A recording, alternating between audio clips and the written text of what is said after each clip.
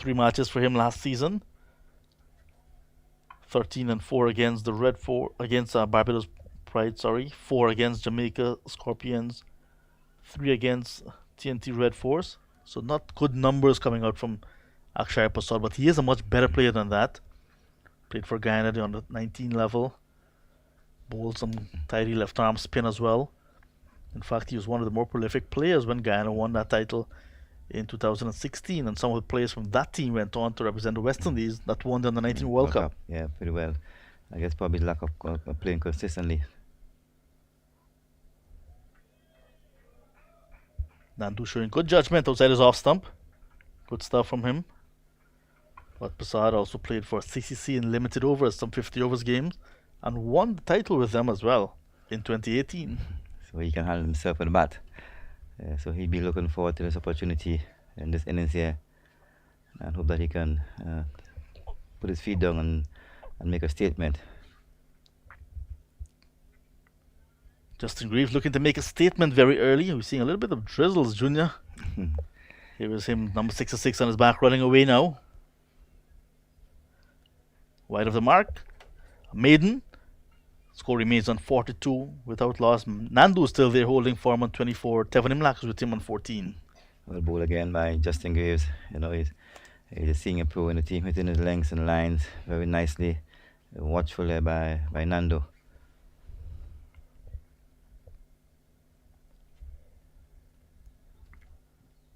So today's farewell Spice Isle. Tomorrow I'll be somehow back home in Guyana. Are you sure about that, John? I heard you'll change your ticket. Jason, I'll love to pay for you for an extra week. Oh, we'll have to get in touch with my agency at Sunita Travel Agency to tell them, you know what, Jason will be extending my flight. Maxwell starts in new over. Imlak is looking very organized there this morning. He looks, man, ready for the task ahead of him of the day. As you can see, Preston Max, hitting a nice area there. But I think that's the way he needs to stay. Just keep bowling that area, that in-between length, more consistent. Imlak failed to get off the mark in both innings in Antigua against Barbados Pride. Got 3 before he was trying to pull a short one and feathered one back to the wicketkeeper off Maxwell for 3. He was not very pleased at all with that decision. You can see his disgust when he walked off the field. Went for 3, but now he has a little bit of a start. 14, some 43 deliveries already faced, so he's spending time at the crease, which is very important. He is a classy batsman. Yeah, you can see he looks a bit more hungry in his innings here. He looks more organized, but I think Preston Maxwell have a bit of different ideas. Drizzle's beginning to get a bit heavy now, but I'm still seeing brilliant sunshine. Nothing to worry about, John. The hills are all clear. Just a little drizzle here, probably a little extra moisture for the bowlers over there, but nothing to worry about at the moment. Over the 3 days, our match referee Carl Felix said there were 8 interruptions for rain. That's a lot. Yeah. But at least the interruption wasn't for too long, though. That's correct. Yeah. Can be a bit frustrating, however. Yeah, it sure is.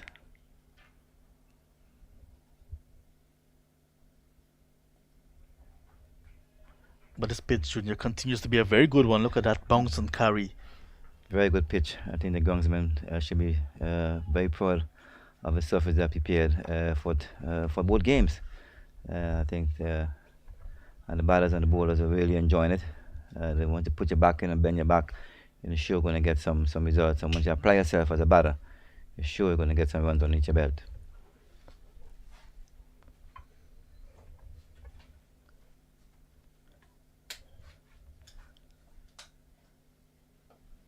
Nice, tidy stuff from McSween. Seems to be hitting his own now. Coming into his own belatedly. First over was a bit ordinary. Yeah, he looks like he's properly warmed now and hitting those areas nicely. But Imlak is equal to the task. Can we expect some spectators here today? It's a weekend, it's Saturday. Yeah, it's Saturday. I think most of the people might be doing a bit of a Saturday morning shopping, getting the fruits and vegetables in, and hope that probably after lunch you might see a bit of a crowd coming in, hopefully. Hopefully, yes. McSween about to complete another over. Imlach helped himself to at least one. Looking for the second sent back by Nandu. Good quick fielding from the fielder on the fine leg boundary. Coming in quickly to prevent a possible second. End of the over, 4-3 without loss. As we see Preston there straight into the leg stump of Imlach. Just giving away a single there. He was spot on with the first 5 balls, but I think Preston McSween loves to go hunting, he loves wickets. But I think once he builds pressure and keep the batsmen quiet, they will make the mistakes. At this level, sometimes you just got to be a bit more patient now. Very, very patient. Let's hit your areas nicely, get bored doing the right things. The batsmen as well will have to show some patience. Don't want to be bogged down too long, but also you don't want to be chasing some deliveries that are not on. So the shot selection must be spot on. So here is Greaves to continue. The partnership grows to 40. Remember, it was very early when Chandrapal Hemraj left the field after being hit on his head. It was 3 without loss in the 6th over. That was a nasty blow. Yeah, nasty blow, short ball into the helmet. I think the bowler he loves Martin. Looking at him for the past year or few months playing in this venue, he loves hitting the batters in the helmets. I remember in our T10, probably sometime last year, Andrew Fletcher was flattened by a bumper by Martin straight in the helmet. Oh wow! So it's something he loves doing, something he accustomed doing. Oh, in the air, but also in the gap at fine leg, flicking, but getting the top of the bat, but 4 runs nonetheless to Imlach. He moves up to 19. Well played again by Imlach. He looked this morning very businesslike, very busy. As you can see, Graves been a bit straighter into his leg stump, walks in into his wicket and flick him down to fine leg for 4 runs. Well played.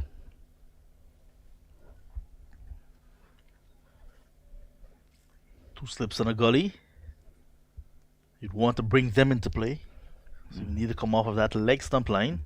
Justin Greaves, a 5-4 in the first innings. Fresh in his mind, I'm confident of that. Bang on target. So is Valentine's Day a big thing in Grenada?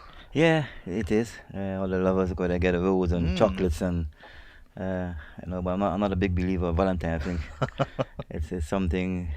Once you love someone, Valentine should be every day. All right. The rose and the chocolates to be delivered all the time. But I think it's tradition, and I think people really look forward to the Valentine's Day. So I guess it's very commercialized here as well. Very commercialized.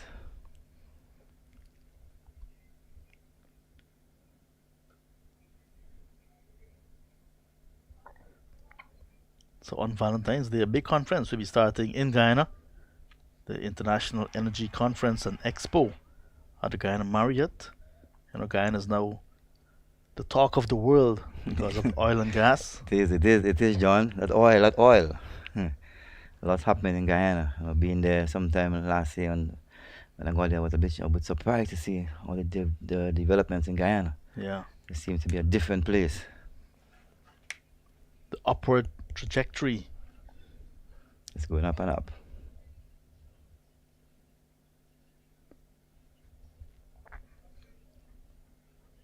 In attendance will be the President of Guyana, His Excellency Dr. Muhammad Irfan Ali. His counterpart from Suriname, His Excellency Chandrika Prasad Santokhi, will also be there. Honorable Prime Minister of Guyana, retired Brigadier Mark Phillips, Honorable Vice President of Guyana, Dr. Bharat Jagdeo, the Honorable Minister of Natural Resources, Vikram Bharat, will all be making presentations at that forum. And from all indications, it's fully subscribed already, that expo. Should be something big, Johnny. Will be. 4 runs from the over, 47 without loss. The Guyana Harp Eagles looking to get 294 to win. Yeah, and they're looking very organized. The Happy Eagle batters there, looking very businesslike. Imlach, look, man, on a mission out there. He's right behind the ball and, doing the right thing. And Justin Graves hitting his ears nicely. So it should be a good battle here in this first hour. So what we've noticed is that drizzle that we had earlier has disappeared. And I think you were spot on in saying that it would not interrupt cricket. This is my area, Johnny. The River Road area is mine area. Born and bred in River Road. So I think I have an idea what's going to happen here in this venue.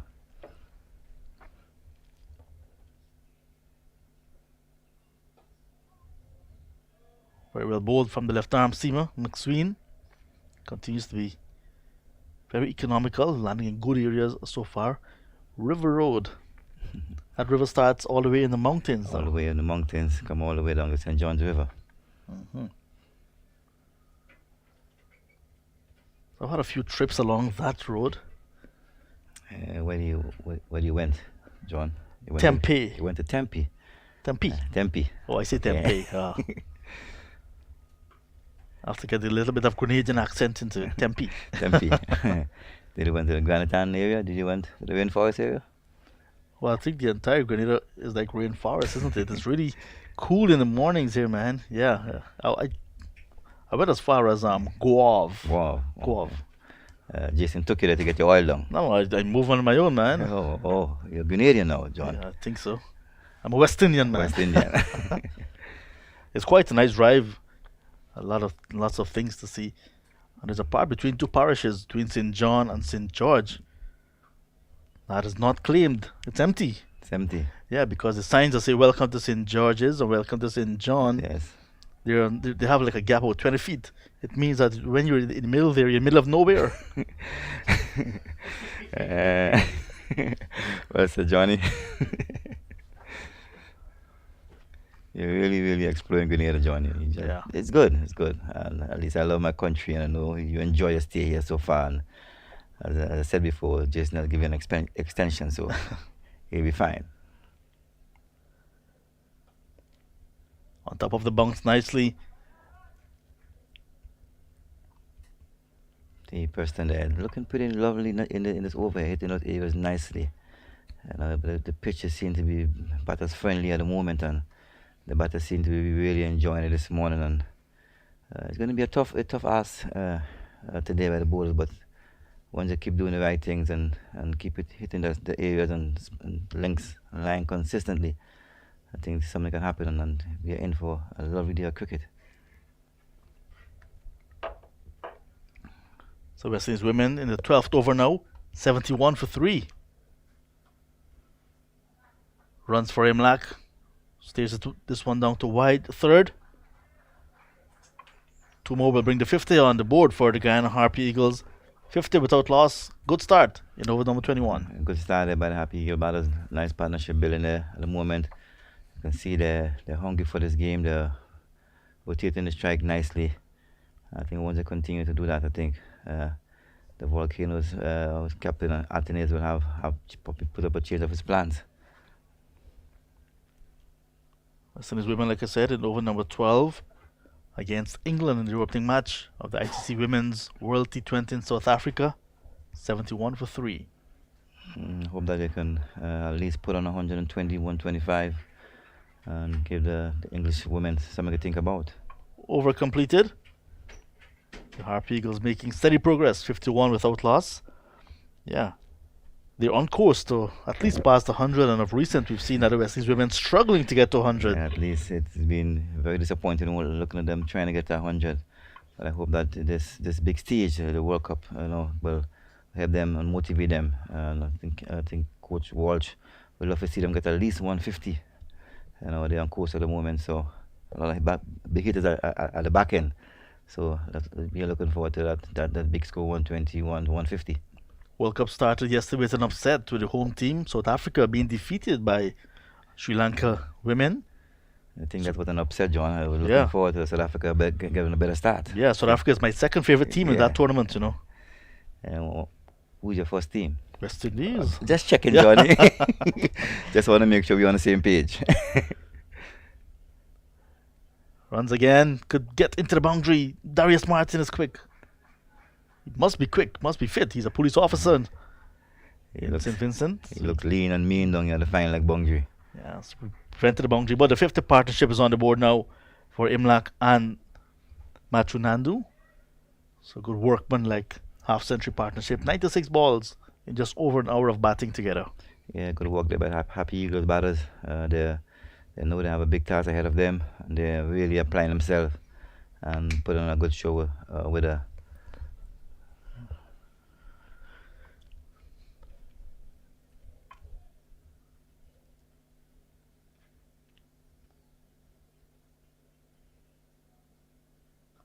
Oh, look at it. Hit it too hard this time. Got the inner part of the bat. Bat And, face closed upon impact. that's what happens when the bowler is hitting his length consistently. I'm not looking to hit him hard through extra cover, inside edge, get a single. The other match of the round, like I said, Leeward Islands Hurricanes batting against the Trinidad and Tobago Red Force. 270 for 7 their first innings, replying to 418 for 9 declared made by the Red Force. That game is at the Sir Vivian Richards cricket ground. Had some rain early up in the match. In between the rain, Trinidad and Tobago 418 for 9 declared, a good total on the board. So cricket starts today, second division in Georgetown. Yesterday the Premiership won in Trinidad and Tobago, where they play 3-day cricket. Really lovely. Friday, Saturday, Sunday. Yeah. Yeah, good idea by the Trinidad Cricket Board. I think we need to see our batters in the region get enough time on the wicket, applying themselves and getting the habit of batting along and scoring big runs. Good idea. Some of the young Guyanese are playing across there. Anthony Adams playing for Power Gen. Kevlon Anderson for Presal. Presal, my former club, so he's in good hands. He's in good hands.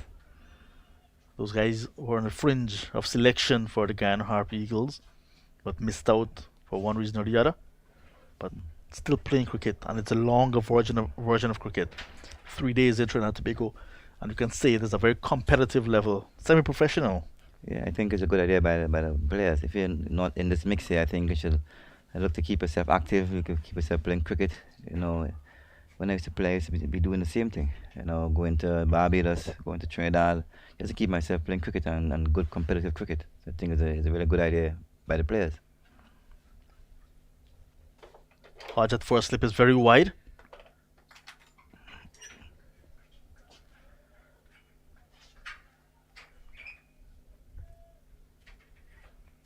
I'll say good morning to the guys at Premier Insurance, one of the sponsors for that big expo I was telling you about, International Energy and Energy Conference and Expo. Premier Insurance on board. That's a new big name in insurance in Guyana, you know. John, are you part of an insurance company? Yeah, we're very good mates actually.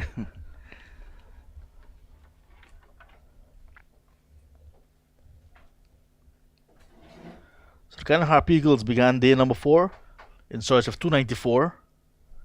They started on 35 without loss with Nando on 18. Imlak is on 13. They're both still there.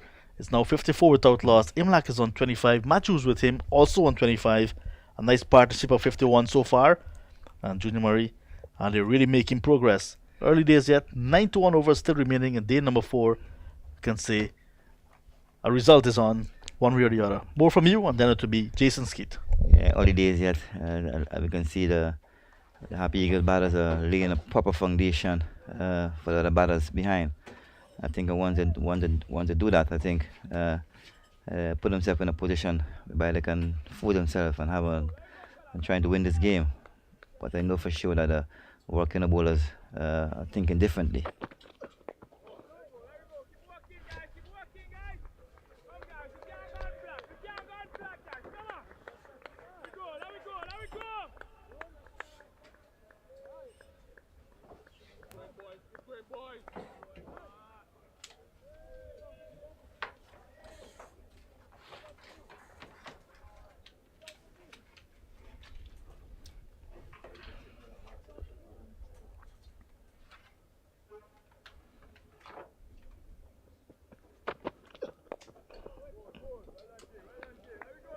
A ball again by Preston McSween, hitting those areas nicely.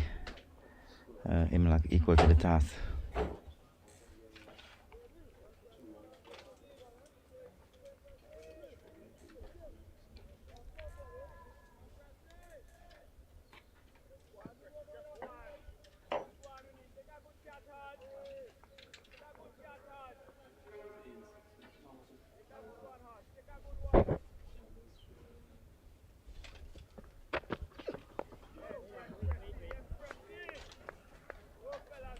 ball again by Preston McSween.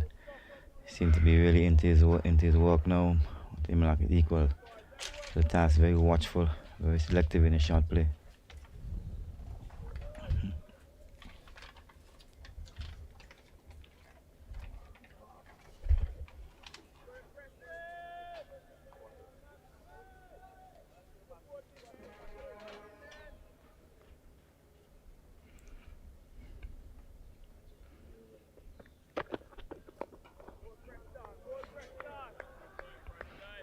The ball again by Preston McSween. He's really into his work now. Running, flowing very nicely. Him like on the other end, very, very watchful. Waiting for the mistake from Preston McSween.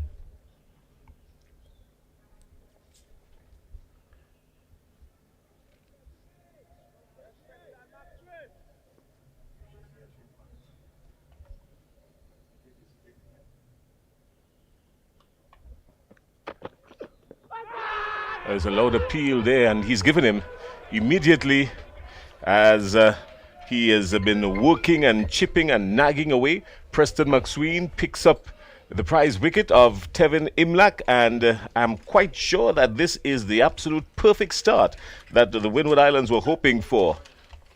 Well bowled by Preston McSween. I can see he's been hitting his areas consistently in the previous over. And once you continue doing that, I think that's the result you're going to get. Well, he was always pitching just in line, and Imlach a little bit tentative as to whether or not to really come forward early. He started coming forward, halted a little bit, and then continued to push forward. And really and truly, the umpire had absolutely no other choice but to raise that dreaded finger. So the Windward Islands struck this morning 54 for 1. Still a lot of cricket to be played here because we're just 8-9 minutes after 10 o'clock, and with 90 overs expected in the day's play, what is normally scheduled with a 10 o'clock start, I'm quite sure that we can get that in. So still a lot of cricket to be played, but this game is dangling and it can really go any direction. Yeah, as you can say, at least once the working bowlers do what they're supposed to do, hitting the areas nicely and building pressure, I think we're in for a very interesting day. I think the Happy Eagle batters have the job quarter for them now at the moment. They can't afford to lose too many quick wickets here. So I think we're in for a good day. Weather permitting, it looks pretty lovely at the moment. The sun is out. It's a bit clouds about, but should be a good day. Well, the Guyana Happy Eagles have sent in Kimal Savory, and he will join Matthew Nandu, who looks well set on 25. He has not been in any rush, really. He's been very calculated, very watchful, understanding the situation before him. And the Guyana Harpy Eagles will really need him to continue as we now watch Preston McSween, who will continue from the double end.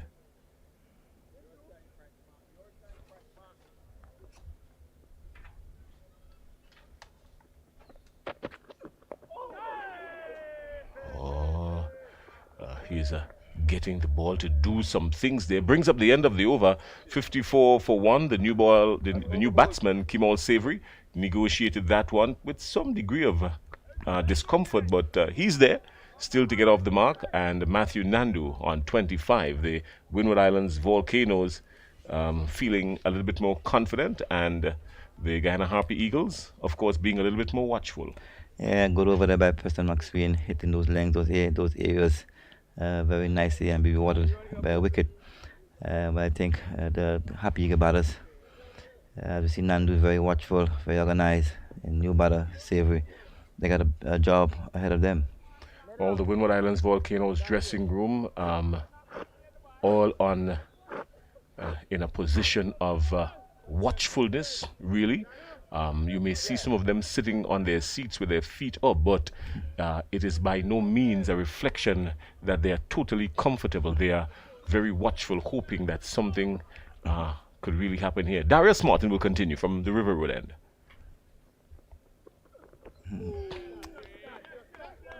Well left. Good ball. Greaves. Yeah. Justin Greaves, that is. Yeah, well ball again by Justin Greaves into his work. Been very organized this morning, hitting those areas nicely, really running in. He had a fiver just in the first innings. I know he looking forward to getting a few more wickets on his belt here.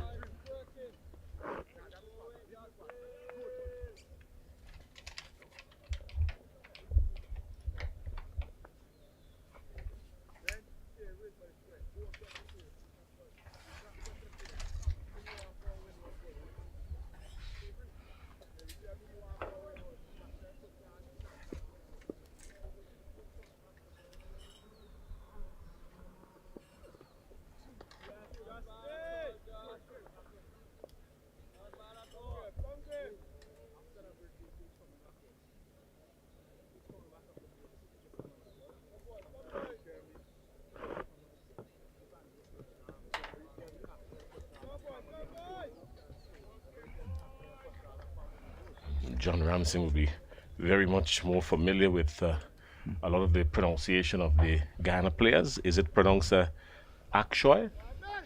Akshaya. Akshaya Prasad. He is the replacement because Chandapal Hemraj was brutally struck by Darius Martin. Brutally struck and was hit plumb really flush. Nothing to cushion it in and between. He was sent back to the dressing room with the highest possible degree of discomfort, save and except an open wound. So he was replaced by Akshoya Prasad. The Guyana Harp Eagles applied and was granted the concussion. The concussion rule came into play, and Junior Murray, he too had his share of what could have been us applying for the concussion rule yesterday, and but he's been all right. He's been well. He's been well. Wouldn't go into the details on that, but he's been well. I can refresh your memory. No need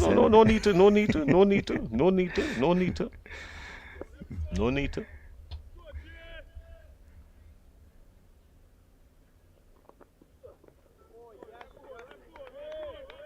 Some good tidy stuff there from Justin Greaves. He would probably want to just come a little closer to Savory. He's a new batsman. He would probably want Greaves, that is, would just want to come just a little closer to him to get him into some action, not allowing him to just watch the ball go past the outside and picking up the pace. He would probably want to get a little closer so that he can bring him into the action. Don't you think? I think it's a good idea. I think Justin to come just a little closer, make him play some of the deliveries and have him thinking a bit.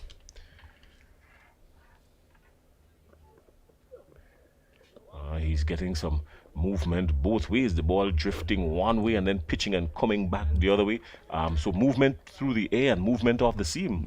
The conditions here are lovely, overcast conditions. So I think the bowlers are utilizing it very well. You can see another good over there by Justin Graves. Very watchful there, very happy Eagle batters. 55 for 1. The Guyana Harp Eagles in search of 294. Of course, they won their first encounter, and winning is a habit. So you would think that if any one team here would have the advantage, it would be the team who has been accustomed to winning. The Windward Islands has really not been in that position, Junior Murray. Yeah, well said. Well said. I think they came from the first round and with a win on the belt. They're very confident. They believe in themselves. But I think the situation they're in now is a very ticklish one. They have to be very careful with their shots play.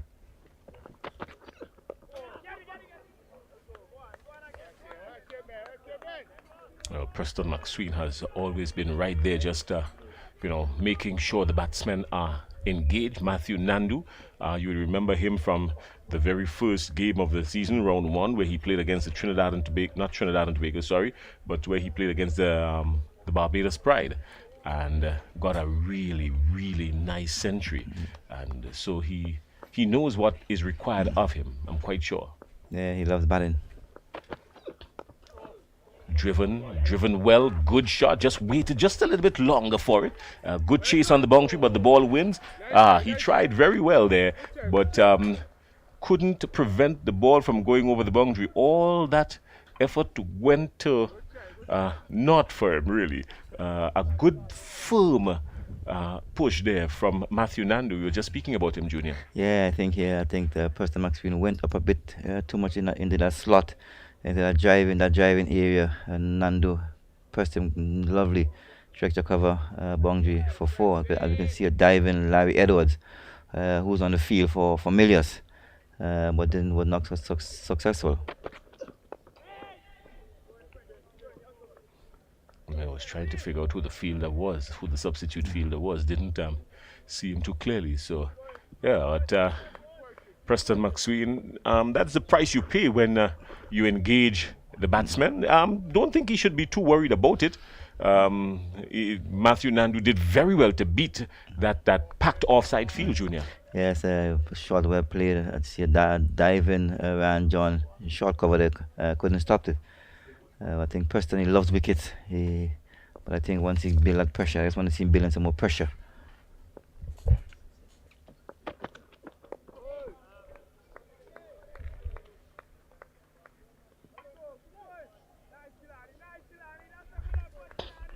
The West Indies women in action, 88 for 3. They started pretty well. At one point, they were 35 without loss, I think, when we started, Johnny. And then a bit of a mini collapse there up the top of the order, 83 for 3 in the 14th over. They're going along nicely. Hope they can get past 100. Junior, they're in the 14th over, 83 for 3. That doesn't represent going along nicely, if you ask me, in 2020. They've been scoring, some very low scores. So I just hoped that being in that position with a few overs to go, they can go past 100.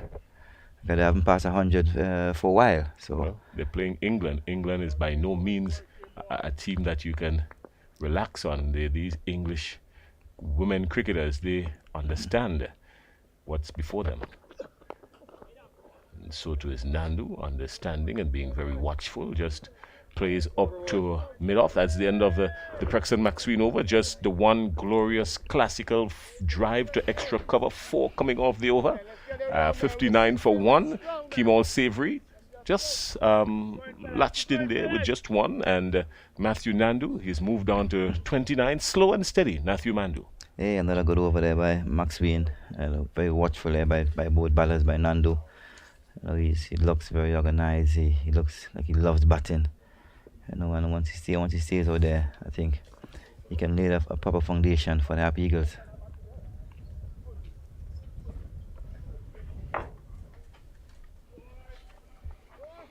So 2 slips, a gully. There's a man at point. There's a man on the cover boundary. There's a mid-off, mid-on. Just 1 on the onside, really. This is interesting. And the Greaves continues to bowl to his field. Just the 1 man on the onside, just the mid-on.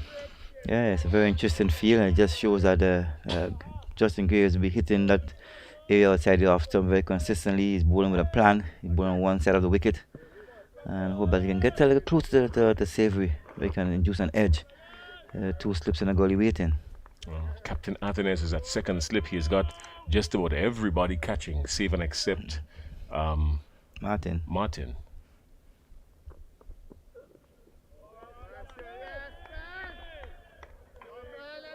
So no doubt the Windward Islands in hunt of wickets. They understand that they would need to take wickets, and the Guyana Happy Eagles understand that they would need to bat. I don't think it would be wise for them to lose another wicket before the luncheon interval. Yeah, I think they need to bat deep into the day and putting themselves in a position where they cannot lose. Well, they need to put themselves in a position where at least they can have a go at it. And once you set yourself up nicely between now and halfway through tea, just after tea, he was fishing there, lured him, sort of like a magnetic field. Justin Greaves, just that delivery, that ball, been loaded with magnet and drawing the bat. Yeah, it was well bowled. That length we keep talking about all the time, but in between length, Savvy wasn't too sure whether to play or to leave alone. You can see the movement, the outward movement into the glove of Walcott. Oh, indecision is the mother of disaster.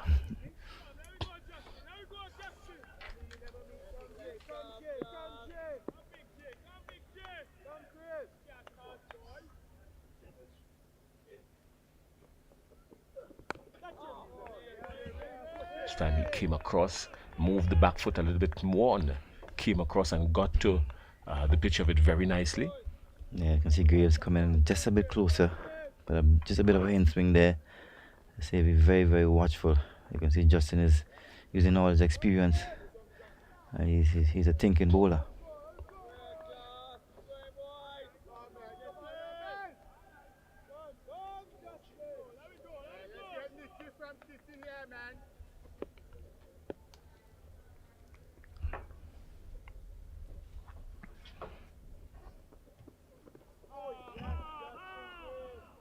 He's been getting a lot of support, really. That's Justin Greaves. His team is really backing him. He's been getting right there. Robinson is right there at gully. His captain, Athens, is at second slip.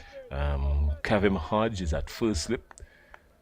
He's got just about everybody right there within that inner circle, what would be a very inner circle, so to speak. Yeah, they all enjoying themselves out there. At least they know the task ahead of them. Keep motivating the bowler.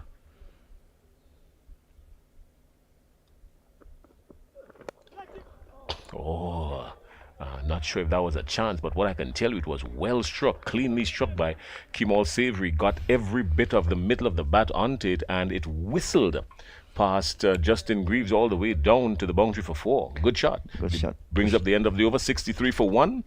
With that shot, good way to end the over.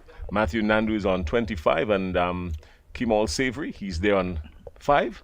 And we've got drinks on the field, Junior Murray. It brings up the end of just about the first hour of play, just a little bit under an hour. Yeah, good shot there by Savory. You can see Graves came up a bit straighter, as you can see it here now. It's a bit. It was in the air a bit. It was catching. It would have been a fantastic catch by Graves. Surely would have been the catch of the match if you ask me, because to go down that low and get it with that kind of pace coming in from a fast bowler. Yeah, good shot. The catch of the match. Good shot. Take him to the water break, refresh himself, and he can come back after the water break. And this will be my water break here, Jason. See you sometime during the course of the day. All right, well, we say goodbye to Junior Murray, even if it is just for a brief moment. And the man with the 3 first names, I don't know if he has any more names that we don't know about, but the man with the 3 first name comes in. Randall, Clyde, John, Clyde, Randall, Clyde, John, Randall, John, what is it? Good morning, Jason. Good morning, my friend. It begins with Clyde, Randall, John. And there's another one, but oh no, we leave that for another time. Well, there is the water break on the field. Let's bring you up to speed with what's happening around the region. The Leeward Islands playing Trinidad and Tobago. The Leeward Islands are 283 for 3. So the Leeward Islands looking to see if they can pull something out of the hat. I'm not quite sure. This one seems to be heading for a draw straight down the middle. The West Indies women 88 for 3 was. Well, we've got some action here. Yes, Clyde John has brought it into play. So the West Indies women, they too have their issues to deal with. Another wicket going down. We told Junior Murray that this English team, they're not to be played with. 114 for 5. Yeah, 114 for 5. That's the latest score coming out of England in the 17th over, the end of the 17th over. 114 for 5. So the West Indies women, they would have a lot to do. Charmaine Campbell just going for 34, caught at the wicket. So Clyde John pretty even Stevens here early still at the Grenada National Cricket Stadium. The Guyana Harpy Eagles and the Windward Islands Volcanoes. A dicey Yeah, one. it makes for a very interesting day's play.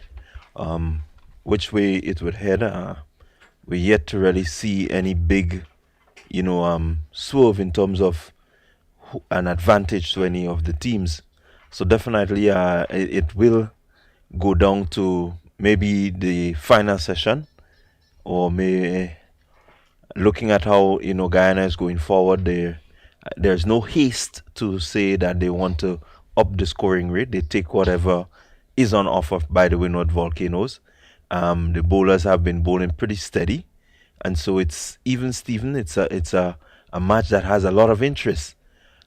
Anyone seizing an advantage here definitely is going to, push towards that victory. So we're looking to see who will be the person to make that first move. What do you think, Jason? Who?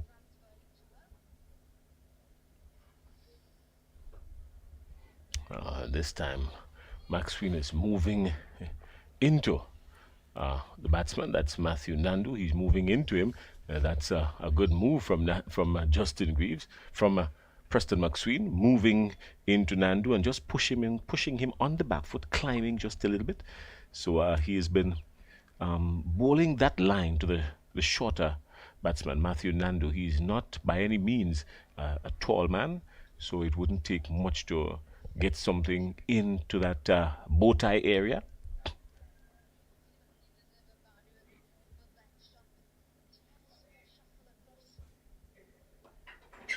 But he's a good, clean strike of the ball. Nandu, he's pushing up to the offside, and good shot there. There's a very packed offside field, so he's not interested in trying to drag anything onto the onside. He has been picking his spots and waiting, sometime going a little bit earlier and crafting his singles through a pack offside field. Yeah, he is compact. Looking to play the ball back where it came. When you coach youngsters, you want to ensure that they understand how to get the ball back to the bowler, good delivery. You want to get it back to where it came from. It's the basic of being able to have good temperament, being able to stay out at the wicket and bat for long periods. When you go across the line, you increase the chances of getting out, maybe by the bottom edge or maybe a top edge. Yeah. And so you want to ensure that you teach the basics, and Nandu looks as if he really has the basics covered. He's come from a place where the basics are very well taught. He's come from a place of good cricketers who have been steady with the basics. Clive Lloyd and Carl Hooper. A lot of these batsmen understand the importance of the basics and using it well. Chivnarayan Chandapal, in recent times, he's seen Matthew Nandu what those who would have gone before him would have done. Good Saturday in Grenada. Good Saturday for cricket, Clyde. Yeah, weather looking good. One or two bits of clouds here and there, but nothing really threatening. Ooh, threatening is the right word. Look at that delivery. And if there was ever the definition of the word threatening, that was it right there. Unplayable. If you ask me, that's the one word I would use to describe it. Yeah, definitely McSween hitting the right areas, threatening the outside edge of the batsman, ensuring that he draws him into that little push. Maybe 2 coats have vanished now, not one.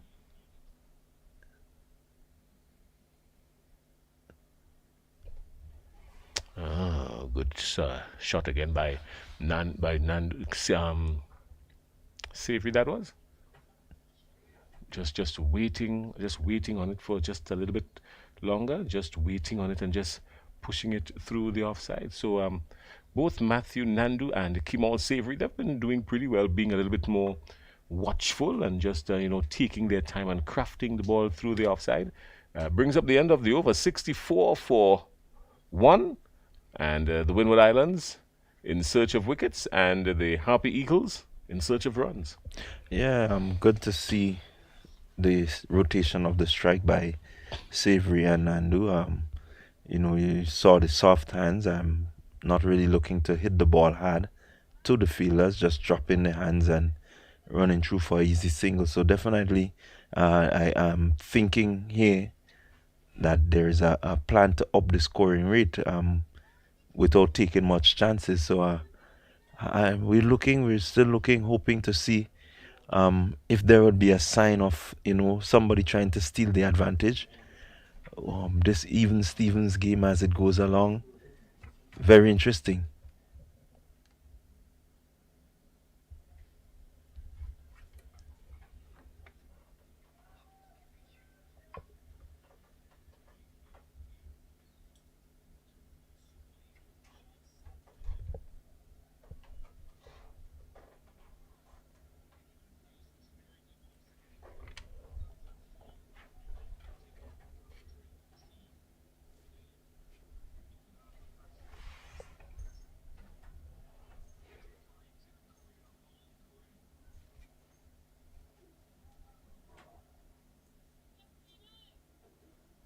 So Justin Greaves just making some adjustments there into the field. He has brought the mid off, moved that mid off, and put him to a more wideish long off, and then bring a man into just a little bit right of mid wicket.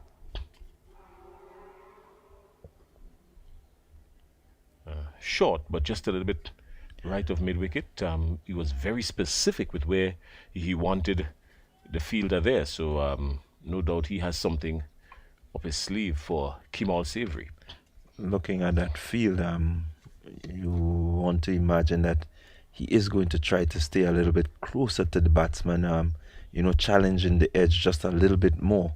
That's why the man at short mid wicket was moved a little straighter so that he doesn't get that easy single.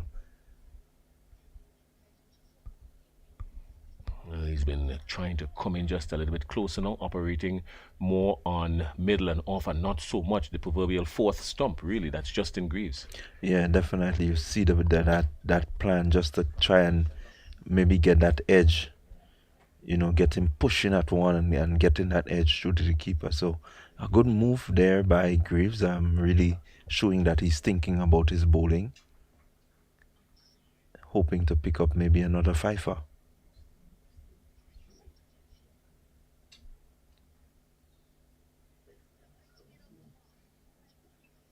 Oh, well played by Kemal Savory. That ball was always drifting in, looking to york him, but good foot movement, came onto it very early. Good batting, smart batting by Kemal Savory, and just taking his time with it, not rushing, and playing it up to the onside, and just picking up an easy single. Yeah, very good batting. Means Savory is there and he's thinking, he's ticking. I'm ensuring that he gets a bit of a strike in, get a score behind his name. Has enough time to do that. All right, well, just some more adjustments, not just the one man on the onside for Nandu.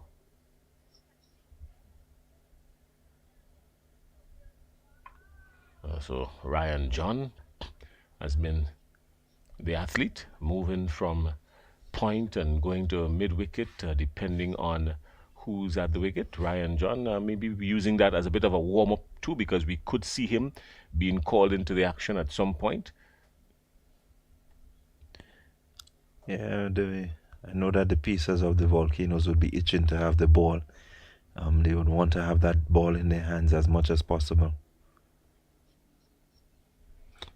Good ball shaping away from the batsman, but well played by Matthew Nandu, very watchful. Brings up the end of the over, 66 for 1 of the Windward Islands against the Guyana Harpy Eagles, with Kemal Savory on 7 and Matthew Nandu is there on 30. More from Clyde, Randall, John, and then it will be John whatever Ramsing. He may give us a bit of an idea about all the names that he has, if he has more than 2 or 3, but we'll hear. Yeah, so again, as you were saying, Jason, John is in the attack. So maybe he actually was warming up, moving from mid wicket to gully, and now he has the ball in his hands, itching to get the continuation of the good lines and good lengths that they have been hitting. These medium pacers, they've really been impressive, and it's good to see. It's a good sign for our cricket here in the Windwards.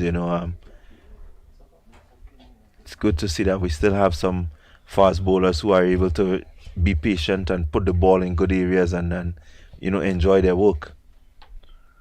So McSween spelled this morning, 6 overs, 1 for 17, is out of the attack. Now Ryan John, who bowled 3 balls this morning, is back in. Savory just a tentative push, he's just gotten there. But already we see a 12-run partnership developing with Matthew Nandu. Nandu holding firm so far. Looks good for 30. He got 100 on debut. Very first innings for the Guyana Harp Eagles in the last game in Antigua and Barbuda when they were playing the Barbados Pride. So he has some form, he has some confidence, despite missing out in the second innings in Antigua and the first innings over here. But class is class. Class is class, and I think class with patience is what we're seeing from Nandu. In his 100, he batted for a very long time. And here again, you can see him, just occupying the crease, ensuring that he plays on merit. He remains focused, hitting the ball back where it came. If there's need for the soft hands, you see the soft hands coming through. So far, hitting a very good, sweet cover drive this morning, getting it to the boundary. So he has the temperament that says, he can be successful at the top there. He chalked up the first of 400s. Since then, Kiman Emilius 192. Alec Atene is 141 and Darren Bravo 100. All bringing up 3 figures this season. So lots of runs being scored. Why not? Yeah. There for the taking, have a go.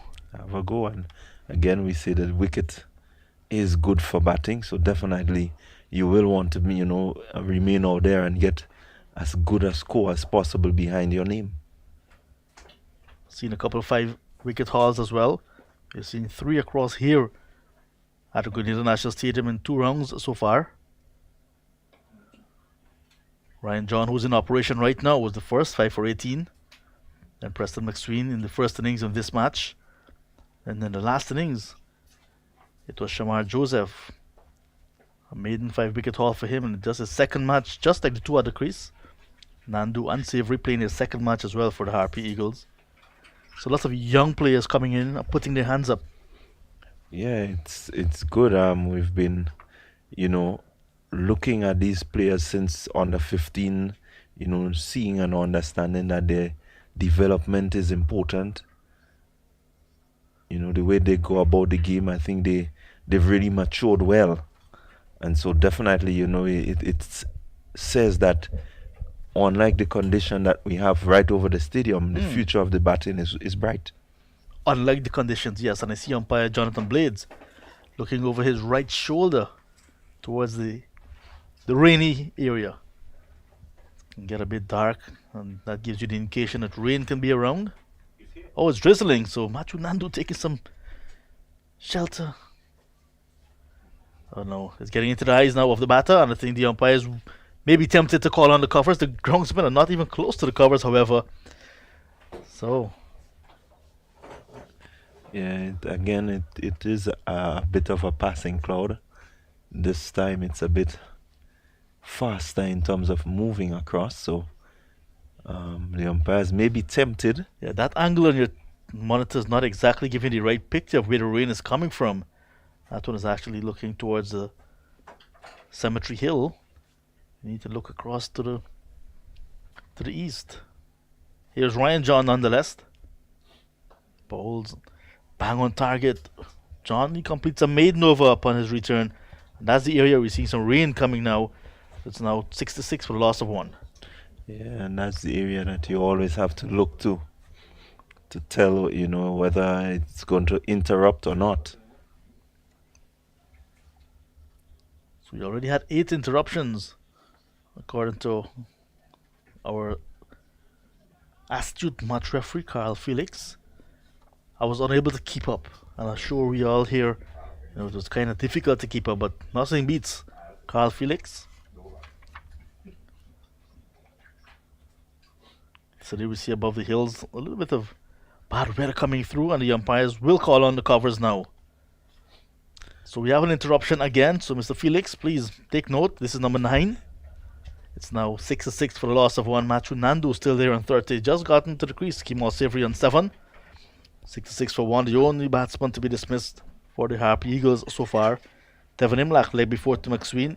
In the 23rd over of the innings, he went for 25, having faced some 62 deliveries, just 1-4 in that innings, after a nice fighting partnership of 51 with Nandu.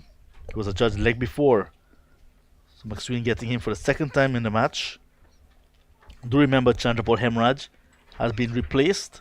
The concussion rule coming into play. So the concussion substitute is Akshaya Prasad, who's going to bat if needed, instead of Chandrapal Hemraj, who played no further part in this game. He retired hurt for 3 after being hit on his head by Darius Martin. So we have rain here at the Guyana National Stadium. Clyde, can you say, from your local knowledge, if this will be a long stoppage? It's coming down a bit heavy, but right behind it, it seems to be a bit clear. So definitely, we will have maybe a 10-15 minutes delay, just to ensure that the covers are off and they're off properly and so on. So this interruption most likely will give us a 10 to 15, maybe 20 minutes delay, definitely. At 6-6 for 1, remember the Guyana Harpy Eagles began on 35 without loss, looking to get 294 runs to win. They're still 228 runs away. It's still anybody's game. Still anybody's game. Even Stevens, well-balanced game. Again, we're looking to see which team would be able to seize the advantage. So far, the bowling looks threatening. It looks as if it wants to get the wickets, but you definitely see the plan where the bowlers are just putting the ball in the good areas and asking the batsmen to give the wicket away. I wouldn't say that they're attacking per se, but they're just keeping consistent lines, length, asking the batsmen to play and give away that wicket. So definitely, if the batsmen run out of patience, I think this is where the game is going to change. But as long as the batsmen remain patient, remain playing the ball as consistently as they're doing and as properly as they're doing, then we still have to wait to see where it will go. 31 runs added this morning for the loss of 1 wicket from 14.3 overs. So just under 15 overs and just over 30 runs. It means that they're scoring just about 2 runs and over, and they've lost 1 wicket already, the Guyana Harpy Eagles. They need to really look at that scoring rate if they really want to get to 294, and the Volcanoes will be happy to pick up wickets at regular intervals. We will take a break, and when we have live action right here at the Grenada National Stadium, we will be back. But just to let you know that rain has stopped play on the 4th day. It's the first session of day number 4, the morning session, where the Guyana Harpy Eagles 66 for a loss of 1, looking to get 294 for victory. When we have play, we will be back to bring you the action. Do join us.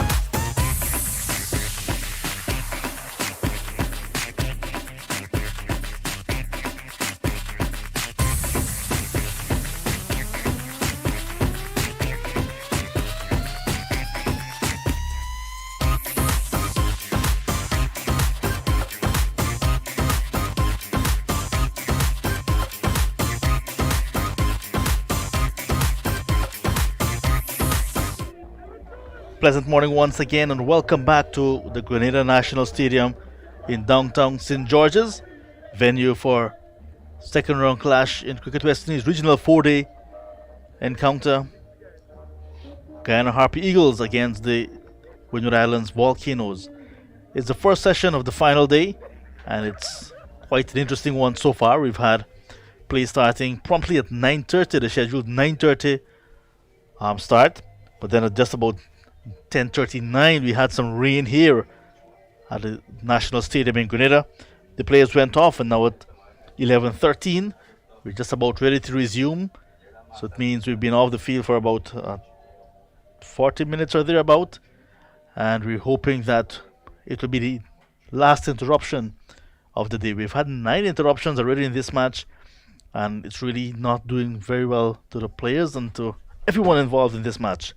Alright, as it is, the Guyana Harp Eagles in their second innings, 6-6 for a loss of 1, set a target of 294. So they're still 228 runs adrift of that. In the morning session, they've added some 31 runs, losing 1 wicket, that of Tevan Imlak for 25. 14.3 overs bowled in the morning session so far. Here's Greaves to continue. So Greaves begins from the River Road end here at the National Stadium in Grenada, bowling to Machu Nandu. So Nandu still there, holding firm on 30. Kemal Safri with him on 7. Chandapal Hemraj retired hurt yesterday after being hit on the head. It was 3 without loss. Hemraj was on 3 at that time in the 6th over, and he has been replaced by Akshaya Prasad, the concussion substitute. So Hemraj will take no further part in this game, and Akshaya Prasad will bat a bit later on if needed. Chance for run out. Misses the woodwork, and now they'll be able to get the overthrow. Kemal Savory was running for all his worth. Not sure if he's thinking that it was 1 to win and that was the last ball of the match, but he was going somewhere that no one really knew, and he's lucky to get back. With me, Clyde John. Clyde, a little bit of anxious moment for Savory. Yeah, definitely a bit anxious there as you see him just dropping it soft hands, Nandu, Savory. In all fairness to Savory, he saw Nandu getting out of his blocks as well, and then turned back because it got very quickly to the fielder. Dropped it with soft hands, but I guess the timing was there for him, and it went to the fielder at short mid wicket very quickly. Almost resulted in a run out. You do not want to run out at this stage, chasing 294. Definitely, you do not want anything like this. This could be, a disastrous run out and could cause a slide. So definitely, you don't want to offset what has been going on so far. You want to make sure that you stay out there and you bat as many overs as possible as we see that the sunshine is back and the conditions are ready, good for cricket, good for batting. You will want to stay out there and continue grafting and ensuring that you build that partnership and really put your team in a good position for a victory. Savory very watchful. Imlak, the lone casualty this morning, leg before to McSween for 25. It was 1 for 54 in 23rd over, ending a 51-run partnership with Nandu. Second time in the match that Imlak dismissed to McSween. The first innings, he was caught behind trying to pull a short ball and feathered it to the wicketkeeper. This time around, leg before.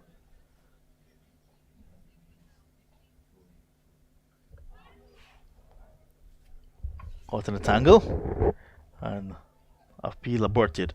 Savory, he's on 7, batting a long time with Nandu, and a partnership is developing. Just 13 runs so far, but just a little bit too slow to Guyana Harp Eagles if they're going to really look to get anywhere close to 294 to win this game. And with 1 wicket down already, and a new person being exposed into this game because Akshaya Prasad did not play the last game. Hemraj, unfortunate to be hit in the head and is replaced. So the batting can be a bit shaky because the women only managed to get 169 in the first innings.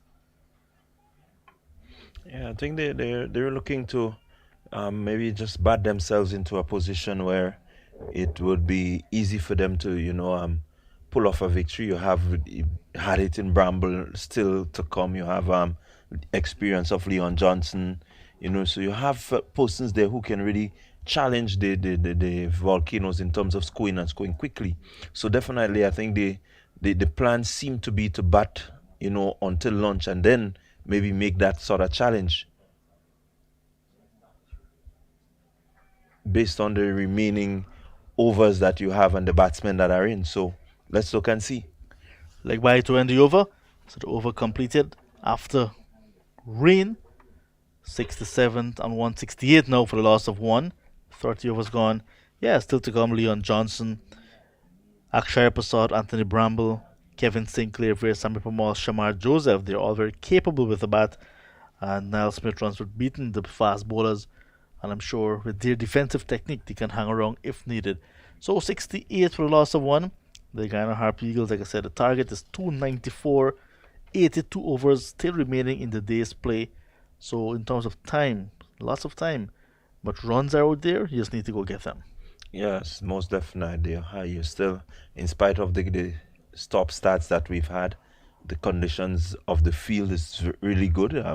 The ball will travel quickly over the ropes once hit properly, and you have a good condition, a good wicket that is playing through. So definitely runs are there to be had. Kenneth Demba is now going to come into the attack. He had the most wickets last season for the Volcanoes when they played in Trinidad and Tobago. 15 wickets, of which 9 came against the Guyana Harpy Eagles in that game at the Queen's Park Oval, including a 5-wicket haul. So Kenneth Demba, that will be fresh in his mind. Yeah, definitely you would want him to, come into his own in this game. He hasn't had much wickets in the 2 games that has been played. When you look at the number of left-handers as well in the Guyana Harpy Eagles batting lineup, you can understand why Demba would be very much happy to get his hands on the ball. The 2 at the crease is Nandu and Savory. Then there's Johnson. Akshay Prasad is also left-handed. Shamar Joseph. So all of these left-handers. So the off-spinner will be looking to spin the ball away, trying to make it a bit uncomfortable for these batters, and no doubt looking to get their wickets. Nice bounce and turn, so some encouragement for the off-spinner very early in his spell. Good bowling. Yeah, and that's the area you want to hit as consistently as possible, ensuring that you draw the batsman into that shot where he doesn't have control. So we're keeping an eye on West Indies against England in the Women's World T20 in South Africa. We're also keeping a check on what's happening at the Sir Vivian Richards Cricket Ground in Antigua. Leeward Islands Hurricanes against the Trinidad and Tobago Red Force. Edged and taken. And that is exactly what we're speaking of. The left-handers will be the victims that Kenneth Demba will be targeting. And very early in his spell, he gets the wicket of Kemal Savory, stretching forward, edge found, and taken quite easily at first slip. Savory goes for 7, and it's now 68 for the loss of 2. Yeah, that's what we have been saying, and you can see them there, exploiting that little area outside of the off stump. You look from our vantage point, you would see that there are some footmarks. There he is, just outside that stump, turning away, and again, Savory just pushing a little bit hard at that delivery, and getting that edge, so it carried all the way to the slip. I think if he was playing with a bit of a softer hands, maybe it would not have carried so far, but the lunge forward actually gave the ball that momentum to carry it into the slip. So good long batting, but unfortunately it has come to the end. Denver picking up his first wicket. Leon Johnson, the captain, makes his way into the middle. 68 for the loss of 2 in the 31st over. With Kemal Savory being dismissed for 7, having faced some 36 deliveries.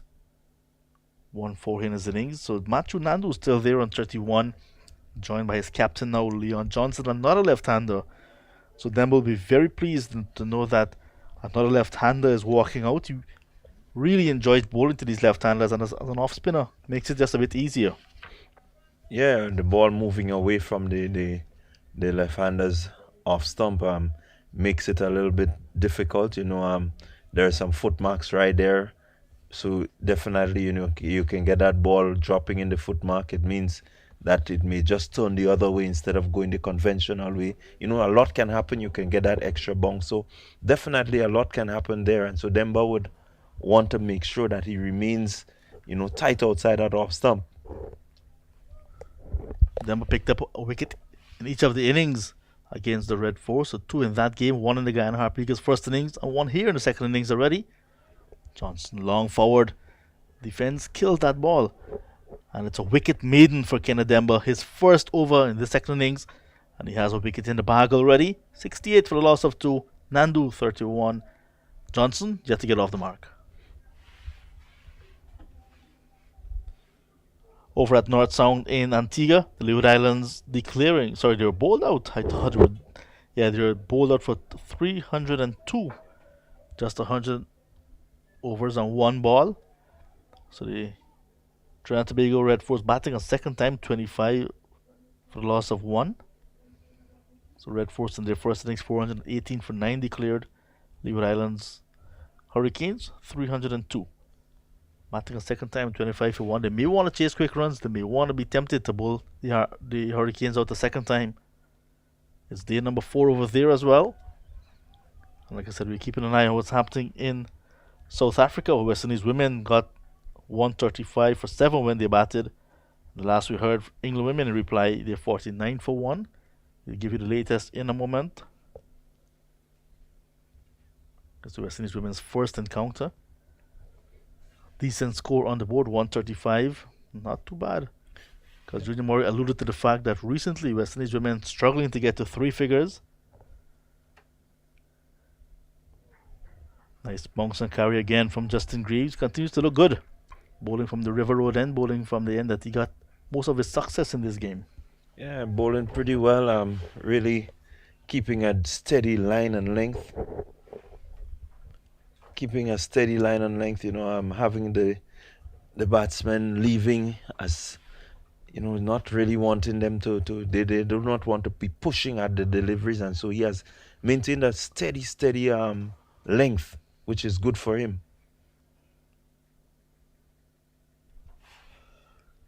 Very close to cut, but he managed to squeeze it down towards third man for a single Nandu. England women so far in the 7th over, 67 for 2. So they're scoring at a very fast rate. 67 for 2 in the 7th over. Looking to get 136 to beat West Indies women. It's the opening match for both teams in the Women's World T20 down in South Africa. New Zealand and Australia play the next game of the day. That can also be a big one. Upset in the first match with the home side. South African women going down to Sri Lanka women. But that's cricket. That's cricket for you. It's a good start to the Women's World Cup. Tells you that you can look out for anything, because I think there is a lot of improvement in the women's game. Teams are taking the women cricket a lot more serious, and so you see a lot more effort, being placed on these ladies. So it's good to see, and one would just look to see how the remainder of the tournament would progress.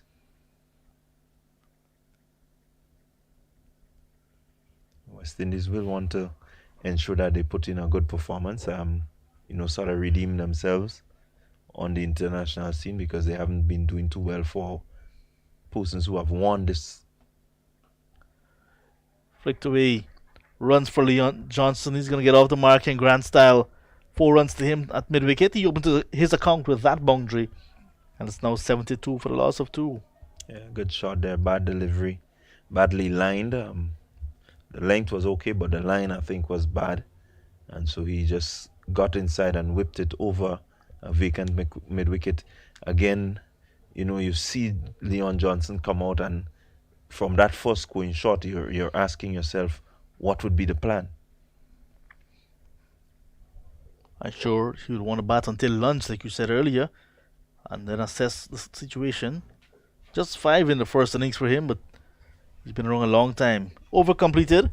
At the end of it, 73 for the loss of 2. The Guyana Harp Eagles in their second innings looking to get 294 to win.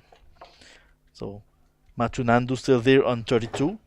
Like I said, Hemraj retired hurt in 3 and will be replaced in this team by Akshay Prasad.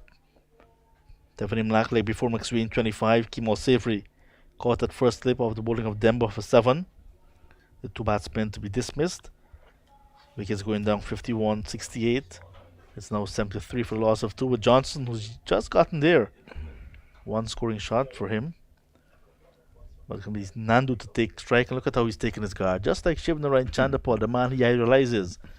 And Chandapal's former teammate has made his way into the commentary position.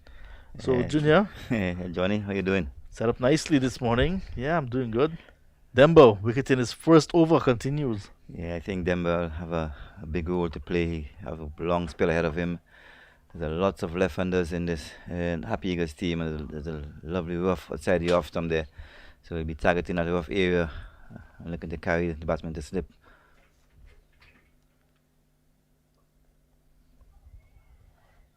Dembo can be a very key man. Because, like I said, in the last game he played against the Guyana Harp Eagles, he picked up 9 wickets in the match, including a 5-wicket haul, and then finished the entire tournament with just 15 wickets, so just 6 wickets otherwise. Yeah, I think he'll be a key man here at the moment. Lots of left-handers getting the ball to turn away from the batters. So I think he has a big role to play here in the outcome of this game. I'm sure you're pleased to know that the West Indies women got past the 100, 137. Yes, I'm very pleased to see them getting over 100. Coach Courtney Ward should be very happy himself. In fact, it's 135 for 7 they made. But England, in reply, they've just lost their 3rd wicket, 74. But they're scoring at a very quick rate. They're only now in the 8th over. Yeah, very quick rate. I think the season team gel together nicely, and they know what they'll have to do, and it should be a very interesting game.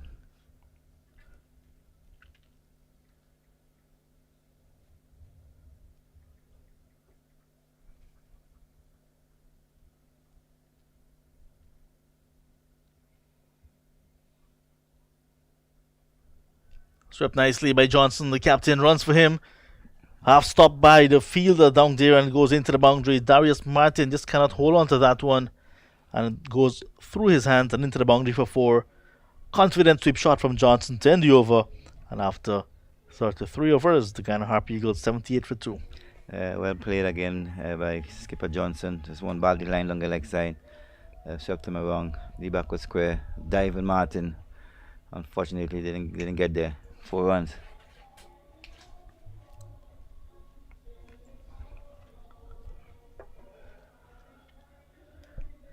It's Saturday morning, Junior, and I noticed some of your students are on the back in the nets. Yes, Junior Mori Academy is alive. Yeah, some of the guys, there's an under 50, under 19 tournament starting very soon.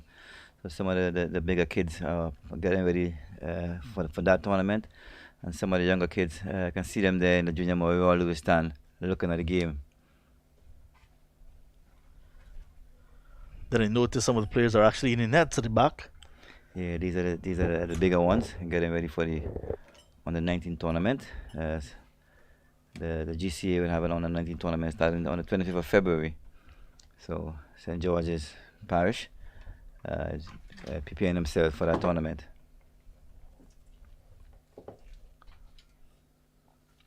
It goes from here, then it goes on to inter-parish. I guess they have a Grenada team to play in the inter-Windward Islands. And soon enough we'll have the Windward Island side. Yeah, so that's where it all started. Yeah, so I think we all played at that level, and our career started on the under 19 level. Some of them on the under 15. Yeah. Yeah.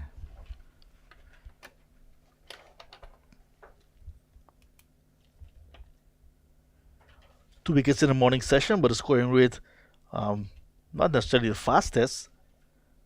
Not too sure. Be gauging from that what is the plan of the Guyana Harpy Eagles. I guess at this moment we're trying to get to lunch and then assess the situation and then take it from there after lunch.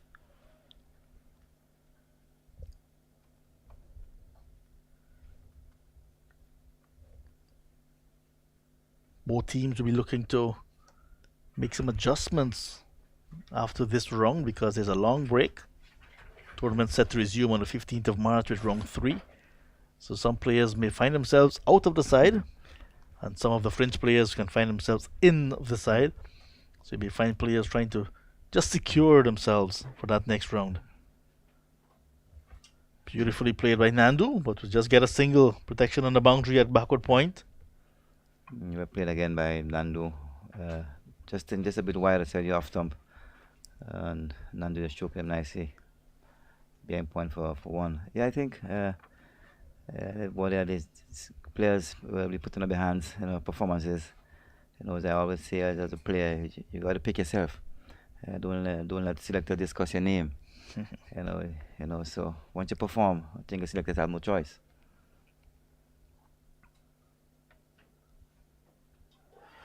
And this one is driving loosely, Leon Johnson. Big appeal, but not outsays umpire Jonathan Blades. Well bowled again by Justin Grave into his work. Into that in-between length, and Johnson wide, full wide, leaving Johnson. I don't think he got on edge here. There's no edge there. Not outside umpire.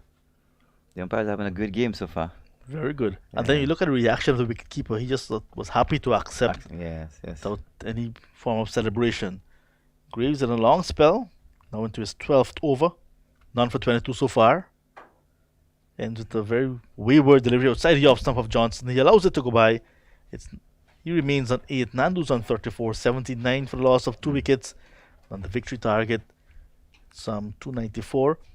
So, all to play for really. They have to play until lunch and then see where it goes. More from you, Junior, and then it will be Jason Skeet. Yeah, well ball again by Justin. Very watch play by Captain Leon Johnson. I think the two batters there will be thinking about bat until lunch. They don't want to lose another wicket here now at the moment to put extra pressure on themselves at the moment. Well, John Ramsing will drift off to have himself some sugarcane. I'm quite sure he would be very familiar with the sugarcane. Guyana, of course, one of the bigger producers of sugar, and he would no doubt enjoy and indulge in the raw material. Before we get to the processed version, he would enjoy that. Saturday morning, market morning in beautiful Spice Country, Grenada. Saw him across by the market getting some vegetables, fruits and vegetables. He seems to be big on that. Big on fruits and vegetables, John Ramsing. Saturday morning, traditionally good market morning in Grenada. Junior Murray, I know you've been big on fruits and vegetables all your life, really? All my life, Jason, I'm big on fruits and vegetables. Trying to keep it as healthy as possible. Healthy is the watchword, of course. And a healthy position here for both teams, because there you see John Ramsing enjoying his sugarcane. Had to get that in. 79 for 2, and really it's still very much hanging in the balance. Nobody just pushing their heads forward yet. It can really go any way. Yeah, I think the game is really in a balance at the moment. The Happy Eagles batters are trying to stay as tight as possible, not too much loose shot, very watchful at the moment.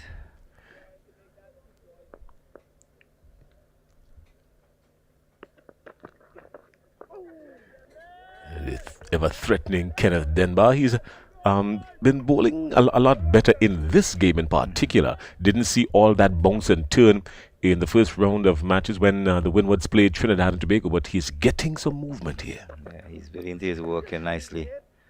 He's loving those left-handers there. Lovely rough outside the off stump. So he'll be licking his fingers there and hoping that he can get a couple wickets before lunch.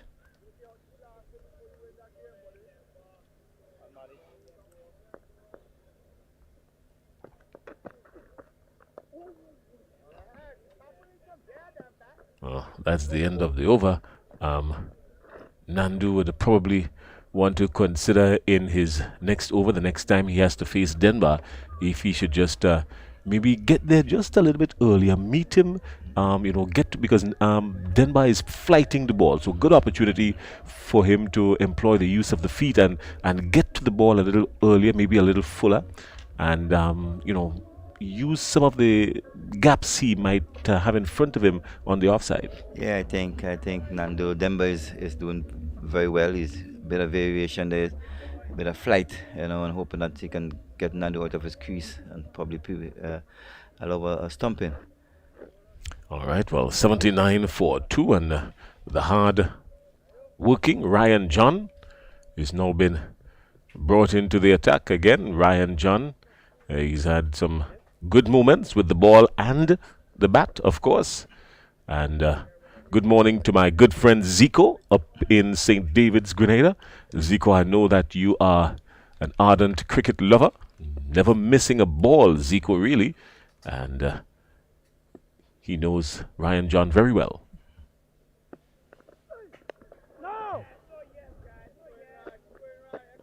Ryan John just rushing in just a little bit. The ball.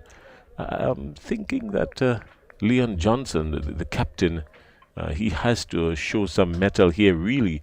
He would also need to get involved in the scoring and get among the runs. Yes, I think he's not pretty much in good nick. He hasn't been getting some good scores, so I think this is an opportunity for him now to show what he can do. He's a seasoned campaigner.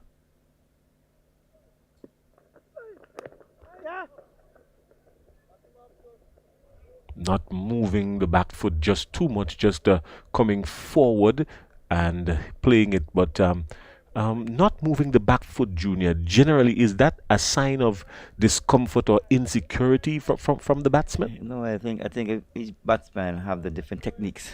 Okay. Yeah, that they play. Some wait a little longer, some move around in the crease a bit. So I think that's his way, and that's what he's comfortable doing. Why were they always telling me move the back foot, come across? Why were they always telling me that when I was playing cricket? Yes, and time has changed. Okay, I'd live with that. This time he does and gets a scoring opportunity. So there might just be some degree of truth. I think a lot has been changed where cricket is concerned, and probably in my time now and this year here now, a lot has changed. Different rules have been brought in, different way of batting, different way of bowling, but it's all for the betterment of the game.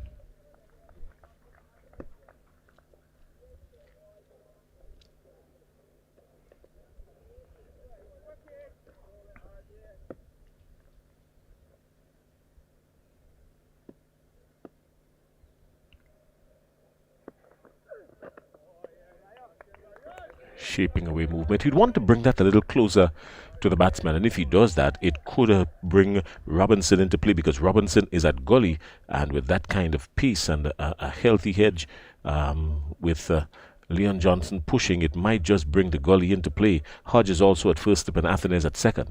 Yeah, I think probably John is trying to set up Johnson here at a couple going away, and then probably get a little closer and see if he can induce an edge, and the slips and the gully and the keeper is waiting.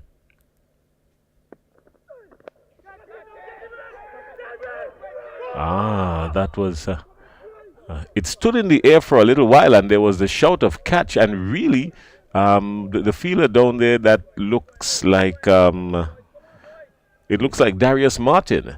Darius Martin didn't make a move forward, and if he had just come 2-3 steps forward, it would have been an easy catch for him. I don't know if he lost sight of it. The replay might show us at some point if we do get it, but it stood in the air for a while. It was a comfortable chance for Darius Martin, really, if he had just take 2 steps forward. Yeah, I thought it was a chance. I think it was a very lazy movement there. But as you can look at it here now, full wide, introducing that rash shot.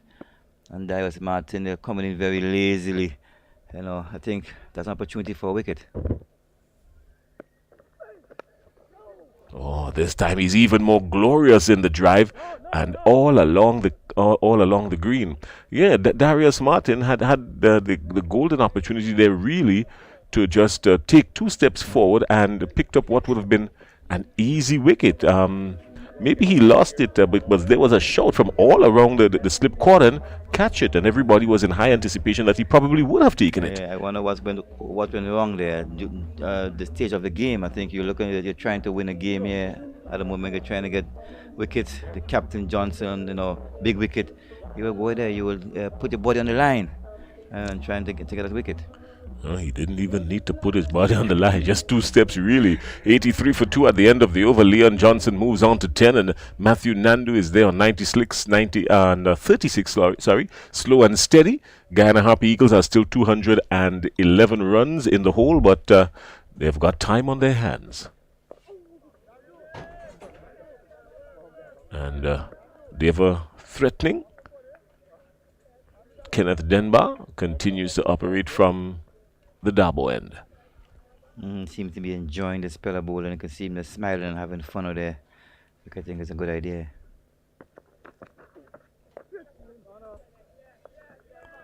He would normally pitch in that length and get one to just shape away from the left-hander. We saw it twice, and the latter of the delivery is picking up the wicket. Yeah, should be tucking in for that rough outside the off stump there, gets extra bounce and turn there.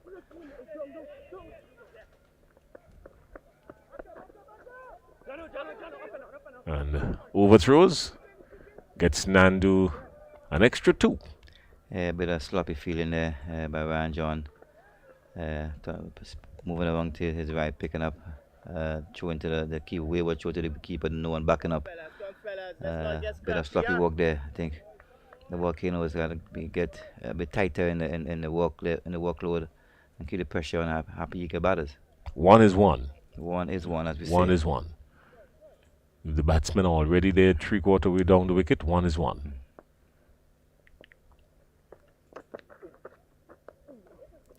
Very good shot, just waiting on it just a little bit longer, just waiting on it was Leon Johnson. Could have gone earlier, but it might just have brought up a single, but that is a good indication that Leon Johnson is getting into his own. A batsman who is not a Nick would have looked to play very quickly, but he actually waited on it just a little longer, and nice stroke. Yeah, well played by Leon Johnson. Short, wide, slow side off stump, went back and cut him for a single.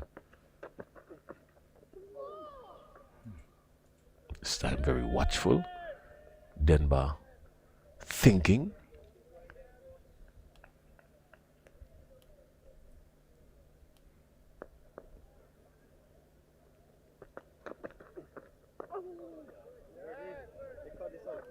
This is the end of the over. Matthew Nandu staying in control, staying on top of things. He's there on 39. 91 deliveries for his 39. So he is basically operating at snail pace, but he would understand that occupation of the wicket at this stage of the game is very critical. Leon Johnson, his captain, is there with him on 11 and 87 for 2. Nandu is fighting for the Happy Eagles. Very watchful. He might seem to be bad and slow, but at the stage of the game, I think him and Captain Johnson would need the bat as long as possible, carry it to lunch, and then see what happens after lunch. Well, we also heard that the current president of Guyana is an ardent cricket fan. That's President Irfan Ali. We understand that he's an ardent... Irfan Ali. Good shot again from Johnson. Good fielding work. He made up for it this time, definitely. Kenneth Denbar made up for it this time, definitely. Not Denbar, that is, sorry. But Martin. Darius Martin. Good shot from Leon Johnson. Look at it again. Yeah, the short ball wide side the off stump. Deep point. Martin run around, dive in, and saving 2 runs for his team. He didn't get to the boundary, but what was even more important was how he waited on it and then struck it with power. Good fielding work on the boundary there as well. So good cricket. Good cricket all around. Yeah, Ifran Ali, a very ardent Irfan. Oh, okay. Um, you guys are very comfortable with these names. Forgive me. But he's an ardent cricket fan, lover of the game.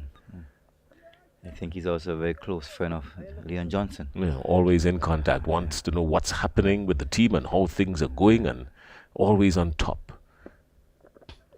Wanting to make sure that everything is pinpoint, and also stays on top of things with the Guyana Cricket Board. I've been told, always in conversation with them, supporting them, giving them the support they need. And that's always good, because it sort of gives the players the confidence, knowing that when you've got the support at the highest level, really and truly you can go on to be as great as you really can be. I think it's a very good idea. Once ahead, he's in charge. I think it's really a good idea. Shaping away. He knows that anytime he gets close to Leon Johnson now has shown that he has the capability of just waiting and punching. So he probably is trying to get Johnson to play a drive wide outside the off stump. So Ryan John is not tempted to come closer to Johnson. I think in bowler Ryan John, he knows what he's about. I think he's trying to set up Leon Johnson. A couple balls going away, closer and getting closer, trying to induce a loose shot.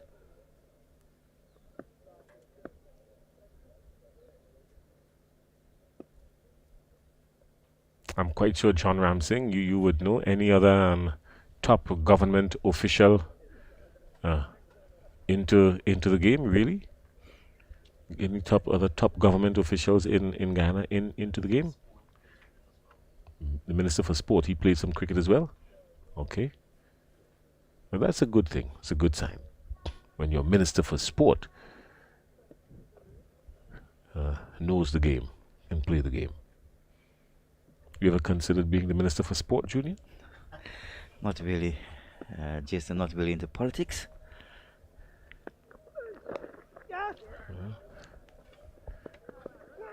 Swan.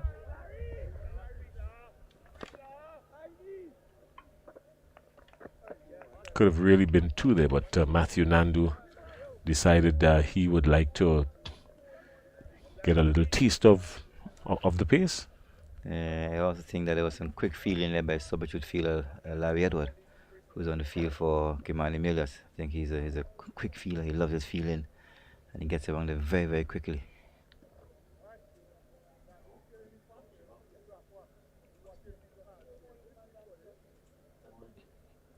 So a very packed offside field here for Matthew Nandu. If he has to play anything on the onside, there's just one man at mid-on, and he will have to drag something from way outside the off stump. And that brings up the end of the Ryan John over. After 6 overs, Ryan John, 2 maidens, 15, nothing in the wickets column. The wickets column has been occupied by Preston McSween and Kenneth Denbar so far. And the Guyana Harpy Eagles are 90-2. Good going there by Ryan John. Still in his craft, trying to get the batters to make a mistake, hitting his areas nicely. But the Happy Eagle batters are equal to the task and really trying to fight it out until lunchtime. 125 for 3 are the English women against the West Indies. In reply to the West Indies women, 135 for 7. In the 13th over, 125 for 3. Pretty much gettable. They've got just about 7 overs to get little or no runs. So all things being equal, England women seem to be heading for a comfortable victory against the West Indies women. Seems that way, Jason.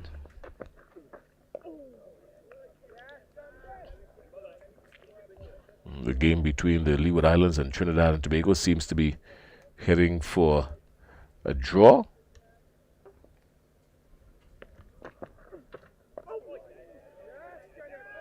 But neither of these two teams in front of us here, the Harpy Eagles nor the Leeward Islands, would be thinking a draw just yet. They would both think that they've got a chance to pull out a win.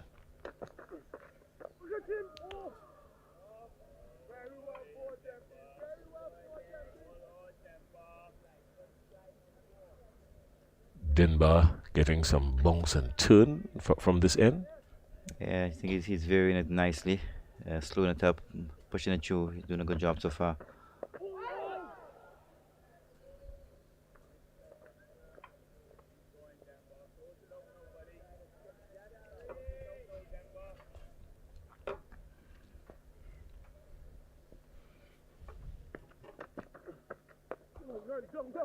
Well done. End of the over. A maiden. Another good over there by Denver, keeping the batters there very, very quiet. Looking for that lovely rough outside that off from there to try and create something just before lunch. Hope they can take one of the batters there with them in for lunch. Yeah, I'm quite sure. And we looked at how the Windwards have been performing over this the start of this season. And remember, Dr. Kishore Shallow, who is the president of the Windward Islands, spoke about the extensive work that has been done at the Windward Islands level. I mean, the franchise itself now being based in Grenada and keeping a lot of the players together so they're more cohesive and operating better as a team. He also spoke about his intent to move to the top tier of the ladder, wanting to... he is in fact challenging for the position of president of Cricket West Indies, the only one declaring his intentions thus far. I think the administrative part of the Volcanoes. We discuss it after this over. It's a quick single here and well run. Yeah, so Dr. Shallow did, in fact, that with his background being, administration and dealing more with the business side of things, looking at the possibility of increasing sponsorship and revenue generation is on the cards and a good way for good direction for West Indies cricket to be heading. Yeah, I think it's a good way. It's a way to go. Just wanted to mention about the new Windwards. I think that was the main topic of discussion before the season. Get into the players' minds, give them different mindsets, get them to love what they do. And I think so far, as you can see on the field, the attitude of the players, you can see that it's really showing up in the play.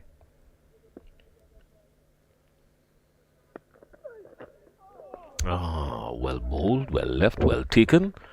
Yeah, he also, made mention of, some of the plans that he would have. Didn't give too much details on it just yet.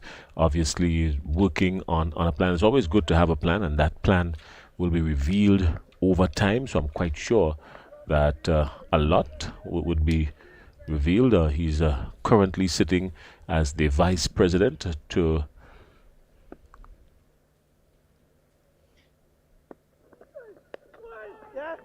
Vice President of Cricket West Indies, so he's been no stranger to the position of governing the organization.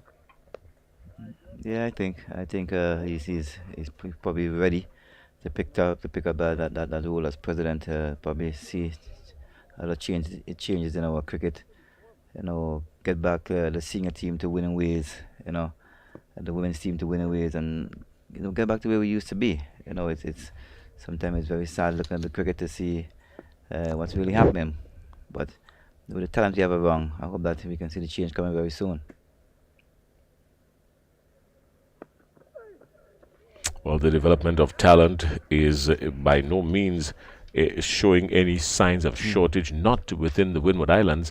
A lot of these players here are new players and new, we say, within the last 4 or 5 years or so.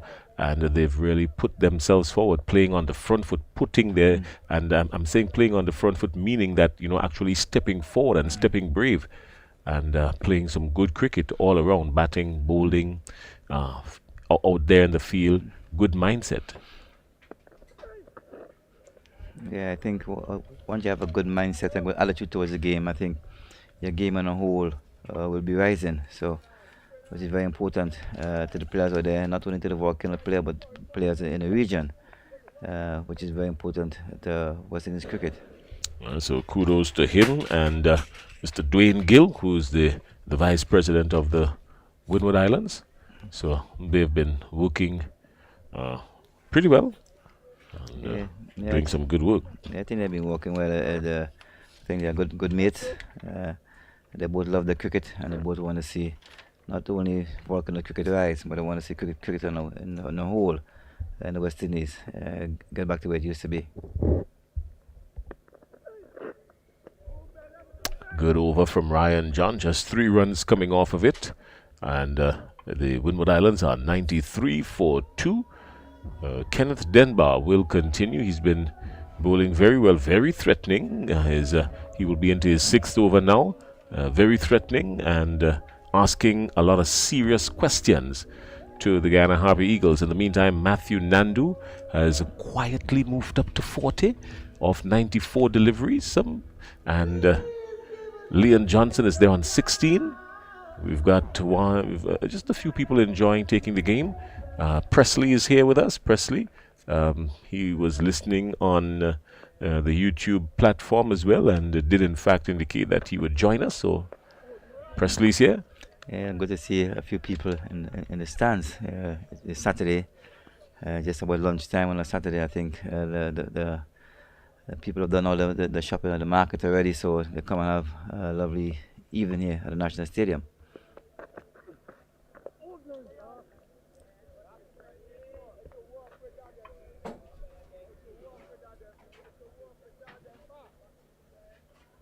Nandu really just getting himself set in this Guyana cricket team. He has shown that even when he doesn't get a big score, it would take some work to get him out. He is settled in nicely and seems to understand that there's no need to rush, because he's got some time, and there will come a time when I'm quite sure he would let loose. Yeah, I think so. His as you know, his role model is the legend himself, Shivnan Shanapal. So Shanapal loves to occupy the crease, as we all know, and we can see Nandu there doing the same and fighting for the Happy Eagles.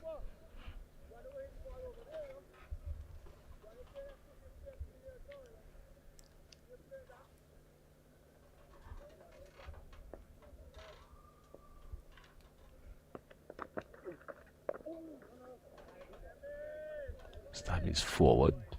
Leon Johnson just stretching forward long and meeting the batsman right at the pitch, right at the wicket, at the pitch of the delivery.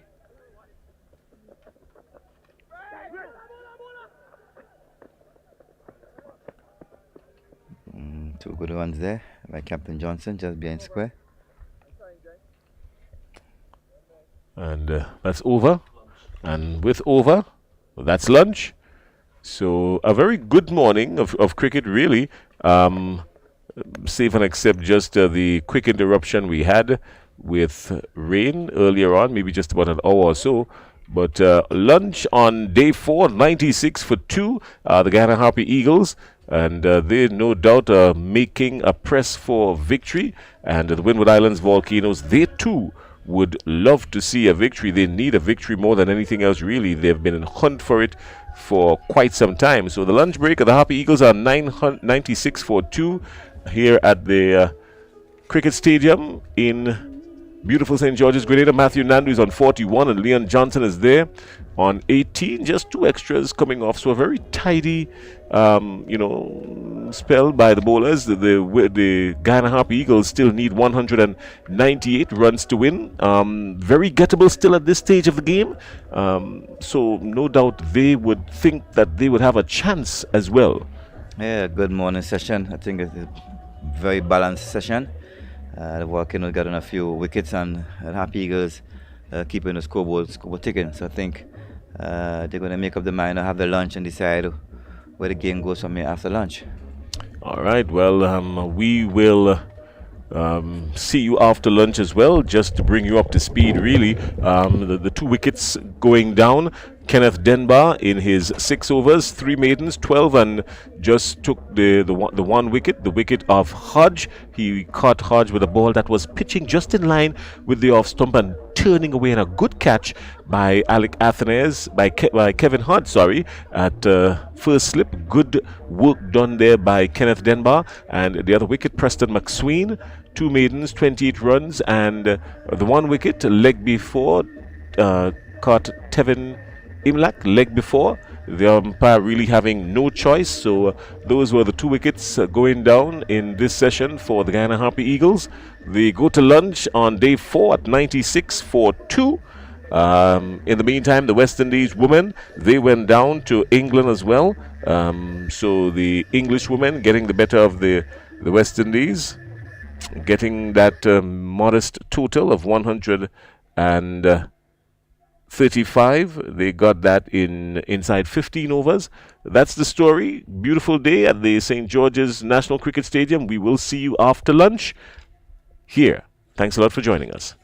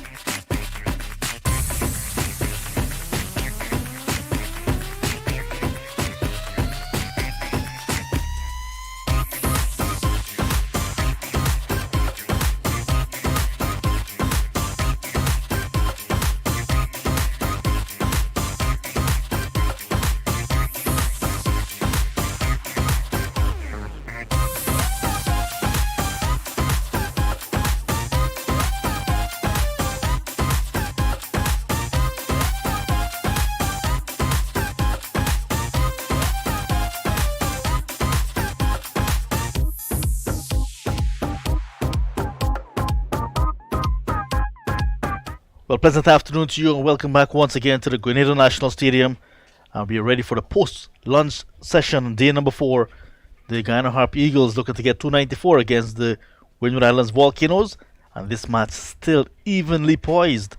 At lunch, we had about a 35 minutes delay because of rain this morning, interruption. But because the Guyana Harp Eagles continue to look good in their innings and the Volcanoes picking up 2 wickets, we can still say it's even Stevens, anybody's game with 2 sessions to go. Clyde John alongside me, and we're going to bring you the action this afternoon as we resume promptly after lunch.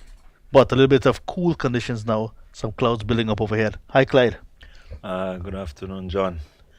As we're saying, good conditions, a little overcast here and there. But generally, we expect the weather to hold, and the weather should be fine for the remainder of this encounter. Yet to see, an advantage to any team. And so we're looking at how, both teams would assess this post-lunch period. At lunch, Guyana Harp Eagles, 96 for a loss of 2 from 41 overs. Johnson, the captain, on 18. And with him is the 19-year-old who's on strike now, Machu Nandu, holding form on 41. Harp Eagles still 198 runs away from that victory target of 294. And if you look on the board, 71 overs remaining in the day. And if they're going to use those 71 overs to get 198, they'll have to score at the rate of just under 2.8 runs an over. And at this level, we've seen that this pitch, a very good pitch, we've seen already more than 100 runs being scored per session. I don't think that can be a big challenge, really. No, I don't think that would be a big challenge on a field like this. What would determine the scoring rate, I guess, would be the first run after lunch, as Darius Martin begins from the River Road, and it could possibly be the second, but Johnson is contented with just one. Slight misfield from Denver. Yeah, I guess Denver had a nice heavy lunch, so the feet not really moving as yet. But as we were saying, it could mean the fact that we have seen, 100 runs in a session. If the bowlers put the ball in good areas, ask the right questions, then it would make it difficult. If the batsmen, begin to look at playing some more shots and actually getting more value for the good wicket that they're on, then we could see a different complexion. So it's really a wait and see contest going on here now. The patience of both the batsmen and the bowlers coming into play. Martin from the River Road end, the southern end of the ground here at Grenada National Stadium. Johnson played a few shots before he went to lunch, but with the fast bowlers operating from the southern end of the ground, you're seeing some footmarks developing at that end. And then Demba, the off spinner coming from the northern end of the ground, the opposite end, extracting those footmarks, getting some bounce and turn, already with a wicket in his column, and he can be a handful because of his off spin to the number of left-handers in the Guyana lineup. Yeah, I think that is one of the major factors that could bring, a different result. Could just swing, that pendulum towards the Volcanoes if they're able to utilize these footmarks, get that ball jumping and turning sharply, whether it's in or away from the batsman. It could pose that sort of challenge. So how they go about, as we say, is very, very important. And we wait to see, what tactics would be employed. England women defeating West Indies women by 7 wickets with lots of balls to spare, 33 balls to spare. West Indies women 135 for 7 in their opening encounter in the ICC Women's T20 World Cup. England replied with 138 for 3. Cut away nicely by Johnson, but backward point is right back on the boundary. Demba.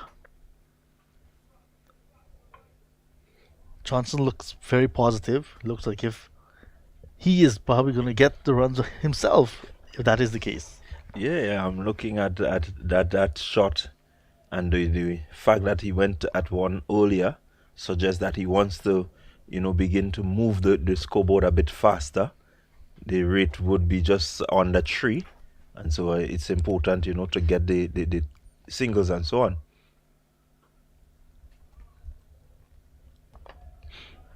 Dot ball 20 over. First after lunch, 98 for the loss of 2 After the Harpy Eagles resumed on 96 for 2. Johnson is still there. He's on 19. Nandu's with him on 42. Nandu again, as we keep saying, looking really good. He's definitely an occupier of the crease. Loves to be out in the middle batting for long, and so you're seeing it here again. A patient 42, coming off some 101 deliveries, so that tells you that he's not in a rush, but he's going to be steady and remain, positive, playing the ball in the right areas. So we look forward to see how he goes. Can he, get the ball off the square a little more and get the singles, get the rotation a little more, will be very important towards the Guyana Happy Eagles and their end of this game. He has already faced 101 deliveries. The last encounter against the Barbados Pride, he made 126 in the first innings, 16 in the second. So he has the appetite to bat long and get big scores. In the under 19 World Cup, where he was one of the 3 West Indies under 19 captain, he managed to get 128 against Papua New Guinea at Diego Martin in Trinidad and Tobago. So he has that ability and that appetite for big scoring, and we can see that was a 50-over game, so he can score quickly as well.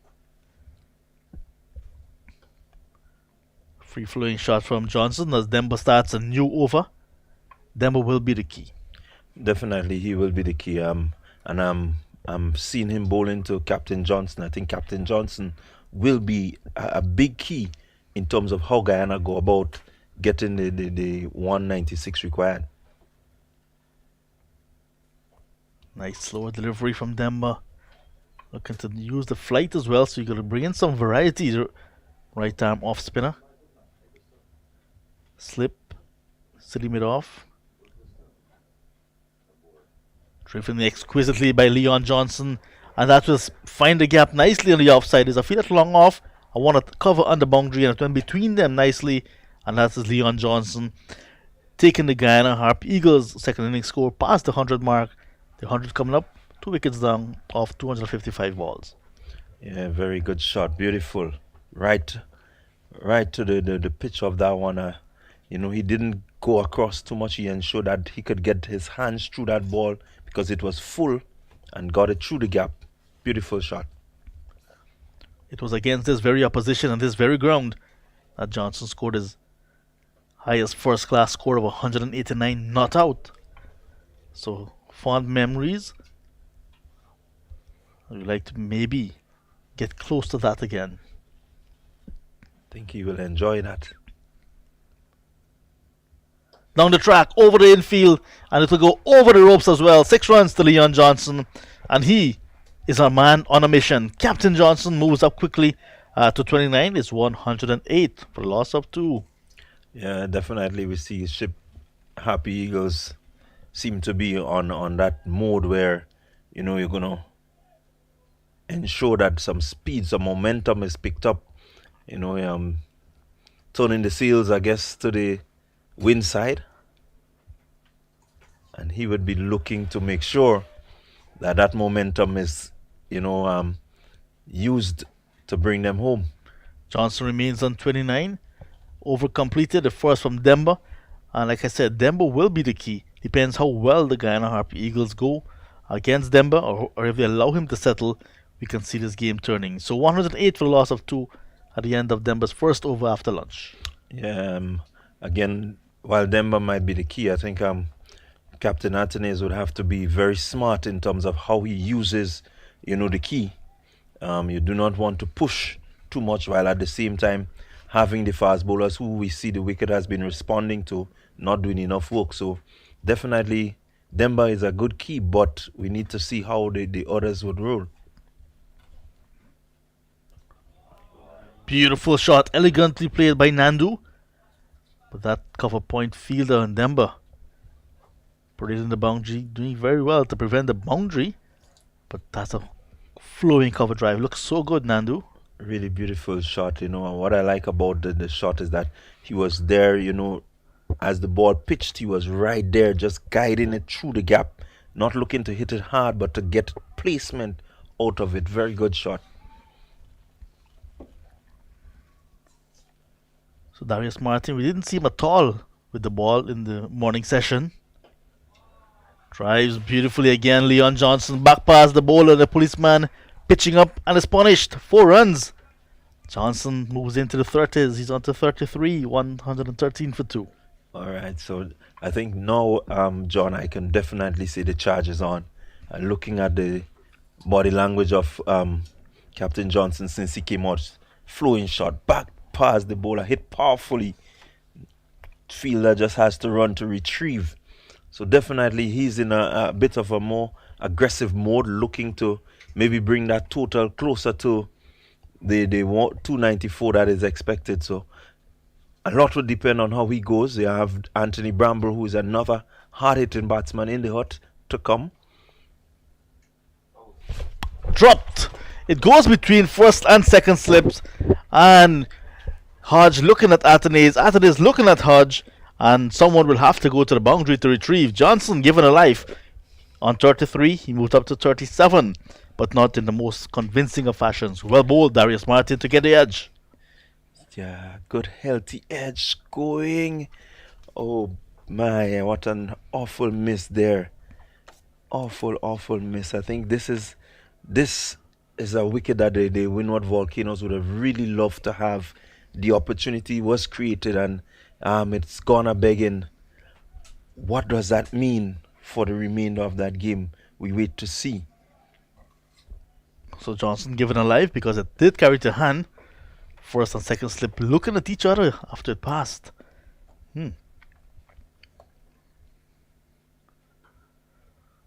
This time plays it in front of square. Good work from Greaves. A life for Johnson, and the 50 partnership is on the board in quick time between Johnson and Nandu. 77 balls in just about 50 minutes of batting together. Yeah, definitely the wicket going a beg there means that the Volcanoes would have to work a lot harder, at this point in time. 50 of 77 balls, really good scoring, good rate. Captain Johnson has put some impetus in the Eagles batting. Now we see that positivity transforming to Nandu. Nandu drives a ball that he previously would have allowed to go by. So he's collecting the singles and handing it back to his captain. I think I mentioned in the earlier stint, John, after lunch, I think we will see, and definitely as predicted, you see a different mindset coming through from the Happy Eagle batsmen. So very interesting encounter. How will it end? I guess we wait until the fat lady sings. Yeah, remember you saying that they will go until lunch and then they will assess and come back with the plan. So we can see the plan now for Johnson is to go for the runs. Just rides it down to backward point for an easy single. That's the end of the over. Darius Martin conceding some 12 runs in that over. And he had a chance going down. It's now 120 for 2. Yeah, and you look at the run rate now moving up to 2.7 after it was, just around 2.3 thereabout for the first few sessions of the morning. So definitely there is that charge now to get that run rate up. And looking at this 12 run over, you realize that getting the runs will not be too difficult once there's wickets in hand. Some of the golden arrowheads coming out. We're seeing some of the national flag. Yes, we can see you indeed, my friend. Something 6 on his back. And Shivnarine Chandapal wore number 6 for the West Indies for a long time. Demba starts a new over. But it's good to see the spectators coming out on a Saturday. Yeah, Saturday afternoon, a lot is happening around. You have right next door some athletics taking place. So definitely the cricket lovers will be here, while the athletics fans would go over. But somebody who may have a child running but love the cricket may just decide to come in. So it would be good. It's live on YouTube. You can also watch it any part of the world, even in the Kimani James Athletic Stadium. Single again to Leon Johnson.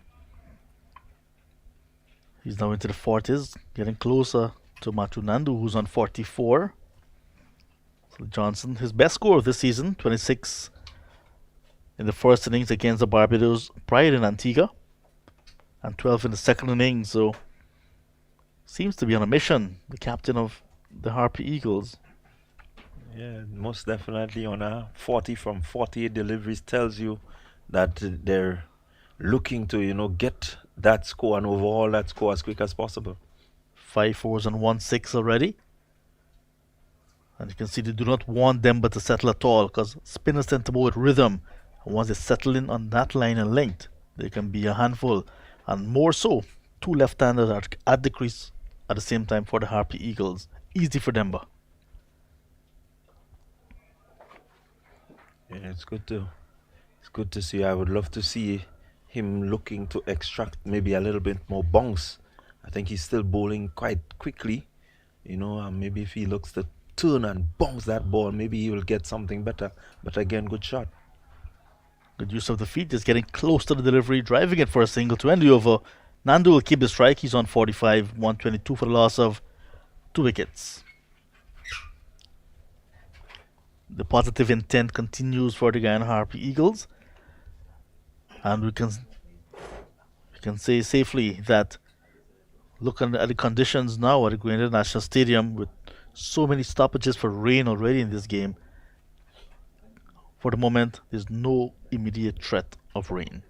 No immediate threat of rain. We expect to have really good conditions for the remainder of the day. Thank you very much for that. If there is the possibility of a shower, it will just be a brief shower, maybe some passing clouds. We want to see a good match. Martin starts a new over, and Johnson plays. In fact, Nandu plays over the wall. And there's Martin asking the umpire, how's that? Also asking Matthew Nandu to walk. Oh my, okay. So it's not really threatening. It shouldn't threaten us much. Should be going across us. So I don't think we have anything to worry about. Let it blow, let it blow, let it blow. I know. There's that childhood rhyme, rain, rain, go away. We want cricket to play. Come again another day. Yes, I think with this encounter set Quick up the way single. it is. With this encounter set the way it is, we would really want that rain to go away, John. Oh yeah. Set up to be a really exciting finish here this afternoon. Anthony is the young captain. Will have to be a thinking captain. Second match in his first class career as captain. Through the first encounter. This one is set up nicely. Yeah, it's a bit cloudy overhead. But they're drifting very fast, those clouds. So Anthony is like some of the other players who are not performing, might be under the microscope as well, because as a captain, you may look at him and say he's not performing as a captain. You may want to give him less responsibilities. Let's see. Short ball. Short ball did send Chandrapal Hemraj out of the game. He was hit on his helmet, and he retired hurt on 3. And he was replaced by Akshay Prasad, who's a concussion substitute. And Prasad is slated to bat next. Left-handed batsman as well. Quite stylish, but just short of some runs. And now it will be his 6th opportunity in a first-class match. Unfortunate that Hemraj had to leave the game in that fashion. Pulled away, but it goes fine down the leg side to the wicketkeeper. And Walker does the rest, diving away to his right and takes it quite comfortably. Leon Johnson looking to pull a ball that was outside the line of his leg stump and just feathered it down to the keeper, who took it nicely down the leg side. Again, John, the aggressive mode, looking to get that one, looking to get a bit more bat onto it. He could have just got in and tucked it around, but he, when pulling at it, getting on the edge. Good catch by the wicketkeeper down the leg side. Captain Johnson goes. A very aggressive knock has come to an end. Again, we have a little sway in the tide of the game where the Volcanoes have responded to the attack of the Happy Eagles, as we see the covers coming on. Oh no, the players are leaving, rain coming. And the covers are coming on with Leon Johnson just caught by the wicketkeeper. 40 from 50 deliveries, 5-4 fours in that knock, 1-6. And now that he's dismissed, rain coming, maybe they'll have to rethink the strategy now with wicketkeeper batsman Anthony Bramble, who was almost at the middle, having to walk back into the dressing room. But I don't want to ask you about local knowledge and how long it will be, because we saw a stoppage earlier for 35 minutes, but the rain itself did not last long. Just that the ground staff were a bit sloppy in getting things back to normal in a quick time. Yeah, the rain will come, but right behind it, it has already starting to look a bit more favorable. As we say, the clouds are moving very quickly, but they look very heavy, and so definitely there will be a downpour. The groundsmen will certainly have their work cut out to make sure that they, get the covers off quickly and ensure that everything progresses smoothly.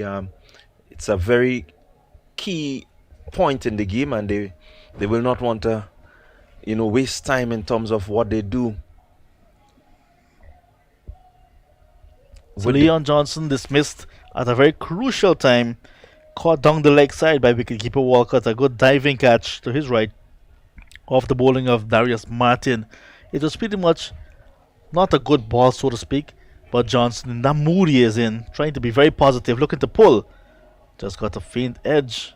And there we see good work from the gloveman, really extending himself to his right. And look how much it means to him. Yeah, it means a lot to them at this point, because getting the wicket of Captain Johnson means that the momentum could be slowed, but looking at who is coming in that of Anthony Bramble, who we know is a really hard-hitting batsman and loves to feel the ball on the bat, definitely it's no let up for the Volcanoes. They would have to keep the pressure. They would have to ensure that they bowl good areas, and try to restrict Bramble as much as possible. Nandu, we saw, has gained a bit of confidence in terms of upping the scoring rate, batting along with Captain Johnson, so he would want to ensure that he remains there with Bramble, look to get Bramble back on strike, and they would have a good chase. It is a dark cloud that is directly above the stadium right now that is causing all the trouble, because in the east, where the rains would come, it's clear, and the ground staff, they're bringing on the covers that will cover the bowler's run-up. They haven't seen this all day, and I guess the ground staff with local knowledge, realizing we can be in for a long haul because of the cloud that is overhead, but they're struggling with that big cover. Yeah, the groundsmen not having the best of days for the last few days. I don't think they could do a bit better. I think they've given good effort. The outfield and everything is looking good. But I think their movements on and off with the cover is a bit lacking, and so definitely they would want to improve. Alright, so the game is set up nicely with Leon Johnson after a brisk innings of 40 from 50 deliveries, 5 fours and 1 6 being dismissed. And right after his dismissal, rains here at the National Stadium in Grenada. Umpire Nigel Duguay, the third umpire, the reserved umpire, is there with his umbrella, supervising the covering of the pitch. And so far the ground staff, like you said, stuck with that big cover. Harpy Eagles 171 runs away still, and with Leon Johnson going down, maybe the strategy may change, but with Bramble coming out, you may see the same type of attack from the Guyana Harpy Eagles. Alright, it's still left to be seen. We'll take a break as well, because we do not want to be bringing broadcast of rain. We'll bring broadcast when we have some cricket action. Please do join us whenever that happens.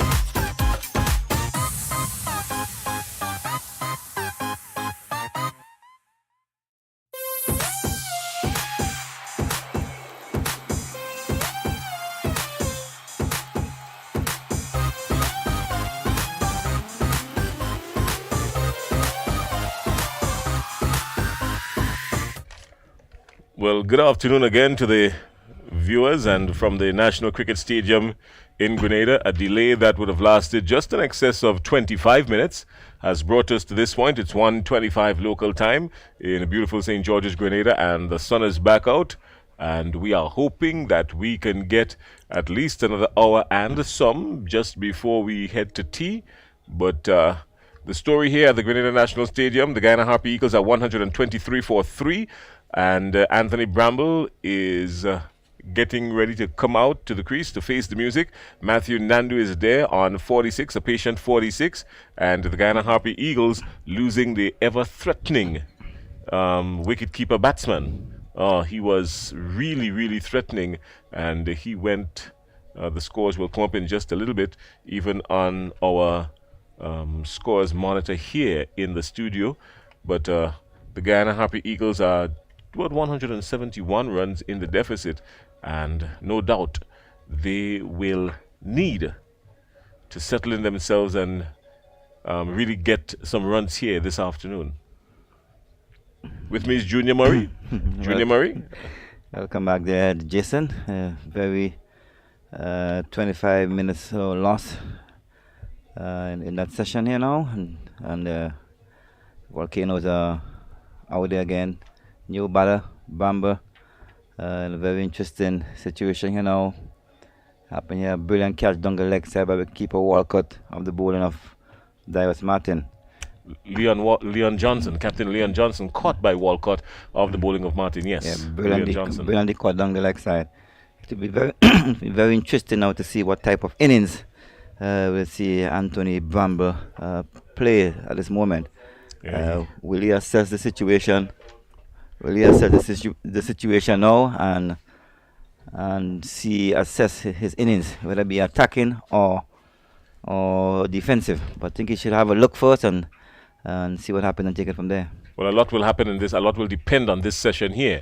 The Windward Islands Volcanoes, no doubt, are using pace from the River Road end in Darius Martin, and they're using Denbar from the Dabo end, pacing the ball, looking particularly at the rough outside the left-handers, right there down at the batting end close to River Road. So they're looking at that. So it will be a ticklish situation. Darius Martin will continue from the River Road end. And a short lifting. Welcome to the wicket, Anthony Bramble. That's what he is saying basically. Welcome to facing the music. It is not as smooth and as relaxing as it may seem. Yeah, good start right after the break by Darius Martin, continuing where he left off before the break. Quick short ball, and they have the fielders fine leg and deep behind square set for that shot. Yeah, so the Guyana Harpy Eagles are also looking to consolidate at this point, even if it is just for a brief moment.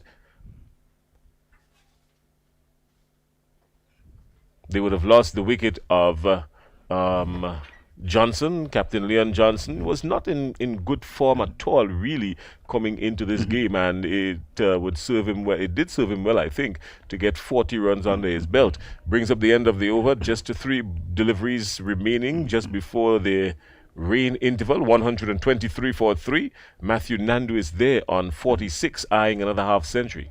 Yes, I think, if I had assessed the situation right after lunch, the Happy Eagles batters came into the plan.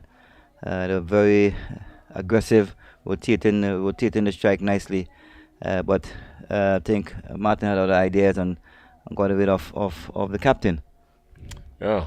Well, what are we seeing here now? Still pace from this end, because the Windward Islands have brought back Preston McSween into the attack from the Dabo end. He is yet to really get into the wickets column. So just one really. He got the wicket, I think it was of Imlak. He got the wicket of Imlak leg before.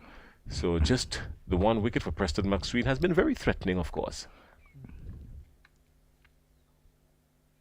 Oh, that's a gem right there. beaten all ends up. Clueless was Matthew Nandu to that one. Well bowled by Preston McSween, just hitting that area nicely. And Nandu there fishing outside the off stump. Did a good of a workout. I think it's a very good ploy by Captain Martinez to bring back his main strike bowler, looking for wickets. And that's the only way, at least, if they want to get a victory, they got to get wickets.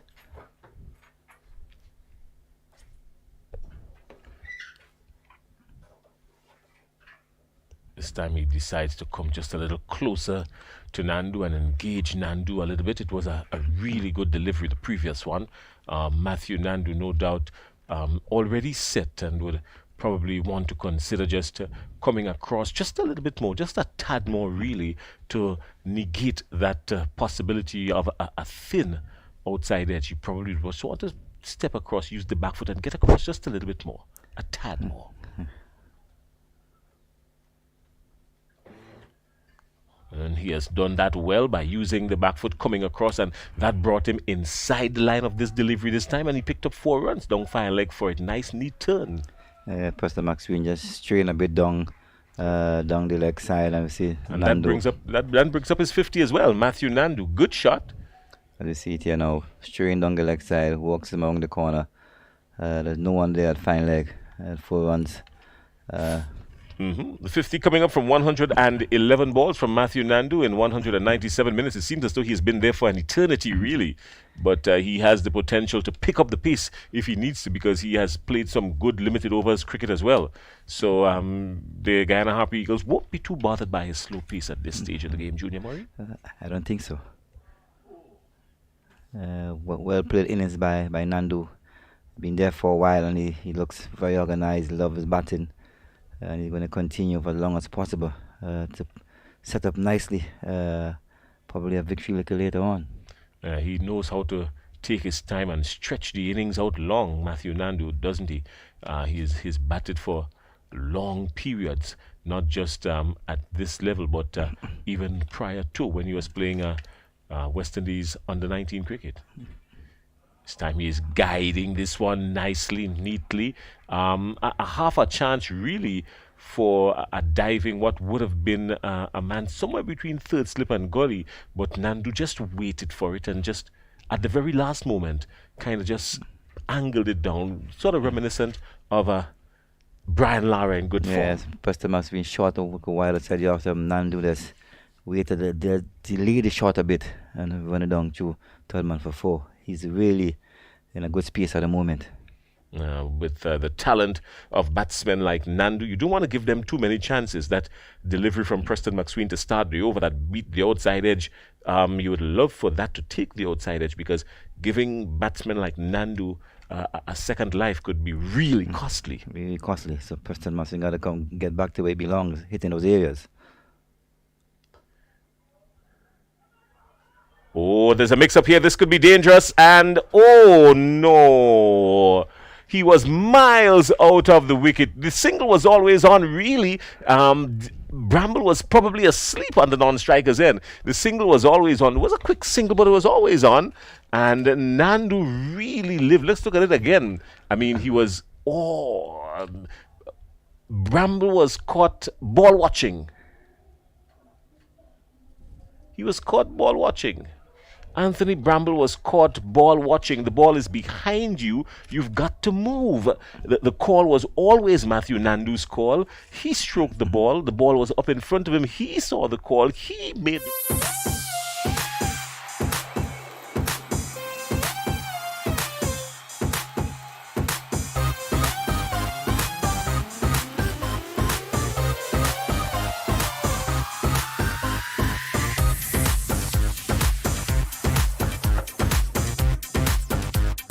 Then but left. So you got to make the adjustment, turn around, pick up and show. But he looks to fight another day. Well, let's see what he will do now, because Matthew Nandu on 54 at the non-striker's end, and Bramble, who has faced 2 deliveries from Darius Martin, is yet to get off the mark. Yeah, the single was always on, really, Junior Murray. There was no need to even look back. He just had to trust his mate and just dart for the end. Didn't do that. Well, he's living on now to carry on. He's got to make something of it now for the Harper Eagles, really.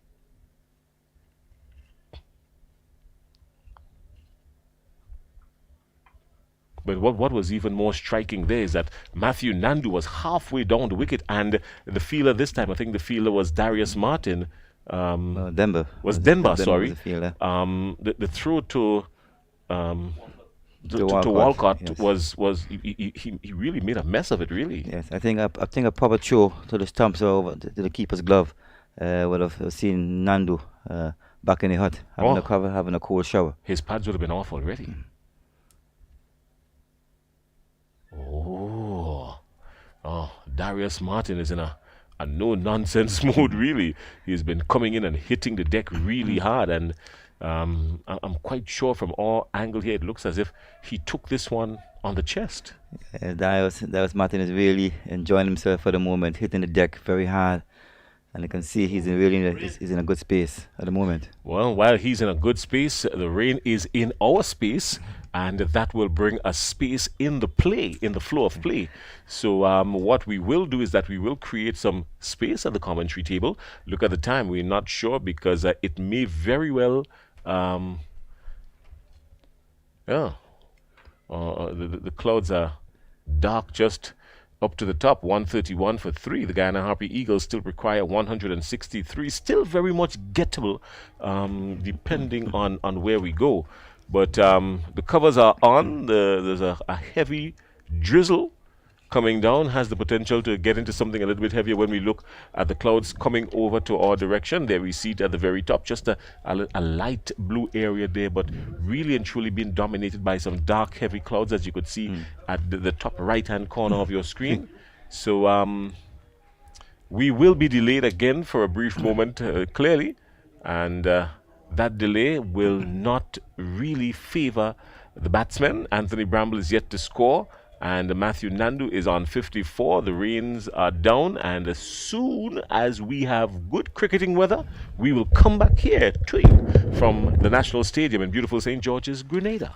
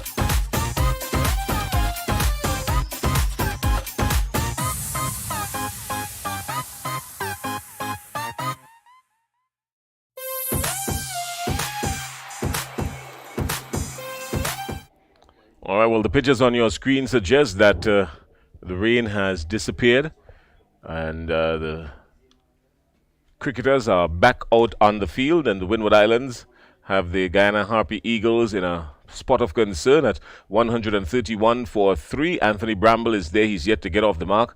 Matthew Nandu is on 54, slow and steady. And the Guyana Harpy Eagles are still in search of 163 runs if they are to induce a victory here this afternoon. We've still got some time to play just before we head into tea, maybe just about another 40 minutes or so. And then, of course, we've got the final session of the day's play. But much of that will be hinged on the weather conditions. We've had another 35 or so minutes interruptions. Rain has played a significant part, and there were some other factors, of course, as you would notice on your screen, playing a role at some point. But with that being the case, play would resume. Darius Martin will operate from the River Road end. He's still got 3 deliveries left in this over, and he's going to be heading to Anthony Bramble. With me, of course, is Clyde John, Rondell Clyde John, Clyde Rondell John, and boy, are we in for something spectacular this afternoon. Yes, we are in for something spectacular. We have a really nicely balanced, nicely poised game on hand. The weather playing its part, but there is what we would suppose a victory on the line. Who will it would go to? We're not too sure as yet, but as time goes by, we would see what happens. Well, the victory could also go to rain because still there's some threatening dark clouds just coming over from the northeastern side. And he's off the mark this time. Anthony Bramble gets off the mark with a flourishing drive down to point. And he gets a single. Eases a little bit of pressure on him and gets off the single. But the Guyana Harpy Eagles really and truly still up against it. Yeah, this is a really tense situation, I would put it. You look at what is going on, it means that if Guyana really wants to head for the victory, they have to up their scoring rate significantly. A lot more shots would have to come out, meaning a few chances may come the way of the Volcanoes, and if they take it, it could swing the game another way. So all to play for, a lot in store for this afternoon. That's the end of the over. Matthew Nandu is there on 54, 131 for 3.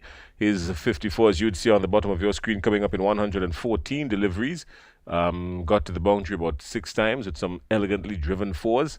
And with him, of course, is Anthony Bramble, not out on 1. Lost the wicket of, it was Leon Johnson. Captain Leon Johnson lost his wicket just before the rains came at the first interruption we had just after lunch. And he came out with a plan, really. Leon Johnson came and pushed the score on. And I think the Guyana Harpy Eagles were really looking to do that because a lot would hinge on this particular session here of the game, whether depending on how many wickets fall or how many runs are scored.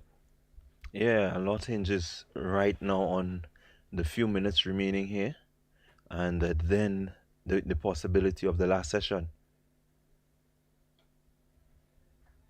Yeah, the Guyana Harpy Eagles pressing on, looking to pick up the 1s and 2s. The Windward Islands Volcanoes, of course, will be gambling. They are gambling with about a 30-40 run window. So if it goes in favor of the Windwards, it means that they would pick up wickets by losing, just a few runs, really. But with the Guyana Harpy Eagles, they would love to not lose wicket and go well beyond picking up more than 40, 50 runs in this session. It will determine who has the carrot between these two bunnies and a carrot dangling. Yeah, definitely. The carrot will be dangling. Who is able to take the first bite? We wait to see.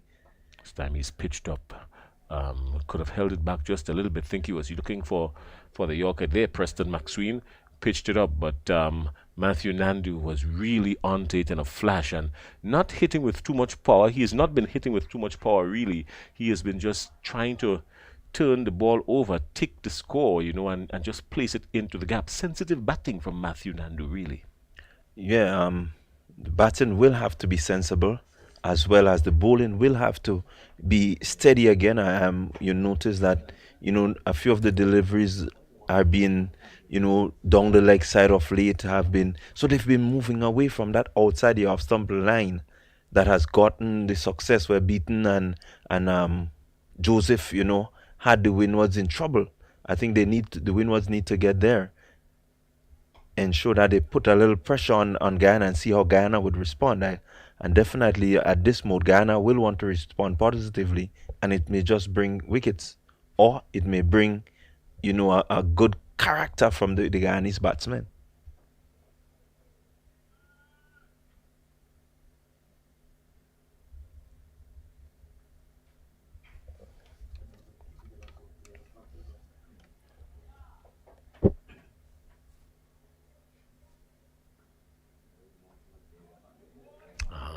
Crafty, good playing.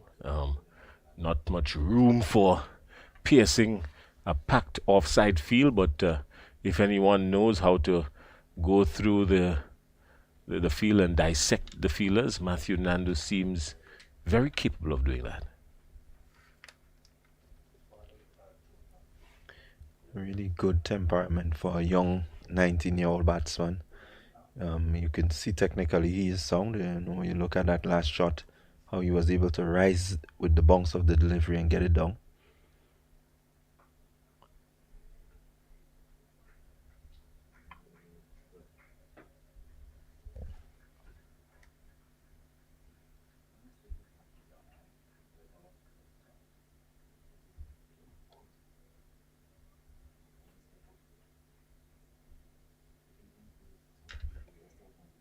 So Anthony Bramble, he's been around for a while actually. Scored his maiden first-class century back in 2017. Since then, he's had some pretty good scores. That century, he went on to a highest score of 196, a highest first-class score of 196. So and 196 not out, mind you. So he's been pretty well. 300s to this point. So he's converted. When he goes on to 50, he has converted them, into really big scores. So he's capable of going the distance. That brings up the end of the Preston Maxwell over. The Guyana Harper Eagles are still 158 runs behind, 136 for 3, and we'll have more pace coming up from the River Road end.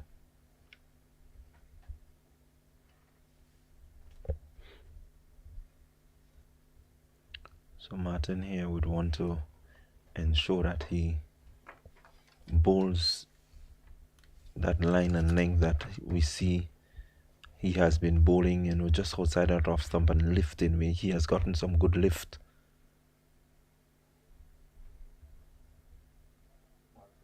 Into the body of short, young Nandu, as you say, only 19 years old. He's not a big chap in stature at all, but he's got the temperament, twice his height, his size, and his age. Yeah, definitely. He shows that he has a big appetite for batting long and staying out in the middle. And once you're out in the middle, runs will come.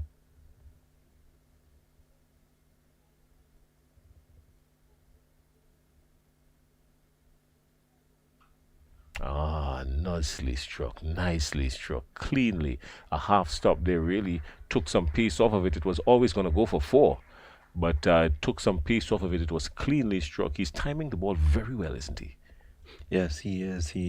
He's well set. I think he has been able to assess the pitch, and he understands that just getting the gaps and ensuring that he rotates the strike is basically what he needs to do. No need for overhitting or trying to power his way through, but good timing gives good results.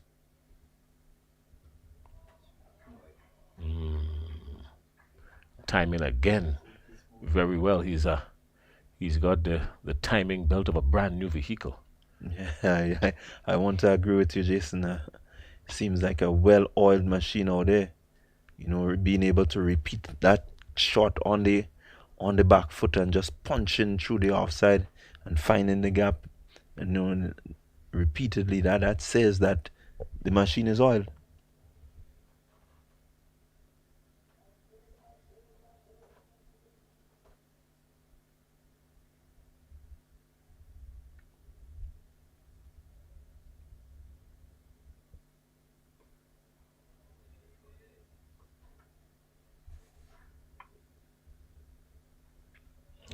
Bramble, on the other hand, wicket keeper Bramble, he would understand the pace of this wicket, if anything, more than anybody else, because he's been behind the stumps for an eternity. It seemed, with the constant interruptions, the back and forth. So, if anybody would understand the pace of this wicket and the true bunks of this wicket, Anthony Bramble really should.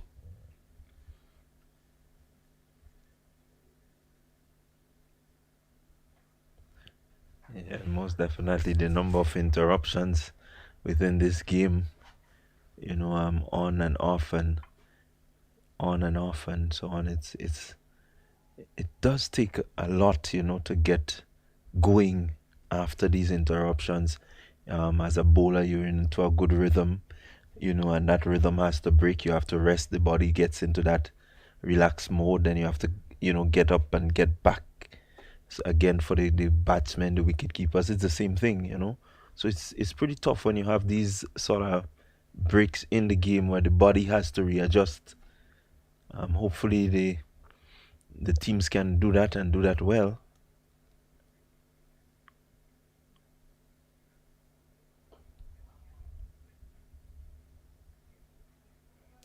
Matthew Nandu there just looking up and saying, he would have probably just wanted to get it just a little bit more right of the man at mid-off there and just carve it down to mid-on, really. Long off, I meant to say, because he struck it and struck it well, but he struck it straight to the fielder. So the ball was full in length, probably thinking that if he had just just come forward just a little bit soon and get some more meat onto it, he would have gotten a boundary, because the path there was really clear.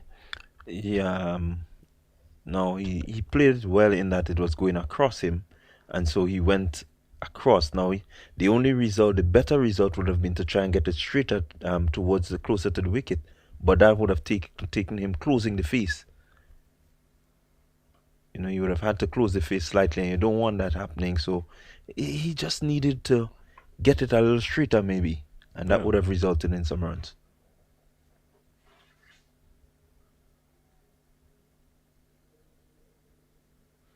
You've seen good batsmen like Shiv. Shiv would have been able to come right there and just sort of close that face a little bit and get the direction of the ball to change. And so I know he patterns himself a lot after Shiv. So maybe, you know, as he develops, these would be some of the shots that he can add to his armory.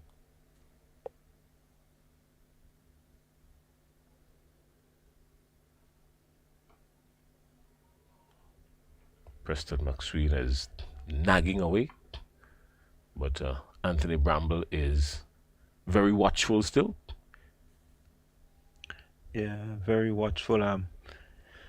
Again, I don't want to be too critical of the field placing, but I would still love to see maybe an extra man in the offside. You know, remove somebody from the leg, bring him into the off.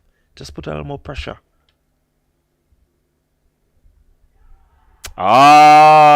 Danger there, and he's gone. Anthony Bramble really didn't look too settled, you know.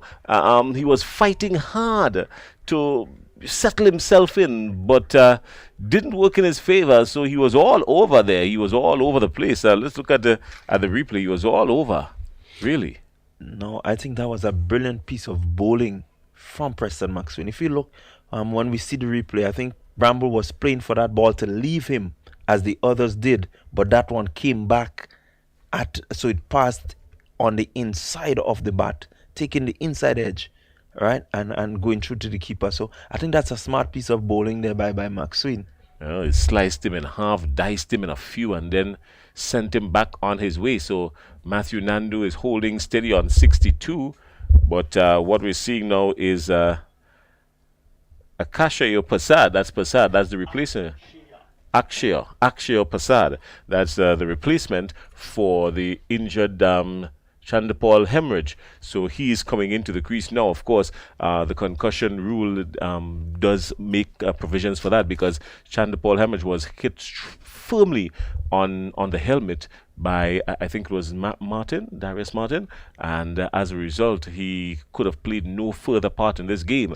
Guyana Harpy Eagles applied, made their submission based on the concussion rule, and once a player is struck on the head, that comes into play, and Prasad is the replacement. So Prasad will now bat.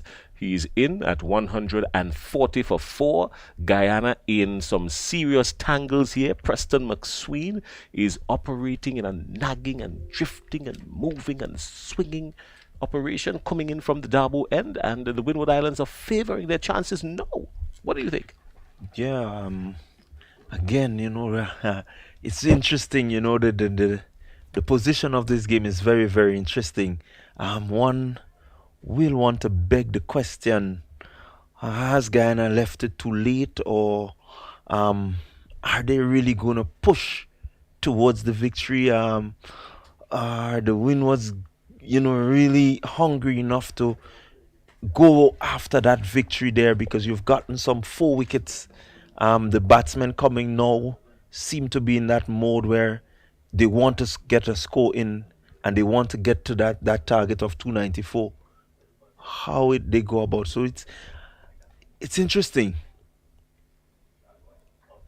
Off the mark almost immediately, with one down to fine leg, 2 slips, a gully, cover, extra cover, mid-off. So Athena is going on the attack for Prasad. He did, but McSween just trying to go a little too much into the body there, and opened up the opportunity for an easy single down to fine leg, and that brings Matthew Nandu, the well-set Matthew Nandu. You think Matthew Nandu would probably want to control most of the strike now, because he is the batsman that is set and in? Well, I think from knowing how he plays, he would just continue to play his game. I think he trusts the other men to come. So definitely he would just continue playing his game. Oh, chopped on the stumps. Chopped onto the stumps. Well, it's all happening here in St. George's, Grenada. Chopped onto the stumps, and a disappointed Matthew Nandu. He stood there for a minute as if to say, can we just get a next chance at this? It was wide. It was straightening, but he saw the opportunity to slice it through the offside. He went for it, and oh my goodness. Yeah. Bottom edge and chopped onto the stumps. Oh, what a disappointing end for Nandu. He was really disappointed with that. Yeah, he must feel disappointed. He's been putting away deliveries like these whole day, and just that one getting back at him a little bit and forcing him to play a little later, but it was too late. It got the bottom edge back into the stumps. Preston McSween will be overjoyed. Another breakthrough for the Volcanoes. Happy Eagles in a spot of bother.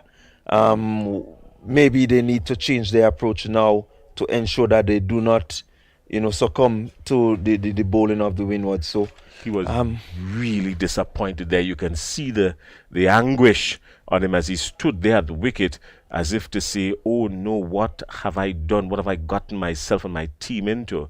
But he batted really well for his 60 runs. I mean, he really held the Guyanese innings together to this point. So now Sinclair will be tasked with, the work. So basically, the Guyana Harpy Eagles have 2 new batsmen at the crease, really. One in Prasad, just facing the one delivery, and now Kevin Sinclair, who comes out. Wow, what a situation here for the Guyana Harpy Eagles. They are going to start probably looking to consolidate now, because with 5 wickets down, this is going to be dangerous. Yeah, it's a dangerous position to be in. You definitely would want to look at your plan you will want to restructure somewhat. The fact that the key batsmen in Johnson, Bramble, and now Nandu are back in the hut, it does call for a little restructuring. It does call for maybe an adjustment. Are they bold enough to, really carry on and look for the victory? We wait to see. But well, we will wait to see. Preston McSween has 2 wickets in this over already, and he's still got a final delivery left. Let's see what will happen with Sinclair. He's right up in the block hole, right up there, right in the block hole. And Sinclair has very little options, if only just one, is to just play it right there, leave it alone, and do nothing more. Brings up a good over, a successful over from Preston McSween. 1 run coming off the over. More importantly, 2 wickets for the Windward Islands.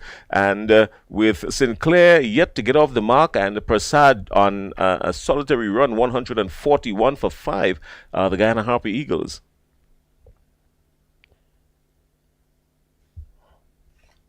it will be interesting to see the next few overs of play, how these batsmen will really adjust, how the Volcanoes are going to attack. It's interesting to see how they would attack. Again, Prasad not playing in the first inning, so definitely they have not had the chance to see him perform as yet in this game. So definitely they would have maybe some plan to bowl to him maybe from previous games, but not in this game as yet. So it's interesting.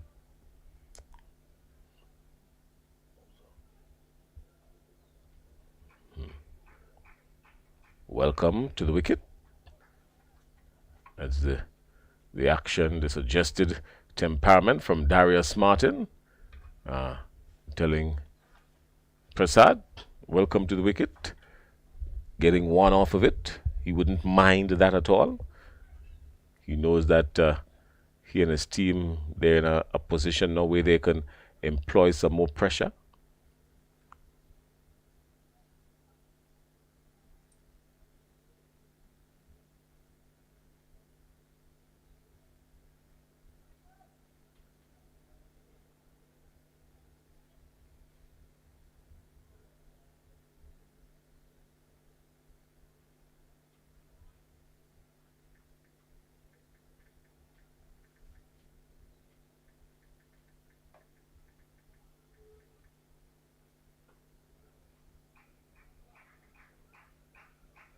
This is probably what the Harpy Eagles would need now, to just look for the easy singles and keep the scoreboard ticking.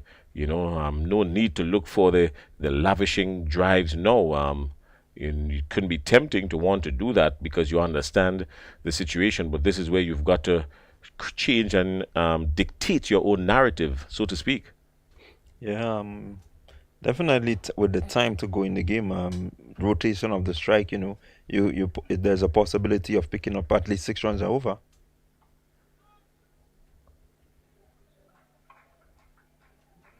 The number of overs to go, you pick up singles. A single, at least maybe four singles in an over, could bring you close enough to that victory target. So there's a lot that can happen yet. The score is still very gettable. Still very gettable. John Ramsing did a lot of the math and to let us know what their required run rate would be. So based on everything that he has said, still within reach. He's going to give us the details. I'm quite sure. The Harpy Eagles still 151 runs away from the victory.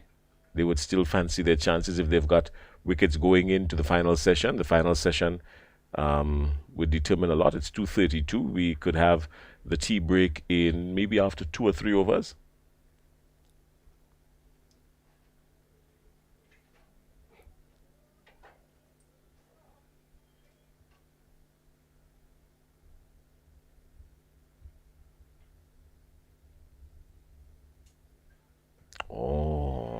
Oh, well, what a situation there. You can see Robinson was disappointed. You can see Athenaeus was in shock. everybody wonder why Denver didn't really step forward and take the catch, because the ball was cut away, and really it was a lofted chance to backward a point. He took 2 steps. He would have, if he only took 2 steps forward, he would have gobbled it up really easy. So Prasad lives on. No, I'm questioning. This is the second time that I've noticed that a ball has gone in the air, maybe not going very high, but in that direction, and it seems like the fielders have a bit of problems picking it up. Maybe the trajectory of it, because Martin had a similar event earlier in the game. I think he was just sleeping. Well, it's time to wake up. There's no sunlight coming in from there to bother you. The sun has not gotten to there yet. The sun would set in the west, and the sun is nowhere near that area there. It was covered with clouds, actually. So I think he was just napping. It just caught him by surprise. He was just napping. Beautiful view of the Dabo Hills. There you see it. Wonderful. Just, showing us the closeness of that community. The Dabo Hills. John Ramsing, you ever been up there? There's a road taking you straight up to the top of the Dabo Hills. You've never been up there? Oh, we're going to go up there this evening. I'm going to show you the view from up there. You're going to see what the folks up there are enjoying. I'm going to do that for you. Yeah. We're going to take a journey up there when the match is over.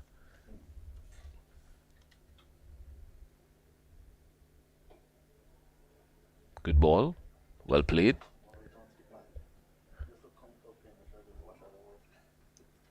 Yeah. So Kenneth Denver was slightly asleep. A pillow and a quilt would have done him well at that point. But I'm quite sure he would make, or attempt to make, some amends for it. He will have his opportunity. No doubt, I'm sure. Preston McSween continues.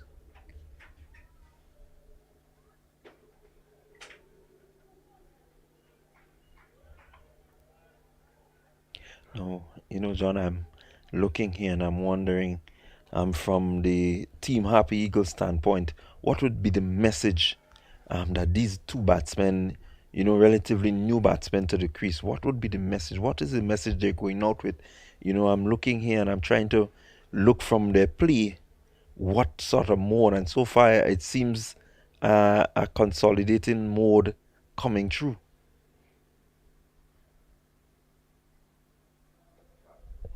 Good shot. Well, I don't think you were wondering. You actually said it. It was, one word could really come from the dressing room now for the Happy Eagles.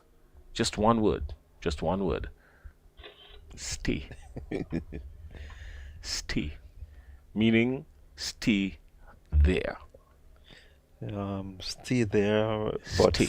Just one word. Stay. I still would want to say stay and score the runs. Stay. Stay. If you've got wickets in hand going into the final session, you can have a lunge at it. It's just 149 runs in the deficit. You have 5 wickets going into the final session, and you're going to be chasing what in the final session? Even if you're chasing 140 runs with 5 wickets, and Guyana does in fact have deep batting. They've got a lot of left-handers, but more so they've got deep batting. With a run rate of what, Johnny? Just about 4 or 5 runs, and just about 3.5 runs and over. It is still very gettable once you've got wickets going into the final session. So it is not by any means over for them. I quite agree. Oh, swinging and going absolutely nowhere that he intended, just maybe 6 inches away from his leg stump. Another on the edge. So with the ball picking up on the edge, it means that the batsmen are playing way too early. They're getting way too early into the shot. Maybe a little bit too anxious, some anxiety kicking in. Need to take a chill pill. Yeah, definitely. You want to make sure that you don't get too anxious. put away the balls, make sure you get good timing. Maxwin will definitely have other plans, to make sure that he captures the wicket. But it's a nicely poised and interesting game at this stage. Wickets, runs to be had, wickets to be had, results to be had. No, one way or the other, we're going to get a result, whether somebody wins or somebody draws. 148 still required in what could possibly be the last over before tea, or are they going to continue? They will take tea at 3:10. Just been informed that tea will come at 3:10. So if tea comes at 3:10, it therefore means this over from Darius Martin will be my last. I will have an early tea. I will leave John to tee it off for the rest of the innings. And Darius Martin will continue. Well left. Properly judged. Kevin Sinclair, watchful. Stay. Definitely. Again, we cannot, preempt. We have to wait, until it gets to that point where you can definitely see. But all for now, it's really nicely poised, really a good game on hand.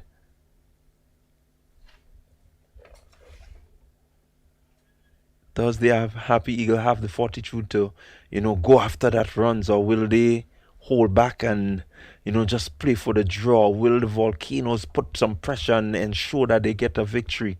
We just have to wait and see. It's good cricket, good cricket. This is interesting 4-day cricket. Interesting, you say. Interesting it is.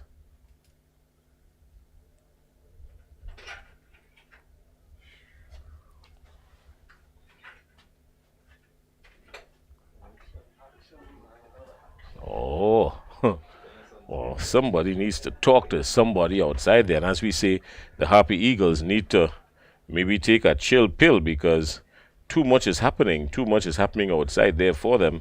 Another mix-up there that could have been costly, but, well, all's well that ends well. Yeah, very, very interesting there.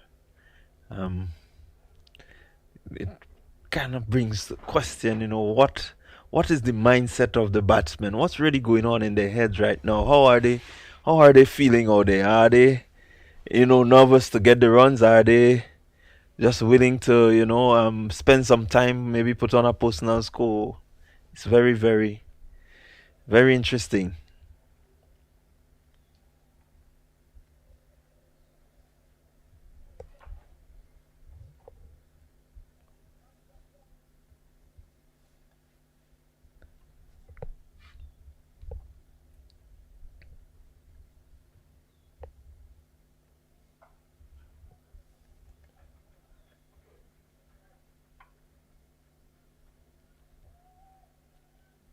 I love the frame of mind that St. Clair is in. He's in that mode where if you bowl him bad deliveries, he's looking to put them away.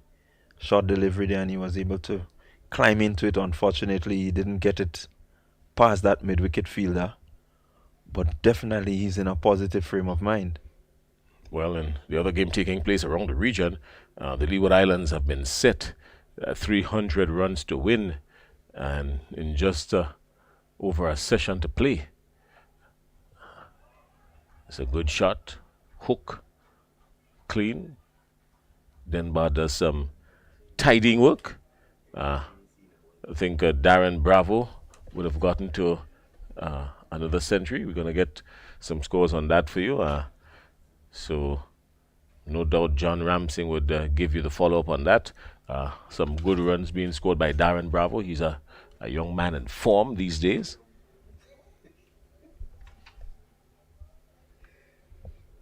Final delivery of this Darius Martin's over. Trinidad 183 for 5 declared, setting the Leeward Islands what can be an impossible 300 runs to win. And the operative words they are can be. What can be. Never say never. Nothing is ever out of reach. Oh, again, playing too early. Was way through the shot before the ball came in. So, just about everything happening here. Junior Murray comes into the chair. Clyde John departs. I've got one, or is John Ramsing will join me as well. So you'll hear some comments from Junior Murray, and John Ramsing will take us to tea in this most enthralling encounter. Johnny?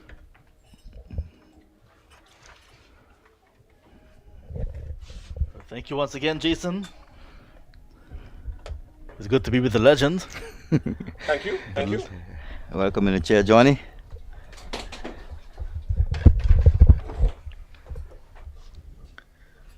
Half hour to go before tea, Junior. Lots can happen in that time and then the final session. So it's all to play for, really. All to play for at this moment. The Volcanoes players, the tears are up. Happy Eagles batsmen are fighting on. Can't afford another wicket here before tea. They were bowled out for 169 in their first innings. The Guyana Harpy Eagles now 148 for 5. The new player, Akshaya Prasad, is there with Sinclair, both on 4. A nice stubborn innings from Machu Nandu of 60. But well played again by Prasad. He looks very organized player. First time I'm looking at him. Just a loose shot a couple overs ago, inside the off stump. Demba, a deep point, moving a bit late, and all the Volcano players' hands was in the air. like Clyde John was alluding to, maybe sight is a problem on that side, because I saw when the Guyana Harpy Eagles were fielding as well, where Sami Pamal was late to react to a ball when Ryan John was batting, and eventually got there, but just could not hold on. So maybe there's something with this red ball as you look towards the Western. I'm looking to the Junior Murray and the Royal Lewis stand. Probably there's something there's something happening there, but it seems that way because it happened twice in the game and the fielders reacted very lately. With Demba taking that catch there, Volcano bowlers will have been rejoicing and inching closer to victory.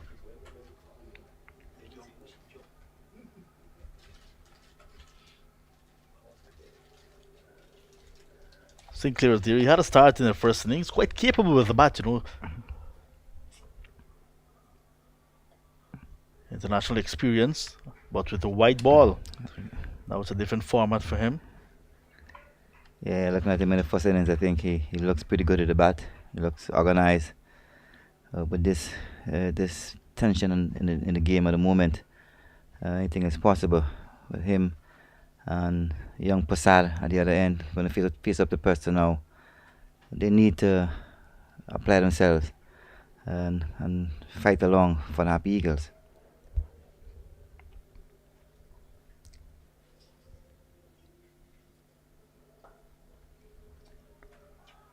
Good shot, but good fielding as well. So the Ambris in the covers. So Darren Bravo indeed completing a second 100 of the match. So twin tons It's good for to the see. experienced Darren Bravo, the captain this year of the Trinidad and Tobago Red Force. Yeah, it's really good to see Darren Bravo get on another 100. He's been around for a long time, so this is what we expect from him. He's a senior statesman of a team, the leader of the Red Force, so we expect those things from him. He's raising his hands. He want to get back with that in a test team. There's an appeal for a caught at the wicket. Everybody going up except the man of the moment, Gregory Brathwaite. He calls over, and that's the end of Preston McSween's 16th over. 150 on the board now for the Harpy Eagles in their second innings. Still 144 runs away from victory. Short ball outside the off stump from Maxwell. Purcell going to cut, missed, and Walker collect very cleanly. Living very dangerously there, Prasad. He has a sound defensive technique so far. He's shown that he can pick the gaps, especially driving on the front foot. But it's when he tries to play those big shots, he looks a bit awkward. Yeah, he looked out of place. He looked very organized defensively, but he looks a bit awkward, as you said, playing the big shots. So he need to know his game. He need to know what he's capable of doing, and do it to the best of his ability. So over at North Sound, the Leeward Islands will begin their run chase in a short while because they're having tea. 300 runs to win. It's the final session in that game. I heard Jason saying it's impossible. It's not impossible, maybe just highly improbable. Highly improbable, I will say myself. Yeah.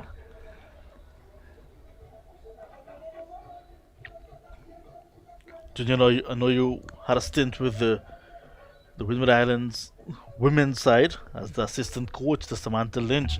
So you're actually having a lot of time for the women's cricket right now. Western is losing this morning, but now it's a big game. Australia women against New Zealand women. Yes, I had a bit of a stint in the regional tournament in Guyana. I think that's where we met, Johnny. Yes. That's a good sweep shot to start a new over. Demba strained down the leg side immediately, and Kevin Sinclair into position, dispatching it for 4. Yeah, lovely shot by Sinclair. Demba strained down the leg side, swept around the corner for 4. Yes, I will get back into the topic with the women's cricket, I think. Australia, their first, well, after 20 overs, 173 for 9. New Zealand in reply, 7 for 2. Wow, they're way behind the 8 ball at the moment, but it's a funny game. You know, someone got to put their hands up and stand some responsibility. It's very sad to see the West Indies women seeing a team losing this morning, but these things happen, and hope that Courtney Watch and the staff can go back to the drawing board and get it right, and because they cannot be too far behind the 8 ball in this tournament. Test cricket tomorrow for the West Indies senior men's side against Zimbabwe in the second test match. Second and final test match at Bulawayo. Yeah, I think guys will be looking forward to it. I think they had a good outing in the first test. The batters got some runs. Captain, young Shanapur got a double. So it's all to play for. Demba bowling to the right-handed Sinclair, and bowling from the River Road end. We saw him getting some turn and bounce earlier when he was operating from the opposite end, the Darbo end. Yeah, it's good to see him from the other end now, walking up his trade, and Sinclair's equal to the task. Look very busy there at the moment. Yeah, he can play spin very well, Sinclair, and Akshay Prasad is, of course, quite talented. Lots of spin in Guyana. Yeah, captain of Everest Cricket Club for his division side. Came through the ranks as a junior player, worked his way up. That's pretty nice. So he knows what he's doing. He's very organized out there, and you know he's going to fight for his team. He's also a leader of his club side, so he knows what he got to do. Towards the end of 2022, he actually took Everest to a title in the inaugural 10-10 tournament in the Georgetown Cricket Association tournament. So he can also up the ante when needed. When needed, yeah. He's an all-round player. Very much so. Lots of T10 around the region these days. Yep. Lots of T10 cricket, T20. So that's the end of the over. Kenneth Demba started with a 4 because he was swept away, and then a single later. So 155 now for 5, 294. And if you look at what's happening, 39 overs still available. Still a long way off. It's Saturday. It's Saturday. We can see on the screen there's a bit of spectators there, and in the stands. They're looking for a victory from the volcanoes. You can hear the support over there. It's really a good sign to see. Yeah, just a little gathering of spectators. By no means a crowd. Yeah, I guess it's the people that love cricket a lot. Yep. Next door we have some athletics as well going on, so attention being shared right here in the sporting complex. Kirani James Athletics Stadium right next door. Here we are at the National Cricket Stadium. Yeah, there's a lot of action around the St. George's area this afternoon. You can go and have a look at the relay meet, John, after he finished a stint here. I think you will love it. There's a lot of young Kiwani James coming along, a lot of young athletes showcasing their skills. McSween out of the attack, giving way for Ryan John. McSween's last spell, 5 overs, 2 for 17. Very impressive. Very impressive. He came out from this spell this morning. You could see him running in, enjoying his ball and having fun, hitting his lengths and lines consistently. Good to see from the vice captain, Preston McSween. Yeah, he picked up the dangerous and hard-hitting wicketkeeper batsman Anthony Bramble, and then the set Matthew Nandu, who got 60. In fact, when Nandu got to 58, he tallied 200 runs this season. This one is helped away. Lots of bottom hand in that one. It's going to go straight to mid-wicket into the boundary for 4.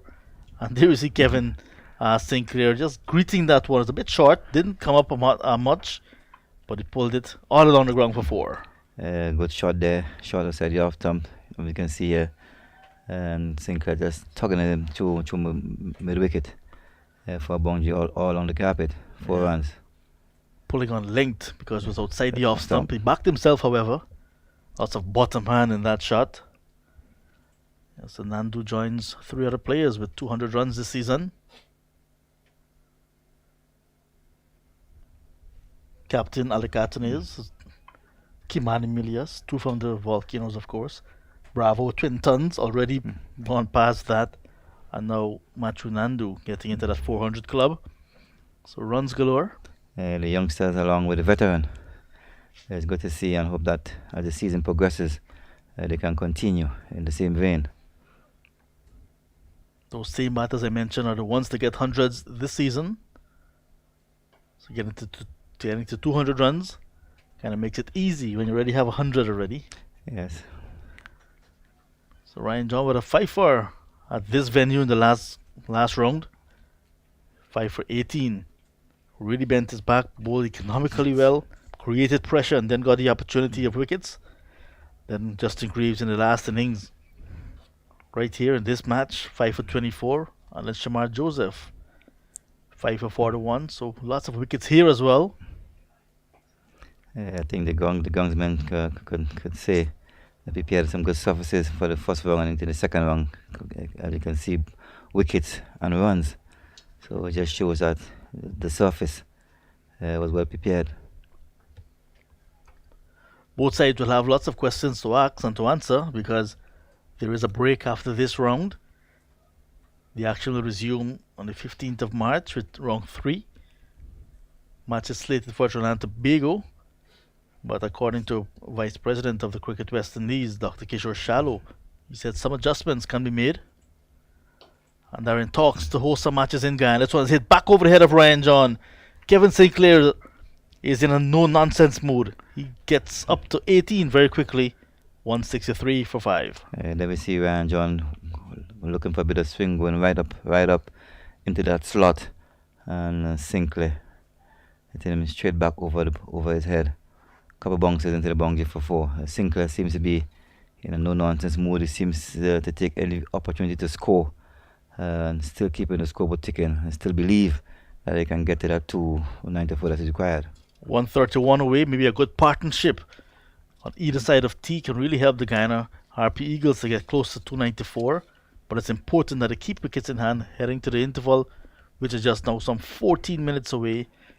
With Demba coming back into the attack, Passard on strike.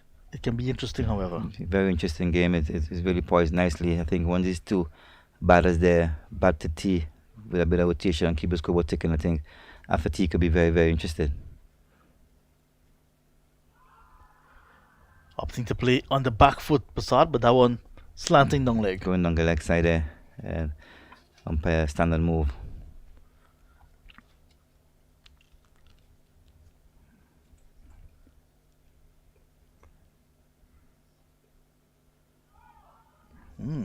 Too close to cut now, so Passard just living a bit dangerous here as Kevin Sinclair, like a good partner, going down to have a word with Akshaya Passard. Yeah, well done there. I think the senior pro is keeping the youngster on his, keeping him a bit settled, having like a chat, and see if they can fight it out till T. opting not to leave one that came back with the arm. So the arm ball from Demba, bringing out his variety. Good to see. Good to see a bit of flight from the spinners, from spinner Denver. Have young Passat thinking there.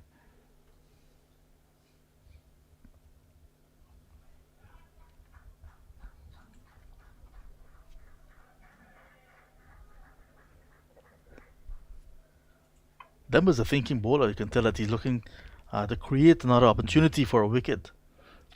Not bad at all. Yeah, he is. He's a thinking bowler. Just train on there a bit on Passat leg stump, and Passat get tucking him along to square leg for 2 runs.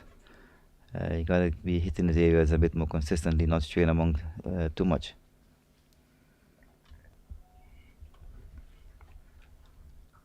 So if you're joining the broadcast for the first time, you're wondering why Akshay Prasad is playing now. He's actually the concussion substitute for Chandrapal Hemraj, who was hit in the head yesterday while trying to evade a bouncer from Darius Martin. He retired hurt in 3, and after the medical examination, the Guyana Harpy Eagles applied for the concussion substitute. They got through. So Hemraj taking no further part in this game since then. Good use of the feet for a single. End of the over. So now Akshay Prasad riding his luck. He's gone on to 8. Sinclair on to 19. 167 for 5. Another over there by Kenneth Denver. Nice to see Sinclair using his feet. Chipping them, keeping the scoreboard ticking, keeping the rotation going along nicely. With him and Prasad, they need to stay there until tea. One thing I like about the Caribbean spectators, they're always involved. You can see a gentleman there perhaps making some adjustments to the field, hoping that maybe Alec Athanaze can hear him. Yeah, we love cricket here, and a lot of captains in the stands. They know it more than the original captain on the field. We were speaking about national relay meet, and I saw the guy that's responsible for the athletics meet that is supposed to be here in April on camera. So the national relay meet is really a big thing over here, isn't it? It is a big thing. We all look forward to that meet. All see all the youngsters, upcoming youngsters. Driven hard into the ground by Sinclair. Sinclair had a start in the last innings. Got up to 23 before he was dismissed by Greaves. Greaves was on his way to a 5-wicket haul on that occasion. So Ryan John continues. John seems to be very fit this time around. I must admit that. Yeah, he went back. He was a bit chubby. He went back and did some work, and he's a mean, lean machine now at the moment. His story is quite interesting as well, because he came in as a late replacement into the 13-man squad for Nicholas Redhead, who was expected to play a big part in the first 2 rounds, but then he did not recover in time from a hamstring injury. And in came Ryan John with a bat 36, career best, then a 5-4 in the first innings, 3 in the second. And like the good poets would say, the rest is history. The rest is history. I think Ryan John, he grabbed his opportunity with both hands, and I think at the moment the selectors have no chance. He has give them no chance. He put up his hand, performed with the ball, and got a best score of 51 with the bat, carry 51, and he's looking good, and he's always a strong, fit young man. I think fitness is the key for the Volcanoes' success. And we can see now Akshay Prasad coming for his second run. He's now into double figures. He as well will want to ride this wave of luck and chance to really cement his place into the side. I think it's an opportunity for young Prasad. He plays in the Hemraj with the concussion rule, and he should take this opportunity here to guide his team home to a victory.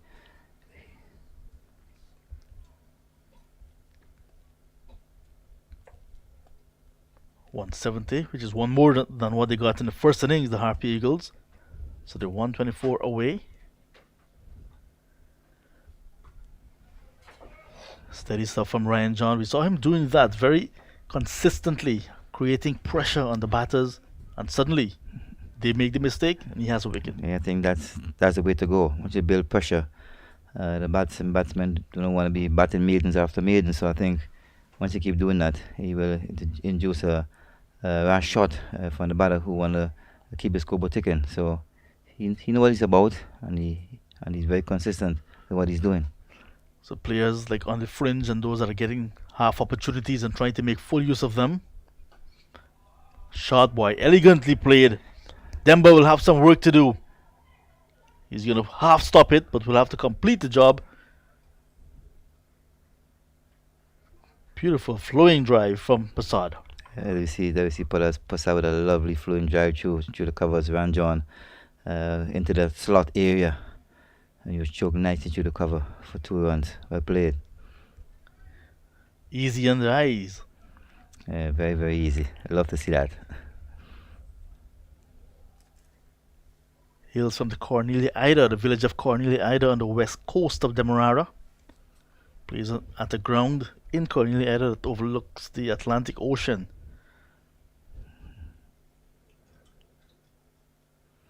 Never went to that side of Guyana. I think you did, but you just haven't noticed.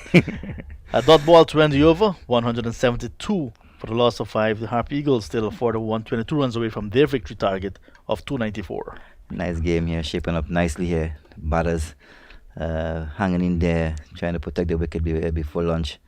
And the Volcano players will have to change that. A good game at the moment. I think in your time of playing regional cricket, you would have played at the Iflat Community Centre ground on the west coast of Demerara. You might have played at the Leonora Recreational Ground. Those are on the west coast of Demerara. Yeah, I played out in Burpees also, and on the old border. Yeah. That flat pitch and border there.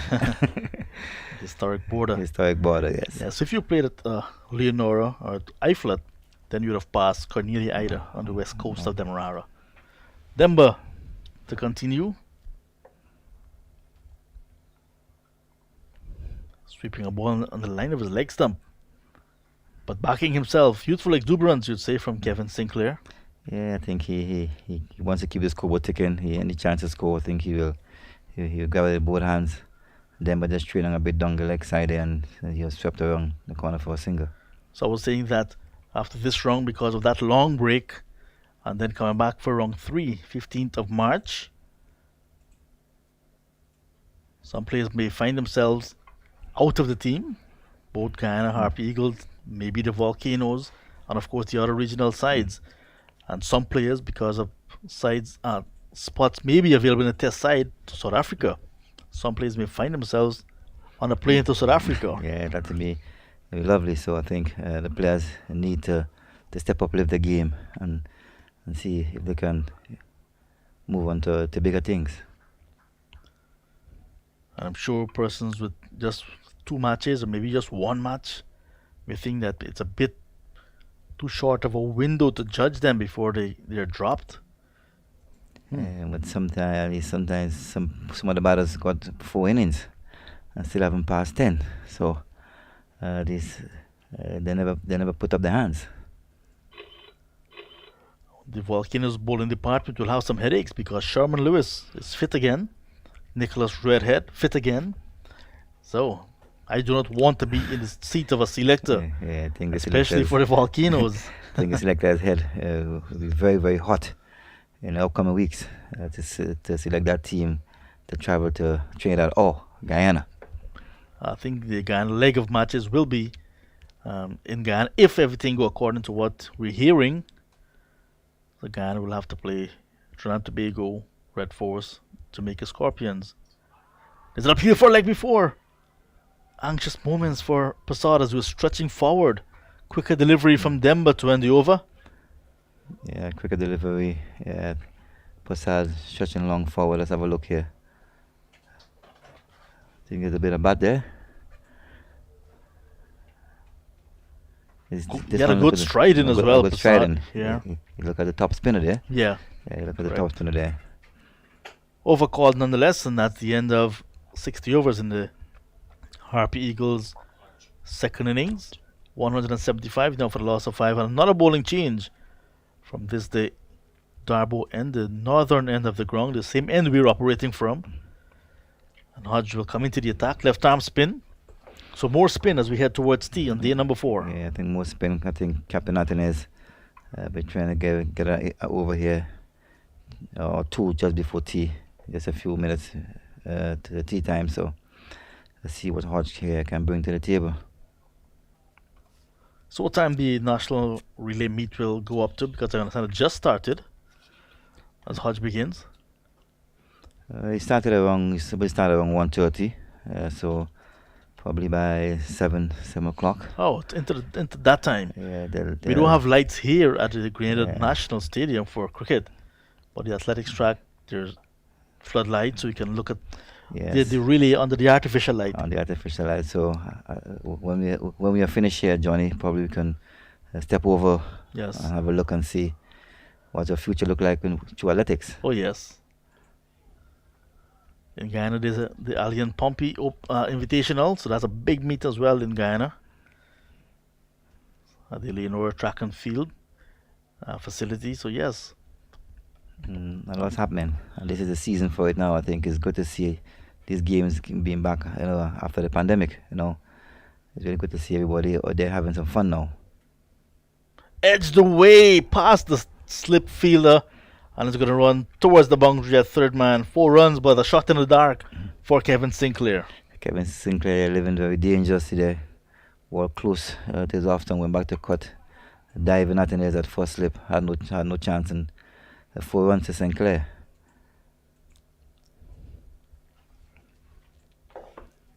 Very close to that off stump, cutting away a ball that was on his stump. Living very dangerous today. He should check the time and see it's a couple balls to tee.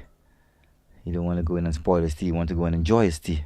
Come back out after and continue in the same vein. Confident on drive again, so he's looking very confident, Sinclair. Yeah, very confident over Johnny. He's keeping that scoreboard ticking nicely. So saying that Guyana will have to play the Red Force, the Trans-Tobago Red Force, Jamaica Scorpions, and the Leeward Islands Hurricanes. So remember, they finished already with Barbados Pride and now playing the Volcanoes. So those 3 other matches may be played in Guyana, and the other matches will be played in Trinidad and Tobago. So the Volcanoes most likely will fly to the Twin Island Republic, and Trinidad and Tobago Red Force will leave those games to be played there and go across to the land of many waters.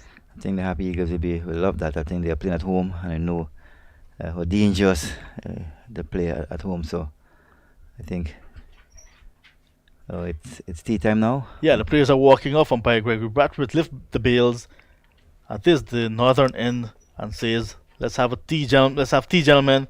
The Guyana Harpy Eagles won 81 for the loss of 5 at tea, and do remember they're chasing a target of 294 to win. So not yet out of the woods. This game can have a result either way. So at tea, and we have some more of the Guyanese spectators in the crowd. So at tea, Junior Murray, the Guyana Harpy Eagles with 5 wickets in hand need a further 113 runs to win. Sinclair is looking positive. He's on 14. Akshaya Prasad is with him, riding his luck on 14. I think we are well poised for the game in the last session. Sun is out in his glory, so I think after tea, the Happy Eagles should back themselves to get out run. But I think the nice partnership here of 40 is building up nicely between the batters here. It's really good to see what happens after tea. So we had a few stoppages for rain today, but heading to tea, we had some beautiful sunshine, and play went to tea quite easily. Lunch was taken at 96 for 2. When they came back, Johnson on 18, Nandu 41. They were trailing by 198 at that point in time. Leon Johnson carried on to 40 before he was caught at a wicket off the bowling of Martin. He went for 40 at 123 for 3. Anthony Bramble did not last too long. Caught at a wicket off McSween for 3, 140 for 4. 2 deliveries later, Matthew Nandu was playing on to McSween for 60. It was 5 for 141 at that stage, and now a 40-run partnership between Akshaya Prasad, who is a concussion substitute for Chandrapal Hemraj. He's on 14. Kevin Sinclair on 27. 113 runs away from victory. T, 181 for the loss of 5. McSween, 3 wickets so far for him. 3 for 45, 1 each to Darius Martin and Kenneth Demba. 1 for 39 and 1 for 36 respectively. So that's T on day number 4. We'll come back to you in about 15 minutes time for the final session, not only on day 4, but the final session of this match and the round here in Grenada at the National Stadium. So until then, bye-bye.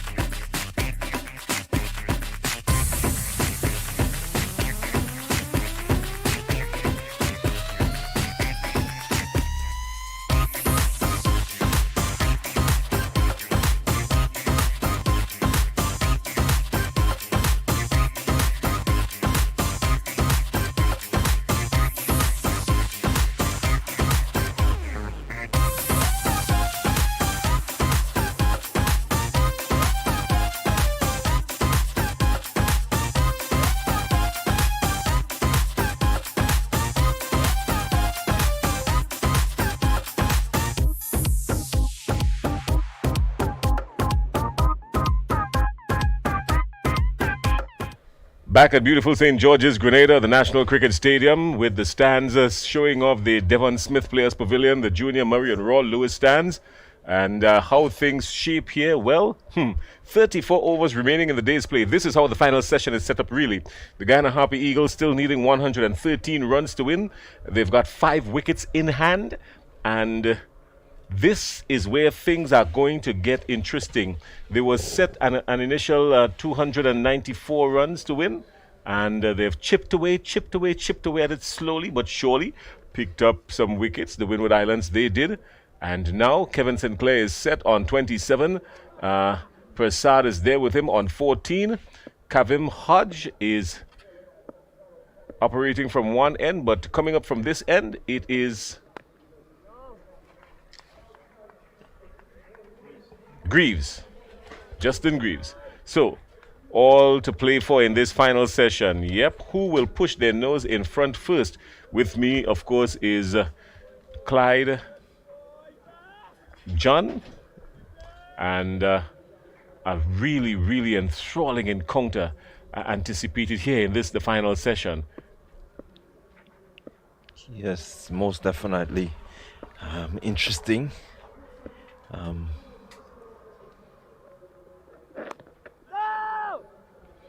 How both teams intend to play this final session is very, very important as to the result of the game. And definitely both teams would look to push ahead. The most successful one pushing, it's almost like the shot put. The one who's able to throw that massive throw will make it, to the victory podium. So Volcanoes, I think they have a bit of a momentum in terms of getting wickets. They would want to continue that. Let's see how the Harpy Eagles adjust. Oh, there's a tick. We heard something, or we thought we did something. But, wow, maybe it was wishful thinking. But let me tell you this. Justin Greaves is steaming in. He is looking like a man on a mission. And, Prasad living dangerously. Pitched up. Yeah, good delivery, pitching, leaving Prasad a bit. Ooh. And not in a good position. He's actually off the ground trying to play at that delivery, so definitely he didn't have a base or anything to really back him, and luckily for him he missed completely. He has to find ways to score, if nothing else. Better ball this time, struck it firmly. He's trying to sort out the gap. There's a very packed offside field, just 2 men on the onside, a man deep on the mid-wicket boundary, and a man just a few steps in on the mid-off boundary. So, this is interesting. They're telling Prasad, if you want to score runs, you've got to turn it behind you or pierce the offside field.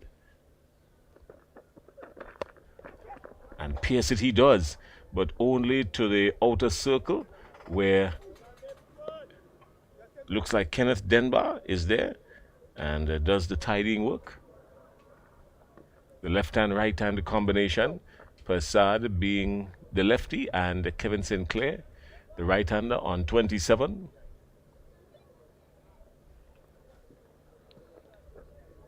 So very, very interesting yet. Scoreboard just ticking over.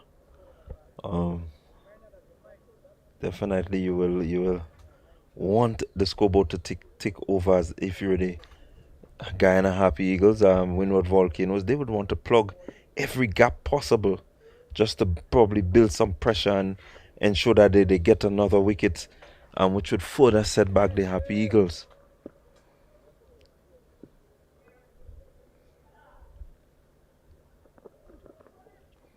End of the first over after tea, just the one coming off of it from Justin Greaves. The Guyana Harpy Eagles still require 112. A possible 33 overs remaining in the final session.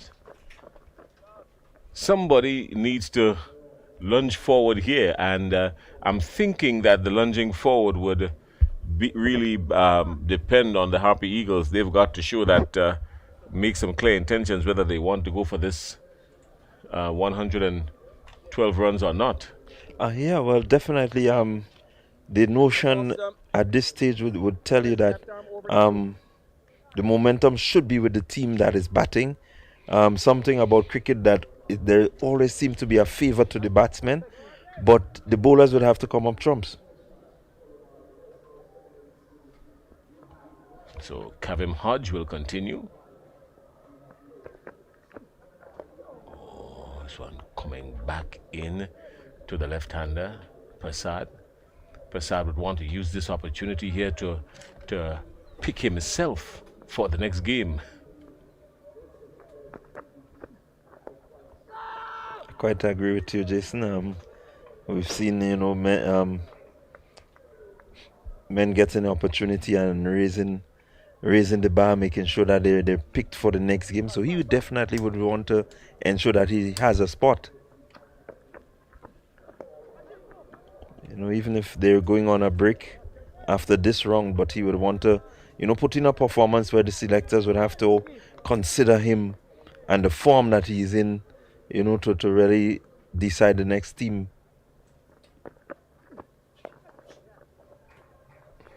He's a good batsman, of course.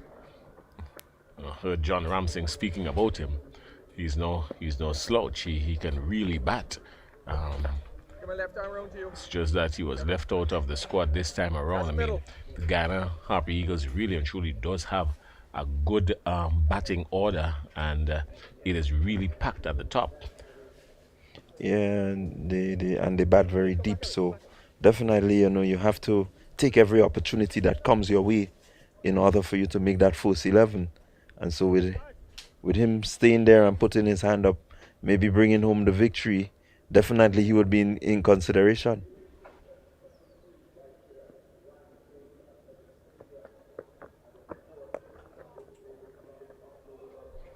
Some runs here.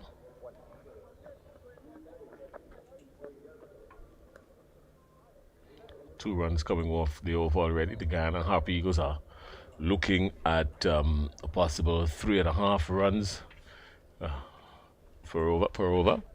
So anything is possible if we play out the remaining overs, which itself is probably unlikely.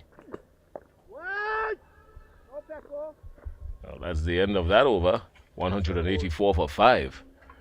Still 110 runs needed. Are they going to have a go for it? Prasad is on 16 and Sinclair's on 28. Yeah, I believe they're going to have a go at it. The momentum is with them. They're already coming off a victory in the first game that they've played. And so definitely they may have a setback, but the possibility of a win is still out there. So it goes down to the wire, Jason.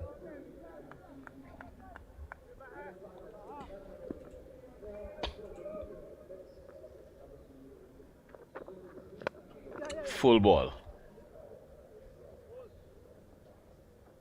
Sure, he'll be very disappointed, Sinclair, that he didn't do more with that. It was full and outside the off stump. Really should have done more with it than just a single. Would be slightly disappointed there. Well, looking at it from here, I think he did well to get bat on it, because I find he was stretching a bit. Somehow I believe that might have been a slower delivery that he was able to pick. He sort of lunged far forward, trying to reach at that delivery, and was able to get the gap.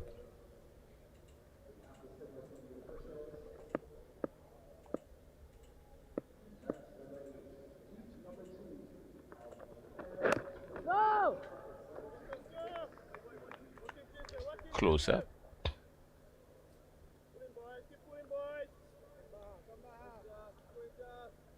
So a wide first slip. A gully. There's a man at point. There are two men outside there on the offside. A wideish third man and a man on the cover boundary. Long off.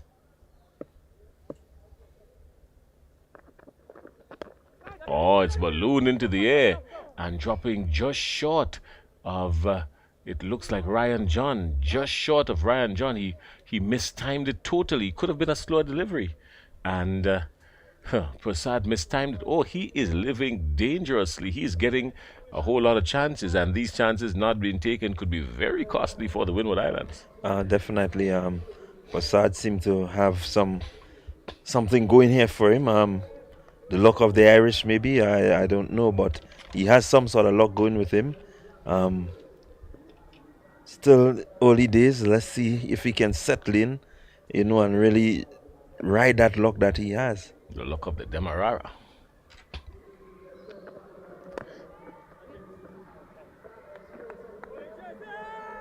Sinclair a little bit disappointed there again, thinking, he really should have just waited just a little bit longer, just a tad longer, and carved it just wide of a gully.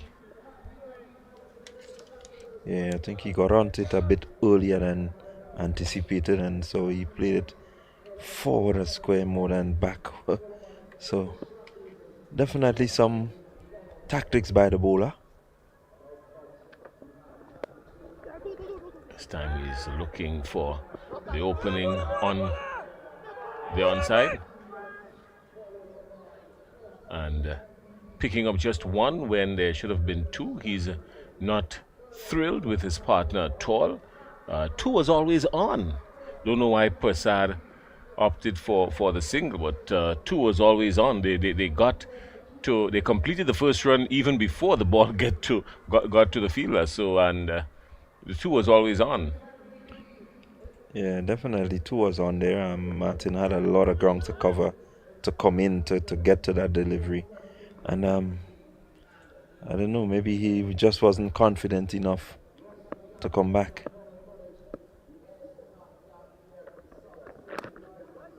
Shah Prasad is solid in defense. Solid in defense to Justin Greaves. 3 runs coming off the over. The Guyana Harpy Eagles are 187 for 5. Current run rate of just under 3 runs per over. They need to get that up, and they need to get it up quickly because it is climbing. And the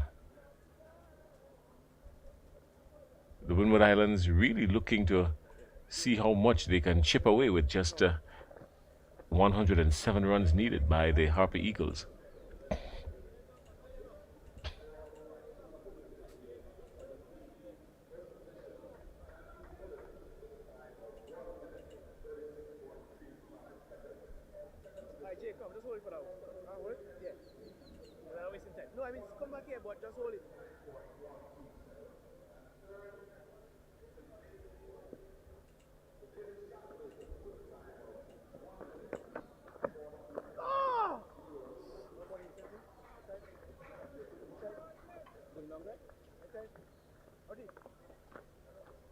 So they're getting the scoreboard to take over.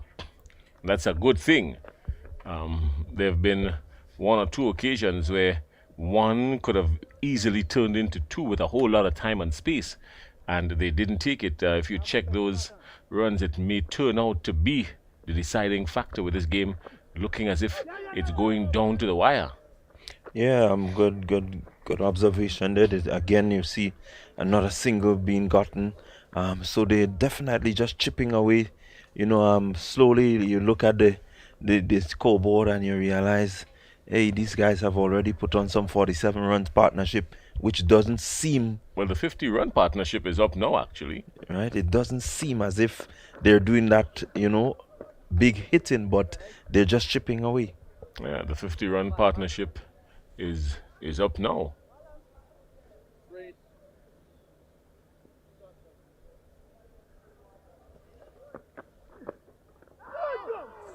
It's drifting down a leg. Remember, they came together with Prasad on 1 and Sinclair just walking in after, I think it was Bramble got out at the wicket, caught Walcott, bowled by Praxton McSween. Nandu, sorry. After Nandu lost his wicket, Matthew Nandu was bowled by McSween for 60, and then Sinclair came to the wicket. Nandu played a ball on. Remember, he came onto the front foot and chopped it onto the stumps. And that brought Sinclair to the wicket. So a fairly new pair they started as. This time he's sweeping. Will run away to the boundary. That's the only other running that will take place. Will be someone running all the way around to collect it. It looks like Martin. Not too sure from here. Can't see it from here, but can't make him out too clearly from here. But nobody there. It was vacant acreage. Yeah, good shot. Picked the spot wisely. End of the over. 193 for 5. Kevin Sinclair on 35 and Akshaya Prasad on 18. The Guyana Harpy Eagles, 101 required.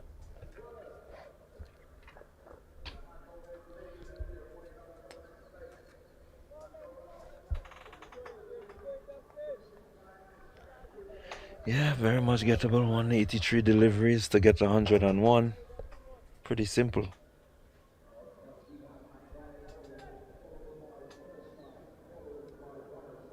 Yeah, 186 deliveries, yeah.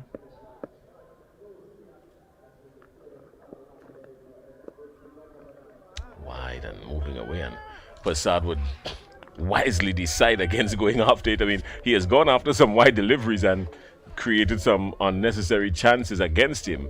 And this time he wisely decided to allow it to go through to Walcott.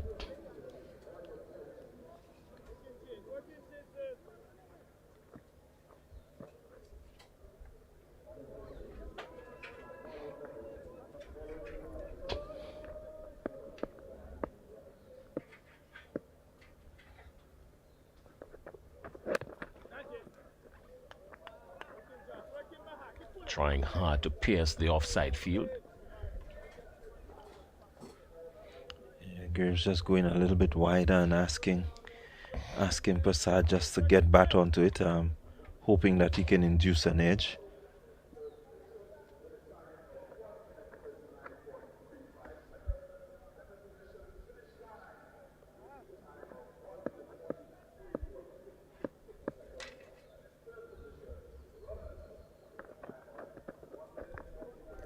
Greaves coming a little closer to Prasad, knowing that he has the tendency to flash hard at those wide balls outside the off stump.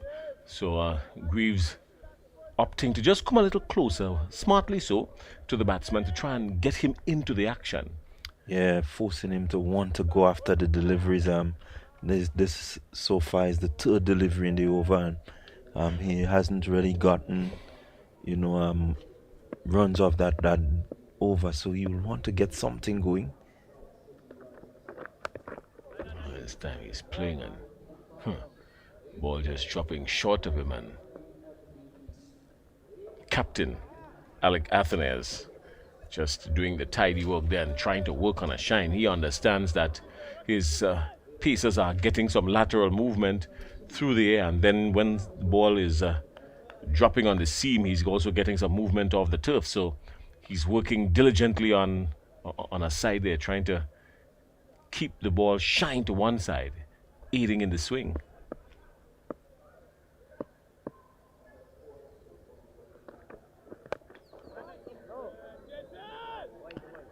Well, he's played it straight to the fielder, so he wants to consider maybe playing it a little later or a little earlier, just left or right. Yeah, I think it's a deliberate ploy by the bowler to get him, reaching for some of these deliveries, and he hasn't been able to have a stable base when playing some of these because he has to try to get across to it. So I'm definitely a ploy there, hoping that he will get a nick. Yeah, the Windward Islands are fancying their chances here. 193 for 5. They're fancying their chances to pick up 5 wickets in this session. It would require a lot. And just the one run coming off the over, bringing up the end of the over. 194 for 5. Here at the St. George's National Cricket Stadium in Grenada. Over in Antigua, 59 for 1 are the Leeward Islands, hunting for an even 300 against Trinidad and Tobago, looking to sort out a win. I hear Johnny saying trying to identify the difference between impossible and a slight probability, I will still stick with impossible. Yeah, well, impossible in this game is something that we cannot say, until maybe it's really uncalculable. Well, If you cannot calculate it, that's the only how, because remember, it only takes one ball to get a wicket. I'm backing myself on this. I'm backing myself on this. Hodge will continue. There's a good, sharp, quick, decent, smart single. And there are lots of those singles available, really, if they just sort out the gaps, put their minds to it, and this would build the pressure on both sides. So there are lots of those singles available, really. Yeah, definitely. They just have to play smart cricket. As they've been going along, the partnership has been growing really well. No big chances per se. They're ticking the scoreboard ever so often. So it's really a good setup. To Hodge, there's only one slip, so there are runs between point and first slip. There are runs just wide of cover, to the right of cover. There are runs vacant in mid-off. The field has been spread basically, and there are runs on the onside, which he just got. So there are lots of singles and twos, ones and twos available. Now that the field is spread, Alec Athene is deciding to just go a little bit defensive. How long he will go defensive for, we don't know. But now that the field is spread and it has become a little bit more defensive, there are more ones and twos available. Yeah, lots easy going. I think the batsmen realize that it doesn't take big hitting at this stage. They have more balls than runs, so definitely you just chip away and you bring that score down by the ones and twos. Well, we just spoke about the availability of a single at mid-off, and Sinclair just picked it out, used it, got a single. Oh, good tidy work there, acrobatic work by Alec Athene's spectators fielding, so to speak. He's at first slip. Some good work there by Athenes. So the way things are set up here at good running again between the wickets by the Harpy Eagles. So they're picking out the spots. They're picking it out. And they're chipping away at it. It's the end of the over. Under 100 runs now required. 96 runs required. They are 199 for 5. Yeah, good temperament out there. Good pacing.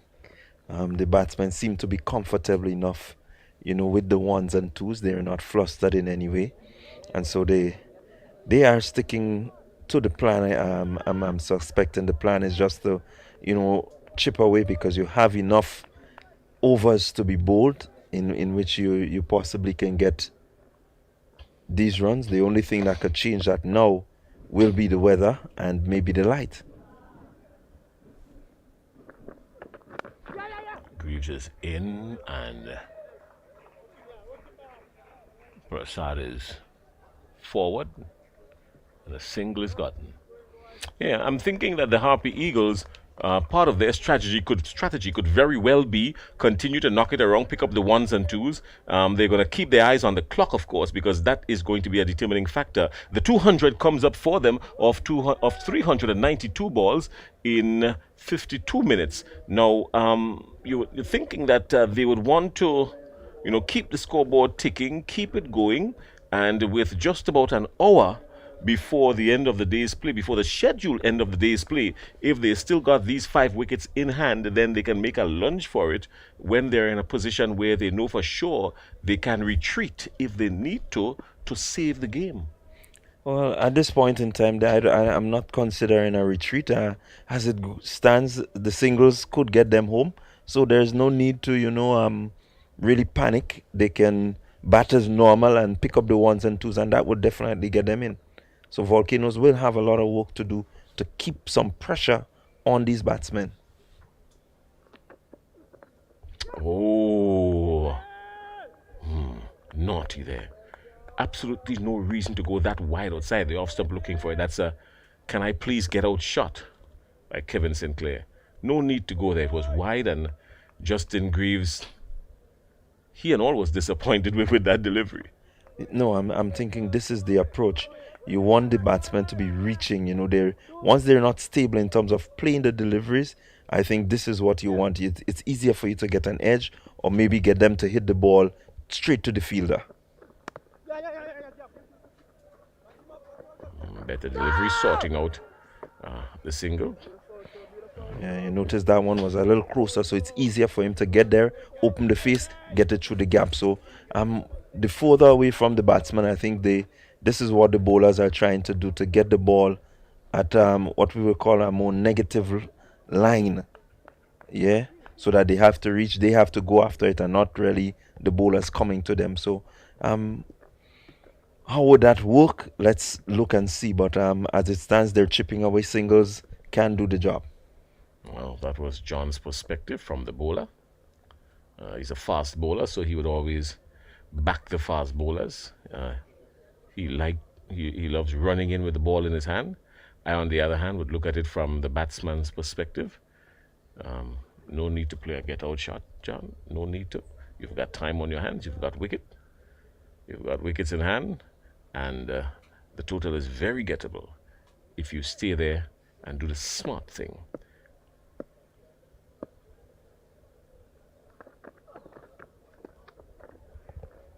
Well played, well left alone. 2 runs from the over still 2 deliveries remaining. Justin Greaves is known to be getting some movement once he brings the ball right there in that corridor of uncertainty, just holding it back just short of a good length. And so pitching wide outside the off stump is really not where he wants to be. There's nothing there for him, really. Well, there is hope. I think this is what he's going on. He's going on hope. Hope and Marquee, John Ramsing, are 2 villages just up to one of the more northern parishes, St. Andrew. When you live in Hope, they say you're close to Marquee.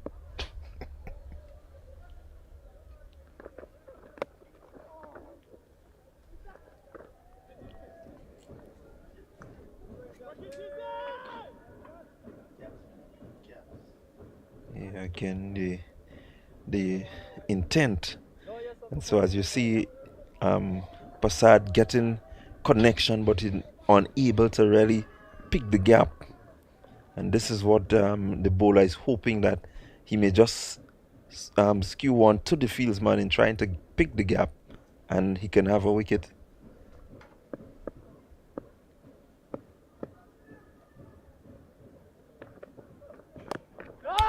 Slow delivery, well read. Good batting. Persad, an accomplished batsman, brings up the end of the over. Just 2 runs coming off of it. 201 for 5. Still a further 93 runs required. And the Windward Islands holding on to the steering wheel just a little bit tighter at this stage, you would think. Yes, they are holding on to the steering wheel, trying to steer that ship towards a volcano victory. Will take a bit of work. I think the momentum is somehow moving with the Happy Eagles. That partnership of 60 seemed to be setting them on course, and so definitely some breakthrough, somewhere they would need to break this partnership and maybe start again in terms of having the Happy Eagle rebuild the innings.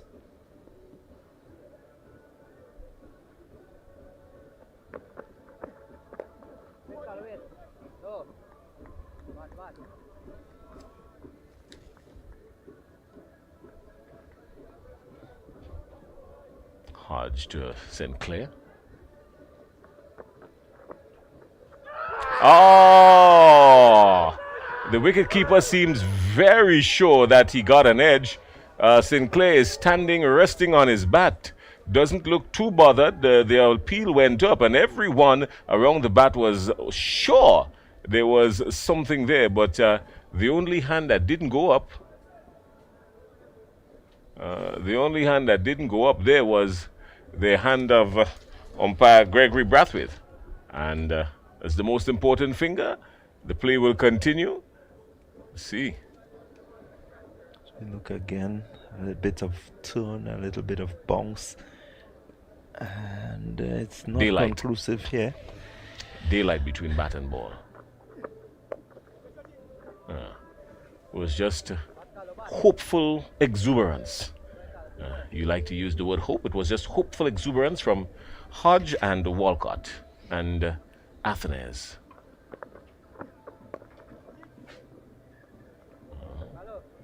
Still no runs coming off the over. A bit of excitement there. Appealing for a caught at the wicket.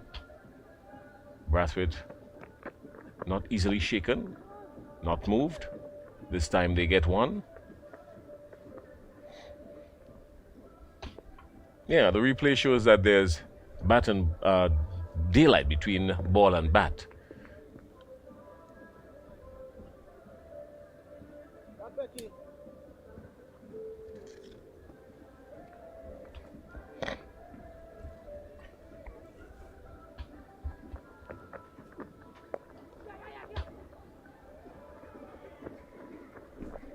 Just 2 runs coming off the over.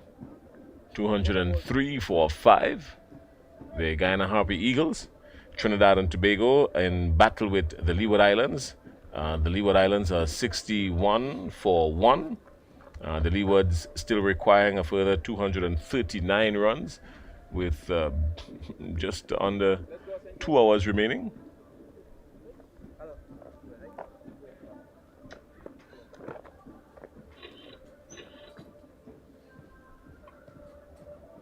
The field is spread here at the National Stadium. Alec Athenaeus going a little bit defensive, trying to stem the flow of runs. This will be my final over for a while in this stint.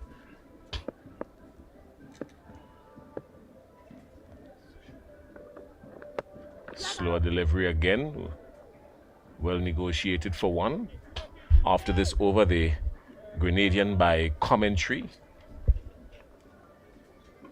We've got a citizenship by investment program.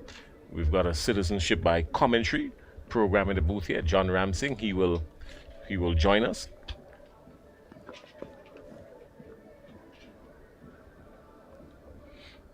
So I'm observing, Jason, that Passad has the mentality that he does not want, to be bobbed down. He's ever so often trying to ensure that very early he gets a single, and so in his mind, he knows, he's confident that he can bring this thing home. Good shot, just holding it back a little later. Just left to the man at point, and the right-hander Sinclair picks up a single. He has moved on quietly to 41. He's building a nice innings for himself here. You mentioned Passad. Passad is a thinking batsman, and Sinclair, in the meantime, crafting the 1s and 2s. So Sinclair's on 41, Passad is on 24. So a nice partnership building here. 64 runs coming from the partnership already. Yeah, this partnership could, really define where this game goes.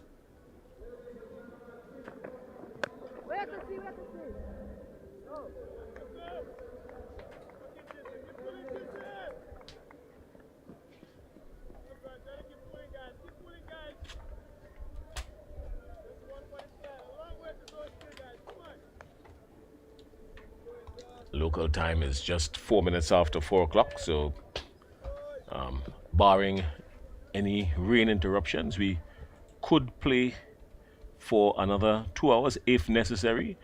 To our left, just to the northeastern region, we see some dark clouds coming over.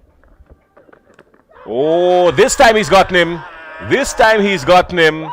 You could have heard the tick from all up the way in the Granitang Mountains. This time he got him, and Persad comes to an end, flashing outside the off stump at a ball that was lifting, and the wicketkeeper Walcott making absolutely no mistake.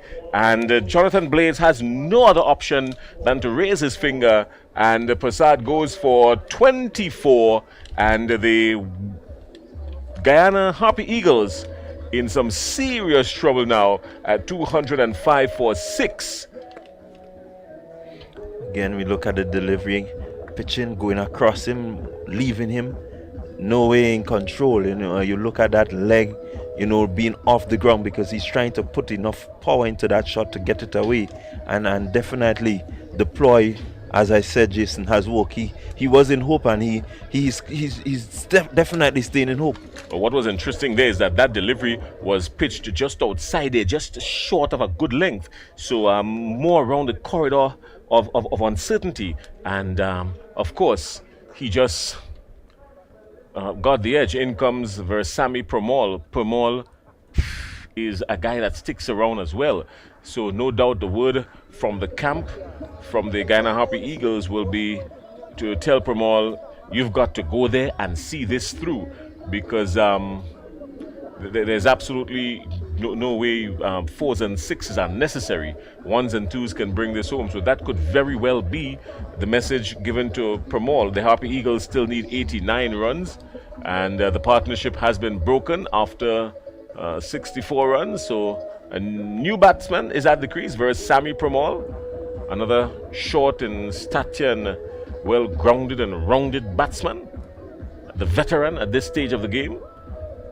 He's been around, and if it is one thing he knows is what is required, he understands the game in its present context. And one of the things that they'll be looking at too is the weather.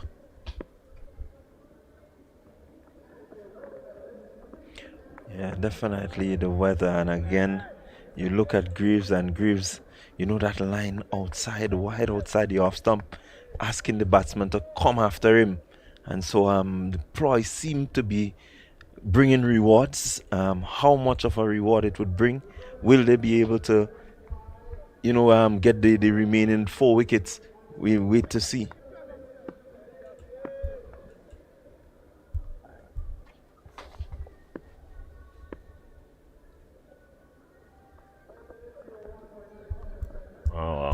Slow delivery, and Greaves picking up the movement of the batsman, walking across his stumps long before the ball was delivered. That brings up the end of the over. 205 for 6. The Harpy Eagles in some serious points of concern now, as they still require a further 89 runs for victory, and the Harpy Eagles in a spot of concern. John Ramsing is here, and some comments from Clyde John, and then John Ramsing will take us through the next 30 minutes or so. Yeah, so again, very interesting position of this game. We know Permol, he stuck around, got some runs in the first innings. He will fancy himself to remain out there and ensure a Happy Eagle victory. Kavim Hodge might have something else to say.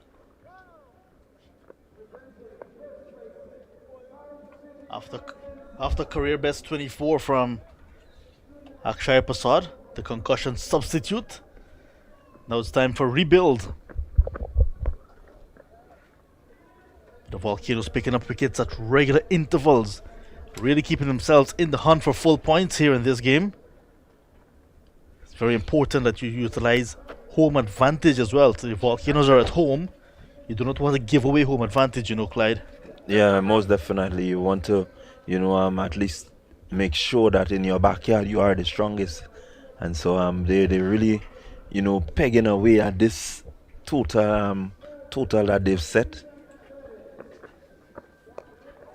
Trying to ensure that they take regular wickets, and they've been doing a good job at it so far.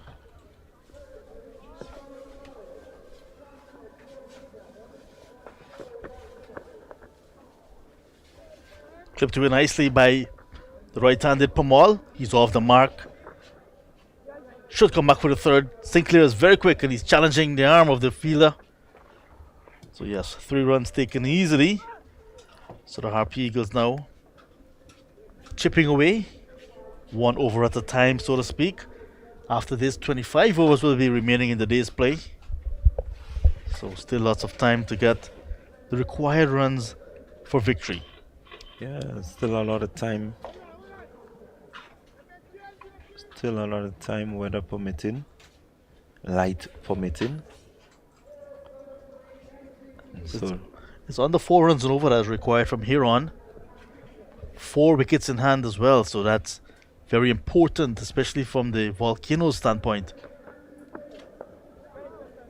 yeah, very important. You will want to get these remaining 4 wickets. To have your victory. You will not want them to stick around and draw that game after reaching so close. Another wicket here could be,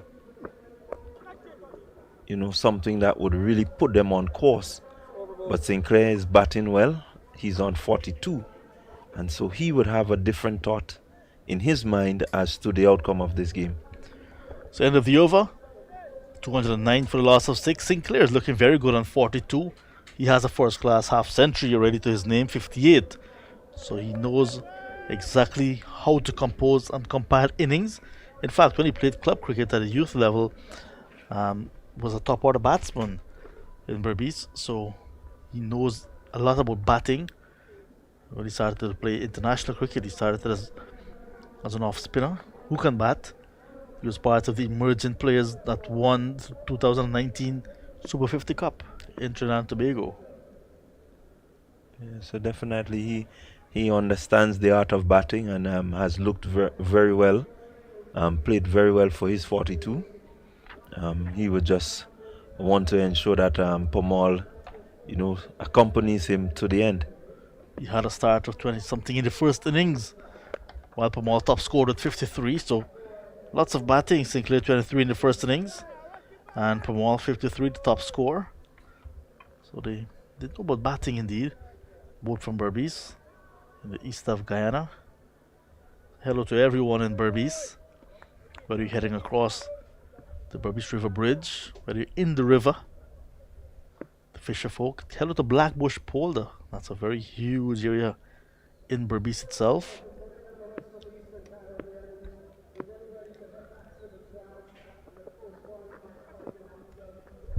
Just walking across his stump like we saw him doing in the first innings, Pamal. Was trying to get closer to that ball and also exposing his stumps. Yeah, definitely trying to get close to the delivery from Graves. Graves is just trying to make sure that he draws him into that shot where he's off balance, not much control, the feet trying to get across. So it means that he would be on the move while playing that shot. So good tactic by Graves. Hopefully it will bring another because it has already brought success. It fell short of the keeper. Looks like it was the under edge. Graves with a 5-wicket haul in the first innings. Working up some pace here late on day number 4. Again, we will have a look at that one because it was very close to being a wicket. You can see the wicket keeper and first slipping captain Anthony is getting excited. As we look at it there now, going across again, as we say, reaching for it and just happen to get that on the edge, carrying it down, and as it bongs before the keeper. The keepers are having really good games. Both wicket keepers with lots of dismissals. That one almost chopped on. Bramble had 5 dismissals in the second innings. And now we're seeing Walcott with 3 already in this innings. So they both of the glove men doing very well in this game. Yeah, it tells you that the bowlers have bowled some really good lines and length. Getting 5 catches coming to you, it means that the bowlers have done a good job also. Yeah, Walcott had 3 as well in the Guyana Harpiga's first innings, while Bramble had 2. So yes, showing that they're very important behind the wicket. Not only taking the catches, but saving some runs. That's driven nicely by Pamal. Still on 3. So the Guyana Harpy Eagles second innings looking to get 294 for victory. Hemraj retired hurt yesterday and then was replaced today by Akshay Prasad. Hemraj, before he was hit on his head, had 3. Nandu today, 60 to go with the 100 in the last game. Imlak 25, Savory 7, Johnson 40, Bramble 3, Akshay Prasad. The concussion substitute 24. Steers it past the feet at backward point. So he will keep the strike at the start of the new over Pramal. 110 now for the loss of 6. Some 84 runs still to go. Yeah, 84 with a lot more deliveries. Again, no need to panic. Happy Eagles, they can take their time and just ensure that they pick up the ones, the twos, and really make that push towards the victory. Definitely Volcanoes will want to pick up some wickets. They will not want to be on the losing end of this game, and so their work and their strategy will have to be spot on. Hodge will continue. We saw some spectators passing the brown bag around. The goodies aren't there. Here's Hodge again. Pramal long forward, killing the spin. What's in that bag? With your local knowledge. I think it just might be some maybe fries or something that they've pushed this, maybe some KFC or something, and they're just making sure that they share. The breadfruit fries are very good over here, so maybe fries passing through. Yeah, there's actually some breadfruit up at the stands, Can get some fried breadfruit up there. How's that? And I think he's bold. Yes, he is bold. We were sighted for a moment, but Pramal playing over delivery might be the inside edge as well, and he is bold. Kavim Hodge celebrates in a big way his first wicket in the second innings, Hodge, but it's a big one as well. Pramal, the vice captain, who was bowled by Hodge. 207 now, 210 now for the loss of 8. Oh yeah, I'm definitely playing for a bit more spin, and that one it did turn, but it didn't turn very far, and it was able to knock off the off stump. Pramal goes, and so makes the game even more interesting. You have a batsman setting Sinclair out there. Will he run out of partners, or will the remaining two batsmen be able to hold their nerve and stay with him? So good going there by the Volcanoes. They're just sniffing ahead, hoping, and I guess they're wishing there now that they can keep this pressure. But I know, looking at Joseph in the first innings, he's no more with the bat, and so definitely they will have their work cut out. So here's some people out bowled by Hodge for for 4 from 13 balls. So Hodge really showing how much that wicket means to him and to his team.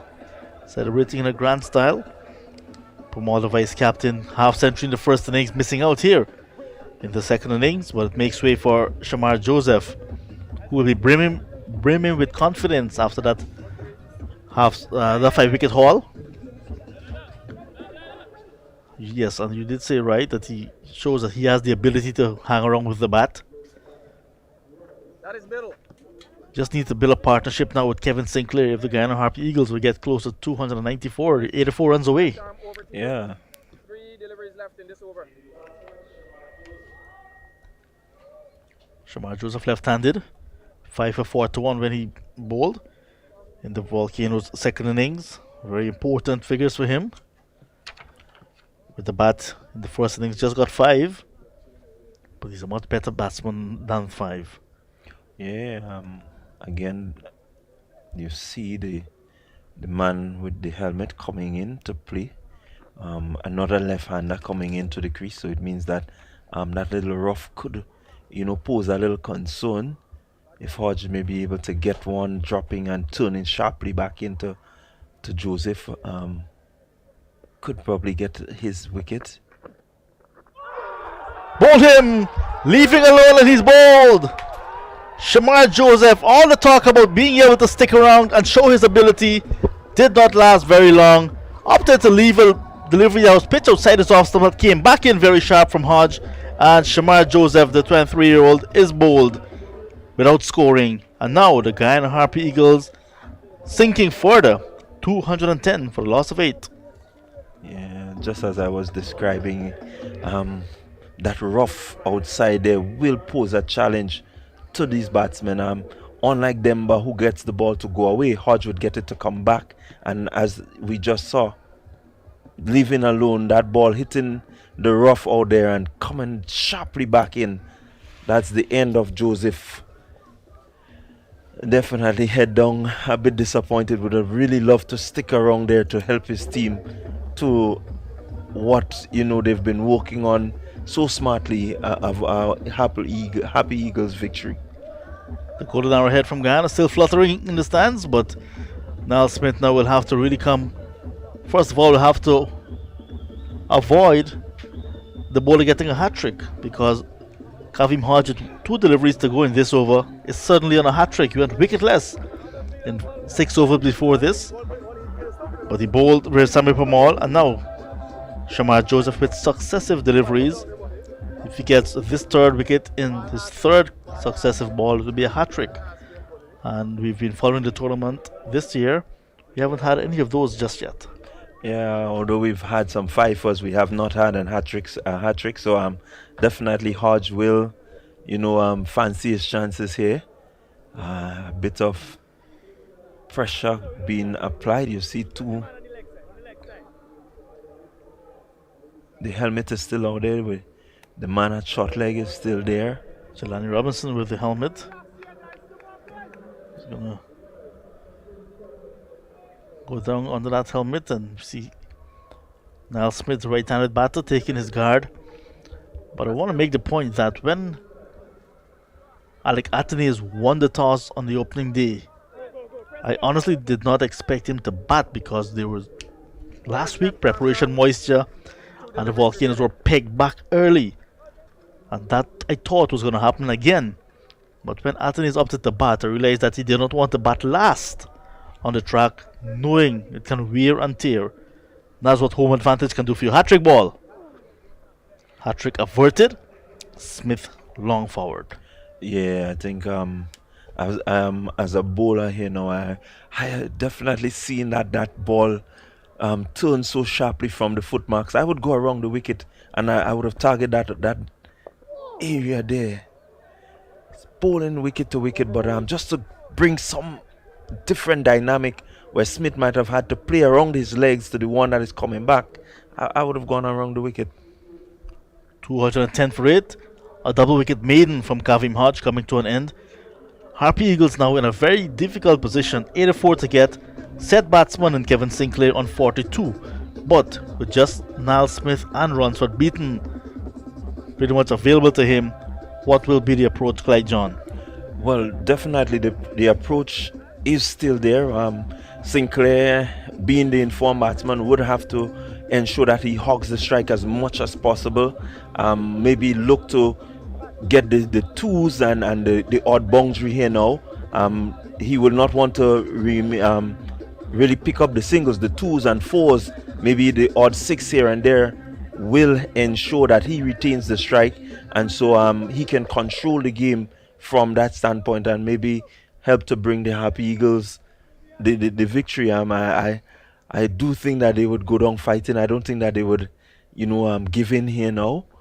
At least that's not the hope. But we know that the Volcanoes, they would try to ensure that they get a victory. Greaves 1 for 32 continues. So we're getting closer not only to the end of the game, but could be the end of the careers of some of these players, because not able to live up to the billing at this level, some may very well lose their places. Without calling any names, I'm sure some of them know who they are already. Yeah, definitely. Some of them know, based on if you go on performance and this is what you really want to use to judge, a place in the first 11. Some players know definitely that they will have to give way based on these performances. So while they may not be out of the team, but Yeah. they would have to give way to the first 11 because once you have a good bench, as we would put it in basketball, it means your starters must be working. Chipped away. And will take the single. So he's not looking to farm the strike here, Kevin Sinclair. But I tell you what, Niall Smith has a very good defensive technique. He can hang around. But as if he's gonna go for to play some shots, might be in some trouble. So it looks as if it's gonna be maybe a Volcano victory or a draw. Well, it certainly has two results to come. Looking at what Graves has done, I can tell you he will be asking Smith to play some shots. I do not see him pitching that ball towards the body of Smith, but asking him to go outside there wide again, hoping that he can induce an edge, maybe off a rash shot. So let's see how Smith, what's his intention, maybe.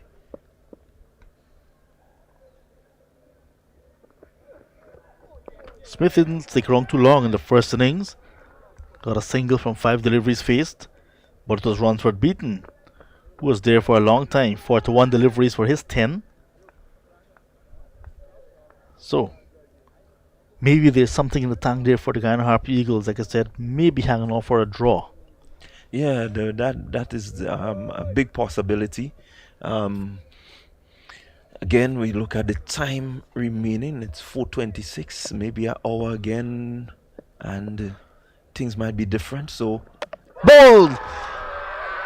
Clean bold. Justin Graves gets his second wicket of the day, and it's Niall Smith. Clean bold without scoring, and now the tail not wagging for the Guyana Harpy Eagles. They're looking down the barrel of defeat. 9 wickets down now for 211. Well bowled, Justin Graves. yeah, definitely. Ooh, there you go. That ball pitching and moving back. And you look at it from our monitors here, and definitely, if you look at your screen, you could have seen that ball. She tailing back in and pitching and still tailing in further in between bat and pad. Comprehensively bowled. Well thought out delivery there by Greaves. Really well thought out. He was getting that ball to move the other way a lot, and this one just came back. It swung a bit in the air and off the pitch. Very good delivery. Well thought out wicket by Justin Graves. At one time, the Guyana Harpy Eagles in their second innings were 205 for the loss of 5. Suddenly, 205 for 6. 210 for 7, 210 for 8, and now 211 for 9. So they've lost their last 4 wickets for 6 runs. Last 4 wickets for 6 runs. The Guyana Harpy Eagles. And like I said, two possible outcomes to this game: draw or the Volcanoes victory. And I'm going to change that to 1. You're changing to 1. The Volcanoes victory. Um, Draw out of the equation now. Still 83 runs required. Last pair at the crease. well, It will take a miracle. it will take a miracle, but if you look outside, while the area for rain seems to be clear, there is a bit of cloud cover. So you never know. So the heavens may open on the Guyana Harpy Eagles. Possibility just exists. I would love to see a game played Nah. to the end.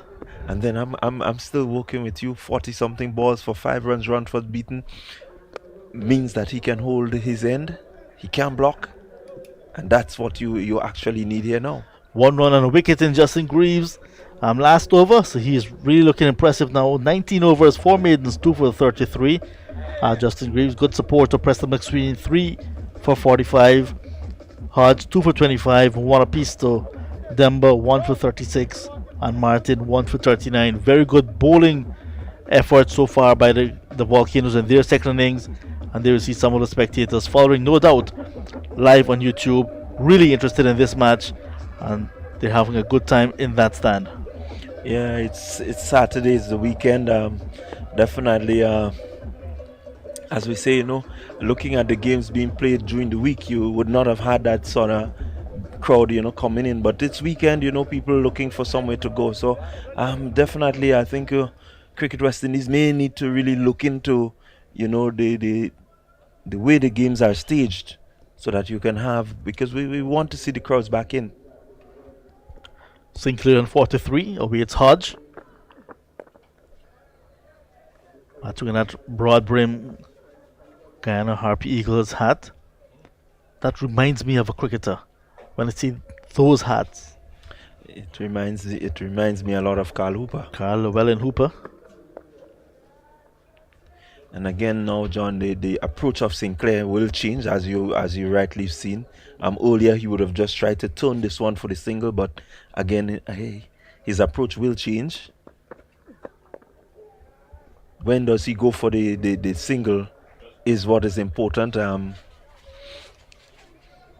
5 overs after this before the final hour of 15 overs. So lots of time still. Slower delivery, well bowled, Kavim Hodge. And I can understand why Hodge is into the attack, because of the number of right-handers he got to bowl to. Because the left-handers for the Guyana Harpy Eagles were pretty much at the top of the order, when Demba would have been a little bit more effective. But now Hodge is called upon, and he's doing a very good job.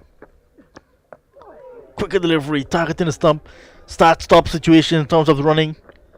In the end, runs for beaten, gets home. He's a fast bowler, should be able to run fast between the wickets as well.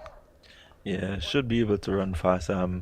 Maybe his deliveries might be faster than him, but he should know how to, especially when you have to sprint in as a fast bowler to get that momentum into the wicket. So definitely he would understand running fast, but he will not want to run fast from the stumps. He would want to ensure that he blocks everything that comes his way to give the Happy Eagles an opportunity maybe to pull out a draw.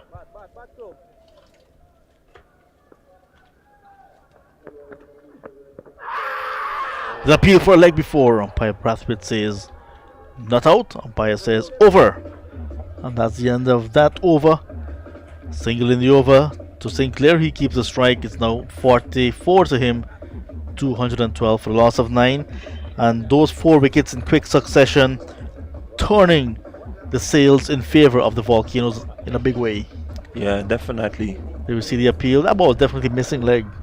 Yeah, definitely not turning much. Maybe, if he could have gotten it a bit straighter, then the appeal the umpire might have considered. But as it stands now, the Volcanoes, their tails are up. They're looking to pull out a victory. They've worked a bit,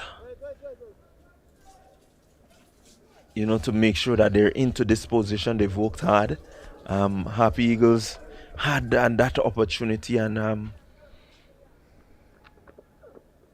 now they're staring down the barrel. I think it will take a lot for them to really draw this game, but at the same time, the Volcanoes, they must keep their foot on that pedal and make sure that they speed their way into it. They do not want to have too much of a lag, and the weather may be coming into play and all sorts of things. So they definitely will want to keep that pressure and that momentum. Barbados Pride already completing victory in this round. Looks as if Leeward Islands Hurricanes and TNT Red Force may play to a draw. And this game heading into the wire right now. 212 for a loss of 9. The Guyana Harpy Eagles set a target of 294. 82 runs away. So this is the last round before a break. Round 3 will begin on the 15th of March. Trinidad and Tobago Red Force will lock horns with the Guyana Harpy Eagles. Jamaica Scorpions will take on the Windward Islands Volcanoes. Leeward Islands Hurricanes will take on Barbados Pride. 1 week later will be round number 4.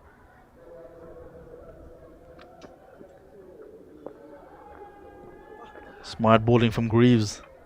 Just hiding that ball outside the off stump. Sinclair not able to get to the pitch. So round 4. TNT Red Force against Barbados Pride. Guyana Harpy Eagles against Jamaica Scorpions. Leeward Islands Hurricanes against the Windward Islands Volcanoes. Round 5, the final preliminary round in this year's tournament. March 29 to April 1. TNT Red Force against Jamaica Scorpions. Guyana Harpy Eagles against Leeward Islands Hurricanes. Barbados Pride against the Windward Islands Volcanoes. Then we'll have champion a champion being crowned, whether it's going to be Barbados Pride again or will there be a new champion. We have to wait and see. So lots of time in this year's tournament. Second test, West Indies against Zimbabwe, begins tomorrow. And then after that, they go across to South Africa for all format tour. 2 test matches, 3 one-day internationals, 2 T20s. Lots of cricket for these players. You never know when you switch on your television set or go to YouTube who you'll be seeing playing cricket for West Indies or for their franchise. But lots of cricket, and that's what these cricketers have signed up to do. Yeah, definitely. If you want to be the best at what you do, you have to be out there, doing your job. So Clyde John, I just glanced across to my left and I'm seeing the ground staff going towards the covers. That is not a good sign at all for this match, because we know that light in the afternoon becomes a factor, a major factor as well, with play not going beyond 5:23 in this match so far. And then the ground staff usually take a minimum of 35 minutes to get the covers on and off, even if it's not raining for a long time, a minimum of 35. So we can really add another twist to this tale if it begins to rain. Edged and it drops. How is that? It is a big appeal. It looks as if it's going to have a consultation between the umpires, because it dropped. It moved from one player to the other. I get the impression the feel that second slip maybe just hit it on the half volley and it went in the air, and the wicketkeeper Walcott collected it. Let's have a look just to confirm.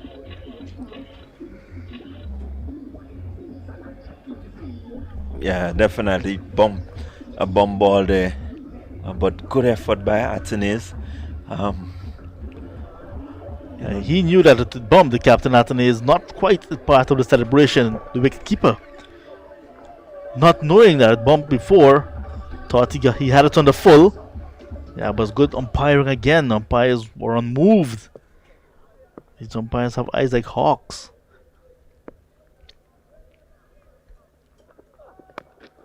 But it was a good delivery from Greaves to induce the edge, but dot ball to end the over.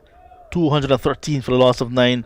The last pair hanging on. Sinclair is on 45 runs for beaten, yet to get off the mark from 3 deliveries faced. Yeah, very interesting. Very, very interesting. As I said, we do not want to take out the weather, but it's looking good so far. Definitely the Volcanoes will want a speed to victory, not take anything to chance. So this over, I think, from Hodge will be very, very important. So you see this field is spread, hoping that Sinclair will take the single and get beaten on strike.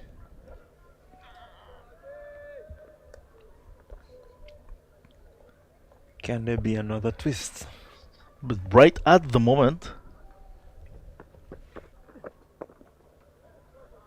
the ground staff, they're close to the covers. Maybe they're getting close to watch the match as well. Could be getting a better vantage point. That's in the south. That's overlooking the Cemetery Hill. Good defense from Sinclair. Sinclair's calling him as Carlo in the cricketing circle. Last year, while making his debut for the West Indies in one-day internationals against New Zealand, there was an incident. He grew up with his grandfather, and his grandfather left his home to go watch his grandson make his debut. And while watching that game, he got a message saying, "Big Carlo, your home is on fire." He said, "Leave that. My grandson is playing. That's gone. This is the future." Well, very brave, very brave of him. That support for his grandson is unwavering. And upon return, his grandson pledged to build a brand new home for his grandfather. And now I'm sure Big Carlo was watching this YouTube feed from his brand new home. Big appeal, umpire Gregory Brathwaite. How is that? Not out, as you can hear umpire Brathwaite saying. And these are anxious moments, especially for the Volcanoes. 214 for the loss of 9. Let's just look at it again. Delivery quite full. Oh, pitching just the wrong leg stumper. Not enough time for it to turn back to hit the wicket. Maybe if it was a little shorter and it could have gripped a bit. But definitely that angle will carry down. When the ball hits, you are seeing middle and off stump. So definitely it will miss the leg with the angle. So good umpiring again from Brathwaite. Umpire Brathwaite, the international, continues to have a good game along with Jonathan Blades. 214 for 9, but definitely some anxious moments. I can understand why the ground staff getting close to the action. They want to see what's happening. Greaves to continue.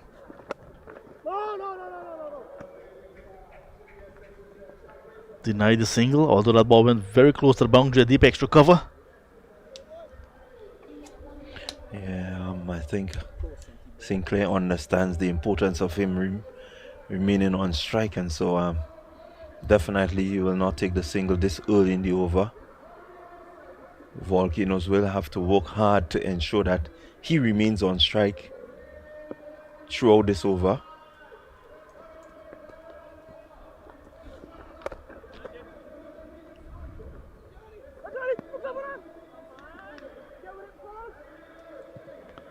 So Jelani Robinson, slight misfield, a little bit of fumbling, but the batters are committed to remaining firmly in their ground.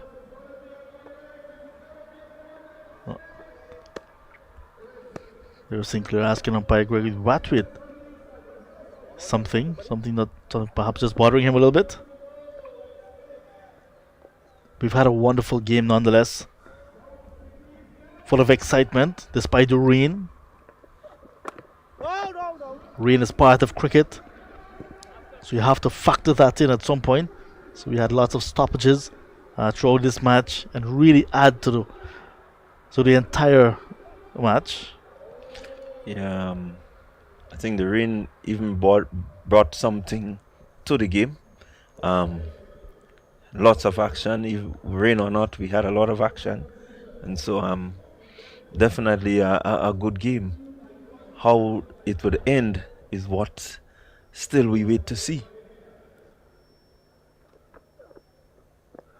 Game watched by Vice President of Cricket West Indies, Dr. Kishore Shallow. Persons from the Windwards Volcanoes, including President of Grenada Cricket Association, who is the host. We also had Dominica Cricket Association President in the house, Glenn Joseph. Miles Bascom, Technical Director, Windward Islands Cricket. So some of the big names as well, because it is a big, important occasion. Cricket returning to Grenada. The Volcanoes in a very good position now to win this game.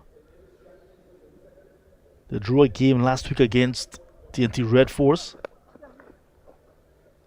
Gone are the days when you just show up to a first-class game against the Windward Islands side and know that you're going to be leaving either with first innings points or maximum points against the Windward Islands Volcanoes.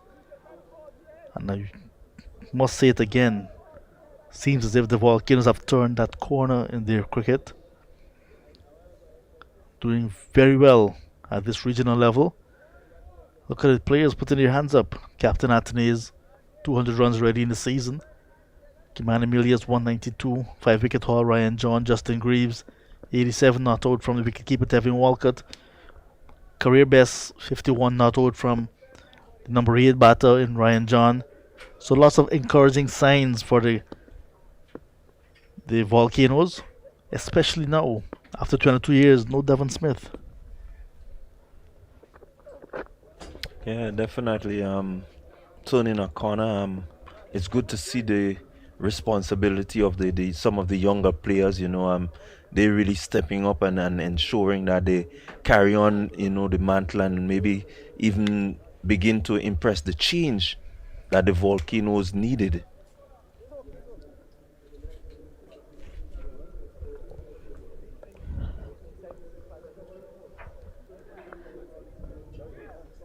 So 3 overs to go before the final over of 15. So 18 overs overall, still to be bowled. So umpire Brathwaite just giving Kavim Hodge a little bit of advice maybe. Running away from the wicket. What is he telling him? What might be telling him? Yeah, I think he's just explaining to him the timing remaining and maybe the light as it fades and so on. Might be that last decision. That was a big appeal for a leg before, 2 runs for beaten. Also possible. Justin Greaves leaving the field. And he was also telling the umpire that he's struggling, so he's going to go off. Greaves doing very well with the ball. 21 overs, 4 maidens, 2 for 35. Asks lots and lots of questions from the River Road end, picking up 2 very important wickets. That of Akshay Prasad and Niall Smith.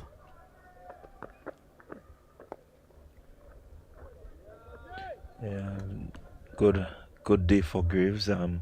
Bowled really well, ensured that he kept the pressure and able to penetrate just at the right time. 215 for 9, top score so far for the Guyana Harp Eagles. 19-year-old Matthew Nandu. Leon Johnson, the captain, made 40. This one is in the air, chipped away. Could it be the half century for Sinclair? It is the half century. 4 runs to get it past 50. It's now on to 51, and he punches the air. 51 from 82 deliveries for Kevin Sinclair, and that is his 6th 4. Well played to the young man. 118 minutes of batting, almost 2 hours there at the crease. Yeah, well played, Sinclair. Really, doing a good job for the Happy Eagles. They lost some quick wickets, while he was there, but he kept his focus and ensured that he continues to fight. Came out, at a time when they lost some quick wickets, and so he needed to, consolidate. But he went on the offensive, and definitely, himself and Prasad did a good job in terms of rebuilding. Got to the crease with a score in 141 for 5. And he really needed to hang around. Time for a drink, gents. Time for a drink. Umpire Brathwaite over is called to 220 now for the loss of 9. The Guyana Harpy Eagles with Sinclair putting up a good fight. And Guyana Harpy Eagles 220 for 9, looking to get 294 runs to win. And if you do the maths, it tells you that they're 74 runs away from victory here on the final afternoon in fading light as the shadows continue to stretch across the Grenada National Stadium. Still bright. The Darbo Hills in the background. Lots of real estate in that area. Not sure how much it is, but I'd love to have one of those overlooking this beautiful venue as we welcome back local living legend himself, Junior Randolph Murray, MBE. Yeah. Junior, this game was at one time was dicey. Now it seems to heading in one direction. Yes, that's what I've seen so far. It's really really good. I think the working of bowlers are doing a fantastic job on this lovely flat pitch over there, bowling in the areas, putting the batters under a lot of pressure. And we can see Sinclair there fighting for the Happy Eagles also. So at least they're looking pretty well in the game. They're looking close to the finish line, but I think the batters will have more to say about that. 17 overs still to go in the day's play. Whether light will permit that, it's left to be seen. But at the moment it's very bright, and it is enough light for us to continue. Hemraj, he had to be replaced because he was hit on his head yesterday by Darius Martin. So he did not take part any further in the game. Went for 3, retired hurt then replaced Nandu, his partner, 60. Tiffany Mlack, 25. Savory, 7. Johnson, 40. Bramble, 3. Akshay Prasad, who replaced Hemraj, he made 24. Previous best at this level, 21. Pamal, who had a half century in the first innings, was bowled by Hodge. Next ball, Shamar Joseph, bowled by Hodge, no score. Niall Smith, bowled by Greaves, no score. There was a bit of a collapse there. 4 wickets fallen for just 6 runs. And good bowling by Preston McSween, 16 overs, 2 maidens, 3 for 45. Darius Martin, 12 overs, 2 maidens, 1 for 39. Ryan John, a bit on the board, you may say, 9 overs only, 2 maidens, none for 31. Justin Greaves, who just left the field, 21 overs, 4 maidens, 2 for 35. Demba, also on the board, 11 overs, 3 maidens, 1 for 36. And Kavim Hodge, 10 overs, 1 maiden, 2 for 32. All in all, it's been a very good effort by the Volcanoes utilizing home conditions effectively. Yeah, they utilized it very well. They bowl lovely in partnership. And one thing that is good in their favor now is 1 over to the new ball. 79 overs gone. Oh, yeah. The new ball is due after this over, so I think skipper Artenez wouldn't waste any time in taking that new ball and wrap it up. That's a very good observation from the Ninja himself. Yeah. How did you get that name, Ninja? I'll leave you to answer that, and then you'll have Jason Skeet joining you. I think I got the name Ninja probably because of my quick movements behind the stumps, standing up to fast bowlers, looking for stumpings. It was something I love doing, and it paid off in the end. And probably to my fantastic catches behind the stumps. I think that's the reason why I got the name Ninja. Well, the name Ninja, Johnny, came even before he made the West Indies team. One of our local Calypsonians here, Adrian Persuader Thomas, who is now a Minister of Government, who was also a prolific Calypso writer, wrote a song entitled Selectors Call Him Up. And we still believe somewhere in the region that that song traveled throughout the Windward Islands and the greater part of the Caribbean. And so it aided in putting a little pressure on the selectors to take a deeper, further, faster look at Junior Morian. So that happened, and now this is happening. The Windward Islands Volcanoes on the verge of what would be no doubt considered a historic victory. They played the entire season last year without picking up a victory. Winning is a habit. So once you get into that frame of mind and you get into that habit, it can continue.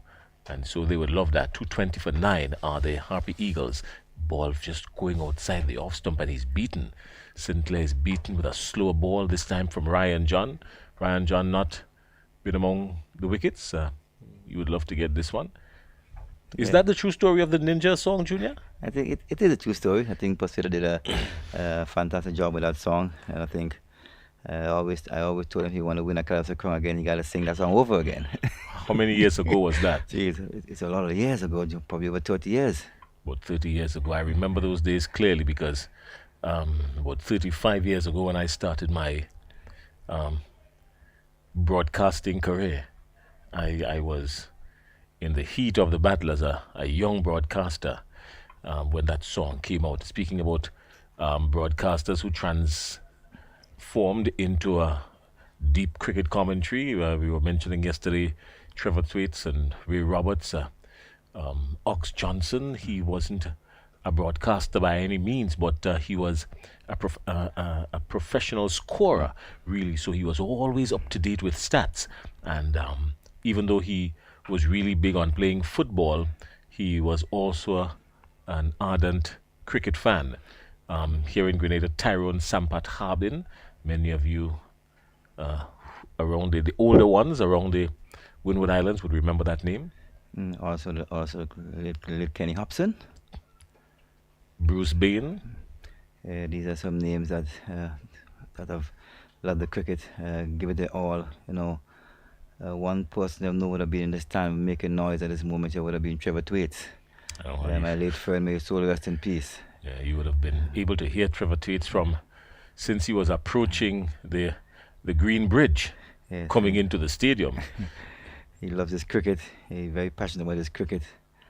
And it's a pity he's not around to really enjoy this game at the moment. Trevor Thwaites from that historic village that we were speaking of, Johnny and Junior, Montgelou. Ryan John with the final delivery of this over to Beaton.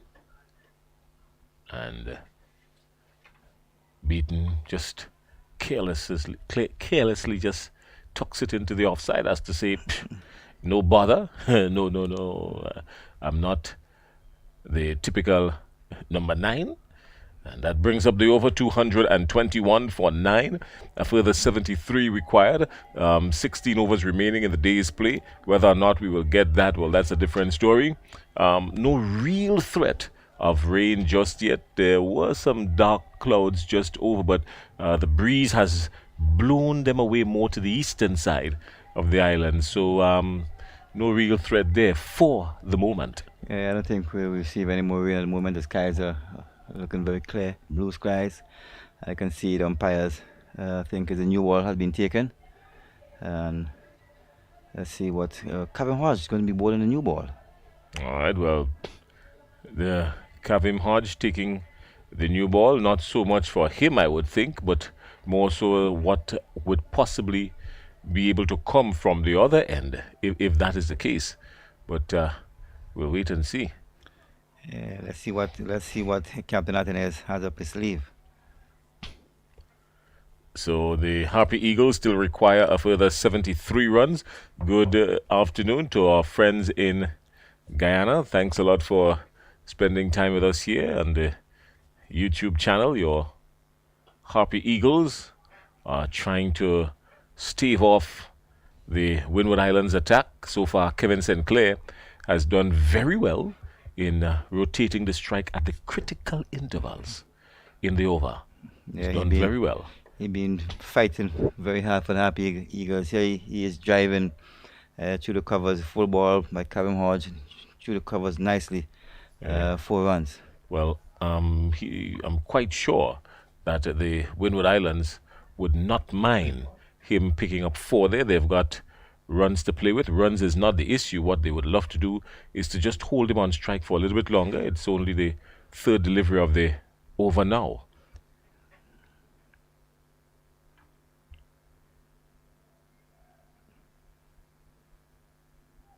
Yeah, so our friends in Guyana, thanks a lot again for loaning us John Ramsing. He has been nothing short of magnificent. Is there another word to describe him, Jason? Heroic. I think he deserves all the good names. He has done a fantastic job up here at the box. Mentorship. Mentoring us. All the adjectives that we can find to describe him. Positive adjectives, mind you. Very positive. He has also enjoyed a lot of the Grenadian cuisine. He has had himself the seafood oil down. And for those of you in Guyana, pay attention to the oil down you see and the photos you see from Grenada. From Grenada. I want to add that in. From Grenada. Good work there in the field in mid-off. Preston McSween diving to his right. His left, sorry. His left. He's done a lot of work today, hasn't he? Yes, he's a senior fast bowler, vice captain of a team. He's showing what it's like to be in the leadership role, the lead from the front. That's a smart delivery there from Kevin Hodge. Just pushed it wide of Sinclair, making him having no chance really of getting it. So now that opens up the door with the new ball, because it means now that Ransford Beaton will have to face the music, and the music will come from the River Road end. Seems like Ryan John. It looks like Ryan John. Yeah. Ryan John will have some loud music coming down at Ransford Beaton. So this is some good technical smart bowling here from Kavim Hodge, just pushing it wide of Sinclair so that he has no further part to play in this current over. He's there on 57. Ransford Beaton is yet to get off the mark. Some tense moments here now because the inner circle has closed in, and just 3 men really on the onside. A very short mid-wicket. There's a man at mid-on and a man down on the fine leg boundary. Everyone else is really on the offside, packed around. So really looking to put Beaton under some pressure here now. The Windward Islands, they smell blood, and they will go for it, Junior Murray. Yeah, I think so. I think Ryan John, he has 10 overs for 32 runs, 2 maidens. I think he would like to join the other teammates and put something in the last column. Oh, this one is just turning into the batsman and letting him off the hook. This one just coming through and just drifting down the leg side. And Beaton more than happy to offer the leg byes, get the leg byes, and just move off strike and say, Kevin Sinclair, she's all yours. Yes, he's going to take the strike nicely there, Ryan John, train on the leg side a bit, making it a bit easy for Beaton to just walk him around the corner and bring back his senior batsman Sinclair on strike. But I think Sinclair will love. 226 for 9. Ryan John will continue from the River Road end. Tense moment. It's like Tanti Merlin, the Oval one-day cricket style now. Oh, naughty shot there from Kevin Sinclair. Was following it like something with a huge magnetic field, and Ryan John lured him into looking for something that was never there, really. Yes, he's Sinclair, like he thinking about using his feet coming on the wicket a bit to Ryan John, and Ryan John getting this one to out swing nicely into the gloves of wicketkeeper Walcott. So, no doubt the Windward Islands Volcanoes looking to pick up the victory. Wouldn't get the wicket with a ball that was always going down leg. Yes. So you'd want to consider just coming in a little bit more and engaging the batsman, making him play a little bit. His body line on the leg side. Sinclair tend to use his feet. He tend to be chipping into Ryan John. Probably Ryan could think about giving him something upstairs to keep him a bit quiet at the moment.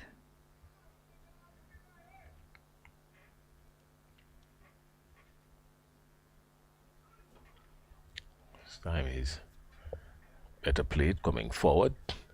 That will leave Ransford beaten to negotiate a pair. Junior Murray was saying Ryan John should look for something, ask a question somewhere by the bow tie area. I think his brand new ball in his hand, running in hard at number 11. I think he should give him a check and see what he's made up of. All right, check the air pressure in his tire. Well, Ransford beaten will face the music. And the bow tie area coming into effect. More of the top hat, really. I think Ryan heard what was said. He gave him a check, bunks a bit over his head. Well played again by Beaton. Need to get it lined up properly. Well, with the bouncer coming into play, just maybe we might see Ryan John looking for the Yorker now. It's always a smart ploy by the fast bowler. You shake the batsman up with the bouncer and then you look for the Yorker. Let's see what will happen here. Oh, yes, but this time it was angling down the leg side. So, yeah, Kevin Sinclair will hold strike. That brings us to the end of the over. Ryan Ransford beaten, stays there. He's on 1, 227 for 9. Time not really an issue just yet. The weather not really an issue just yet. And I'm using the word really in inverted commas here. But the Harpy Eagles are 67 runs out. And the Volcanoes are 1 wicket out. And more fast bowling. Yes. More pace now being generated. Coming from the Darbo end in Vice Captain Preston McSween. Good sign, good change by Captain Antonez. They're like a senior fast bowler. He's looking to clean it up and come out here with a victory today. Well, so far Preston McSween has picked up 3 wickets in his spell. He's into his 17th over now. He has 2 maidens for 45 runs, 3 wickets. So pretty decent from him, really. He's much better than this, even though those bowling figures are not bad. Yeah, I think he had a good day. I think he really enjoyed his day. And there he's starting hitting his length and line right away. He has the natural movement of a left-hander with the new ball, particularly.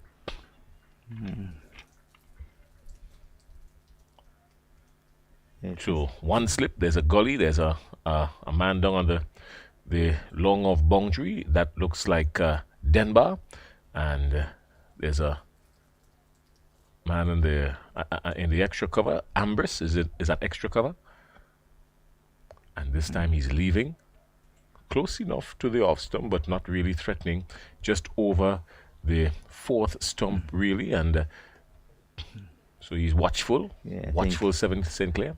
it's good bowling there by Preston. You know, he can get the ball to go both ways. So hoping that he will try and set up Sinclair. Two went away. Probably he'll think about bringing back in one. See what Sinclair's made up of. Is he capable of bowling the short one? Does he really have that consistently in his armory now? I think he has it, but I don't think he used it enough. And I think that now is a good time to give the batters their check. You are close to the finish line. You want to get a job done. Well, light not being the issue really, what you're seeing on your screen, because of the huge mass of the top of the stands, really, that creates a shadow that just comes halfway across the wicket. So no real threat of light really. He's chipping down.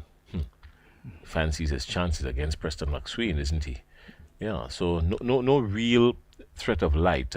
Just a shadow being cast, just coming across the ground, as you can see, but nothing to worry about really. Nothing to worry about. It's a lovely afternoon. The sun is out still in all its glory. Happy Eagles batters fighting along, trying to save this game, and working up both players trying to get a victory. Well, the only bowler who would have bowled more than Preston McSween would have been Justin Greaves. Preston McSween is into his 17th over. McSween would have bowled 21 already. Greaves would have bowled 21 already. McSween is into his 17th. So really the hard work being done by Justin Greaves and Preston McSween. Greaves has picked up 2 wickets for 35 runs. 2 wickets for 35 runs, 4 maidens, so he has been pretty tidy. Yeah, he's having a good game with the ball. He's hit his areas nicely during that period of this game.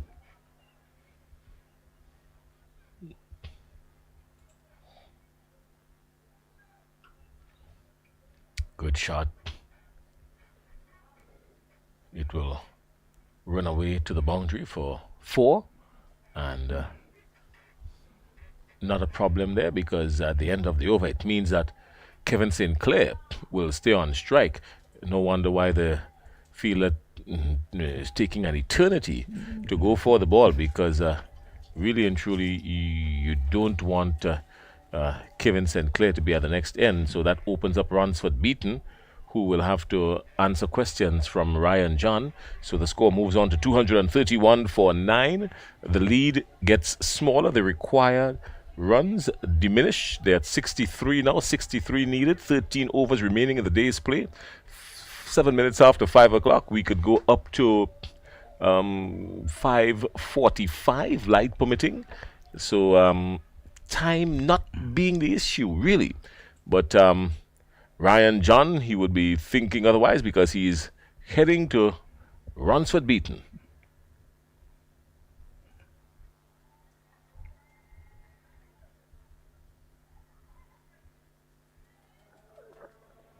Oh. That was just wide of the wide, and well, you see what happened there on your screen. Denbar deciding it's better to give up 4 byes than to have the batsman cross for a single. It's all part of the game. At least you want to be bowling to your number 11. Wicketkeeper did well to even get a hand on it. By down the leg side. Denbar just stepped over it for byes. I wonder if Walker to be happy with that. His byes against his name. But it's all for the team. Byes against your name or the team picking up a wicket, the byes wouldn't count. They wouldn't matter. Oh, and Beaton is beaten. And beaten badly, is he? Well bowled by Ryan John there, hitting that area nicely. Nice carry to wicketkeeper Walcott.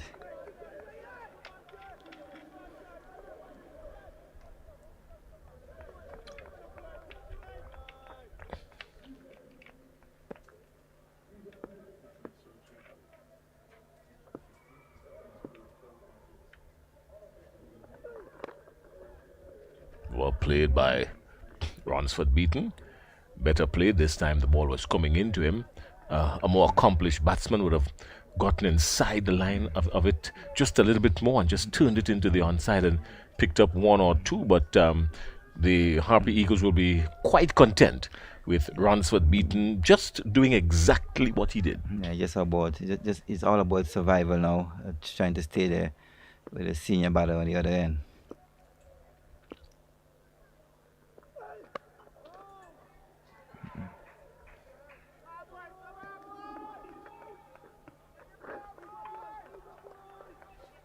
Some serious words of encouragement there being sent down to Ryan John. A lot really being expected of him. He has a lot of weight on his shoulders now because he has not picked up a wicket in this innings just yet, and he would love to do that. He wouldn't want to go wicketless, not in this innings.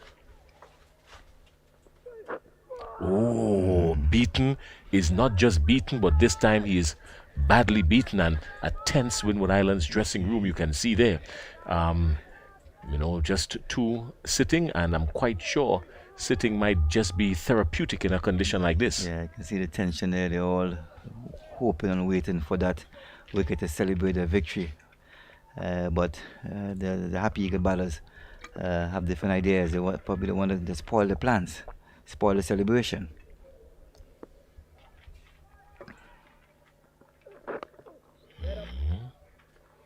Well, that brings up the end of the over.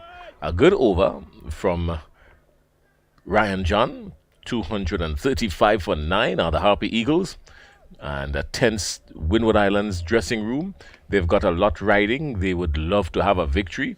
They've not had a victory in eons, really. And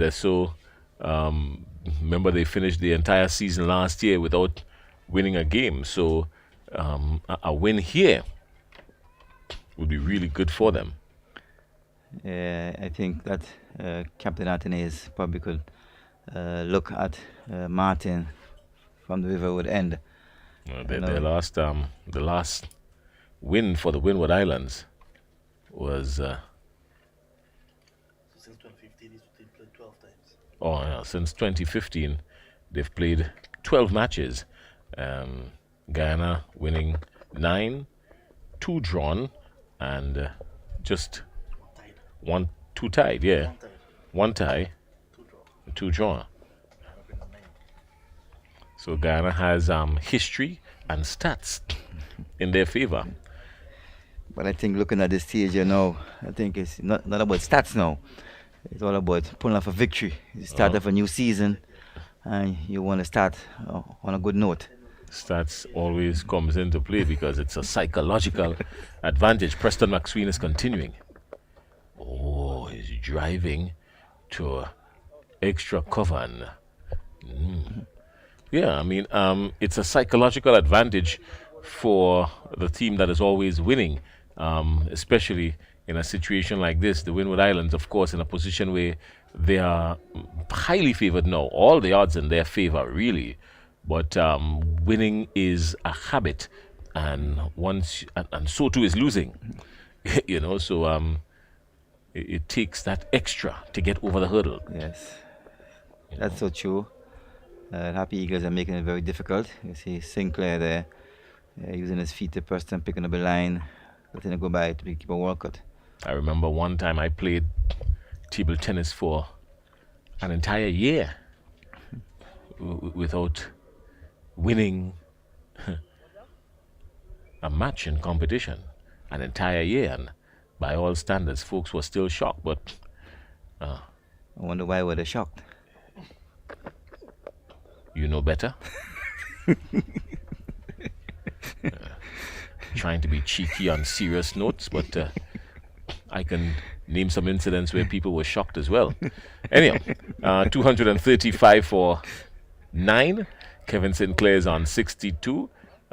He's really put his head down and had a good fight for the Guyana Harpy Eagles. He's not been carried away and looking to do anything outside of the ordinary. He has driven in his lane practically and not going outside of it, not left or right. He has maintained a steady, calm head. Kevin Sinclair He still has 2 more deliveries to negotiate from Preston McSween. What will he do now? He is probably thinking about looking for the single. Preston McSween keeps him there. We were just speaking about the short bow tie area from Preston McSween, and he showed us in the commentary booth that he still has it. Yeah, I think he knows when to use it. I think Sinclair now, who's having a lovely innings, he'll be looking for Singer here to get on to strike again. And during that process, anything is possible. You can get a quick run out also. So the fielders should be on the toes, looking for anything at this moment.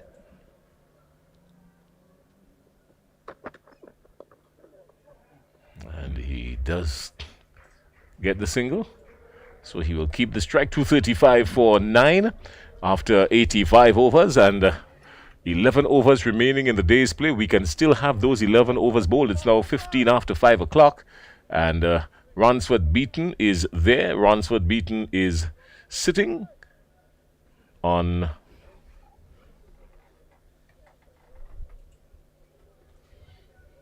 one.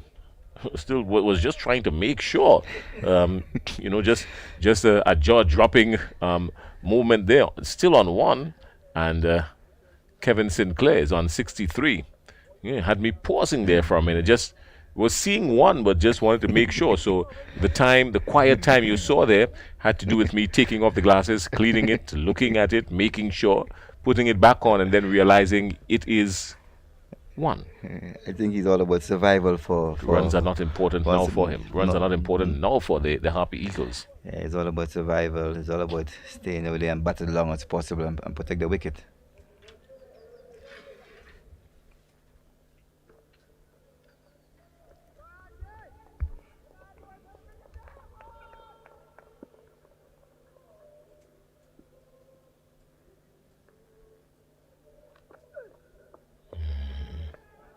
Shaping away.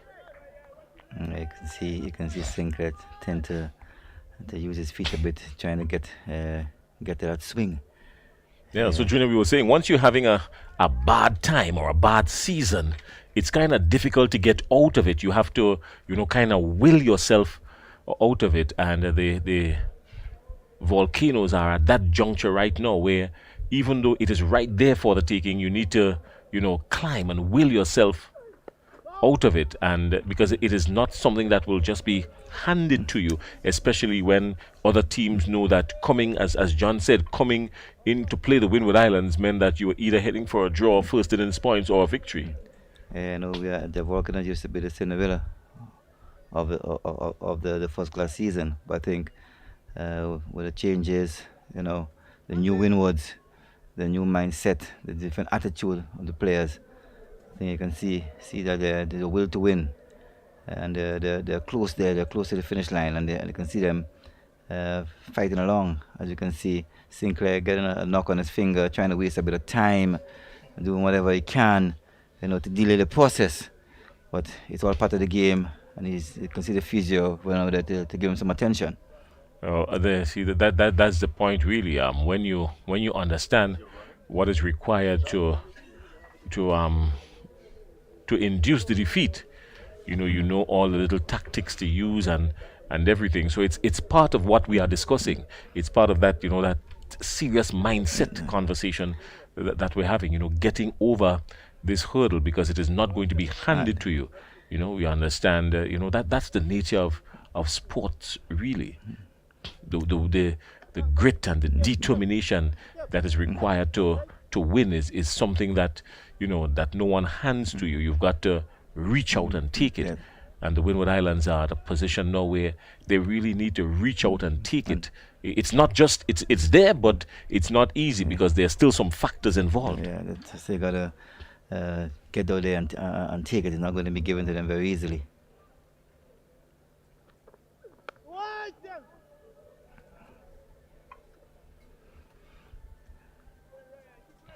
So Kevin Sinclair opts to stay on strike, smartly so. I think Captain Attenborough should be looking at his senior fast bowler in Martin to see what he can come and do with this pair of the wicket now.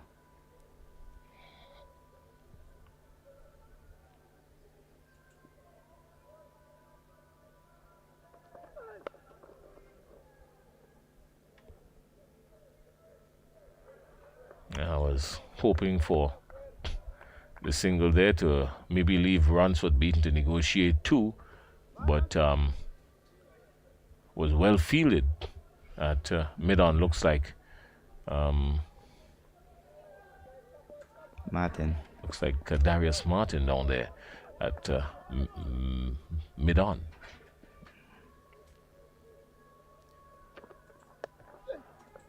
And this time he gets the single. So Ransford Beaton has one to negotiate, 58 required, 2-6-2-36 for 9. Good game going down to the wire here. Happy Eagle batters. They're not going to give it to the volcanoes like that. They're going to fight and fight, protect the wickets. And they're doing a good job at it so far. A nice little partnership here, Jason, of 26 so far.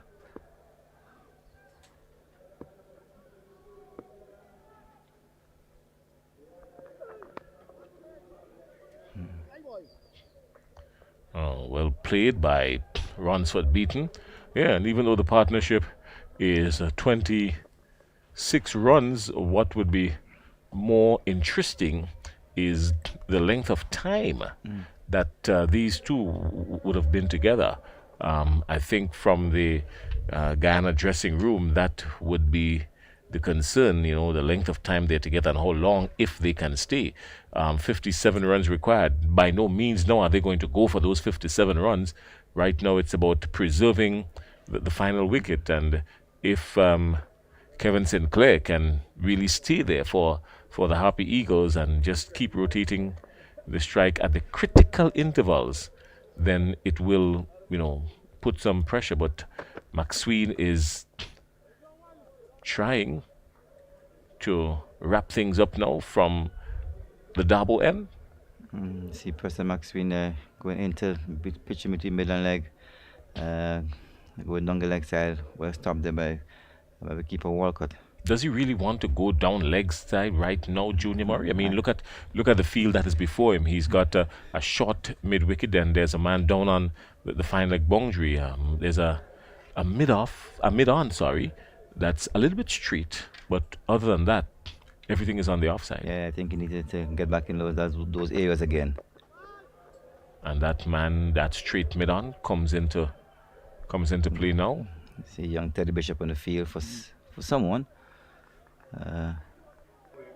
For Greaves, he's on the field for Greaves. Yes. Greaves, who left. I heard you talking about Greaves should be brought into the attack, but the only attack he will be attacking now is from the dressing room. He kind of limped off, seemingly groin. We're not sure yet. No word coming in, but he kind of gingerly walked off. So that might be some concern there for the Windwards camp.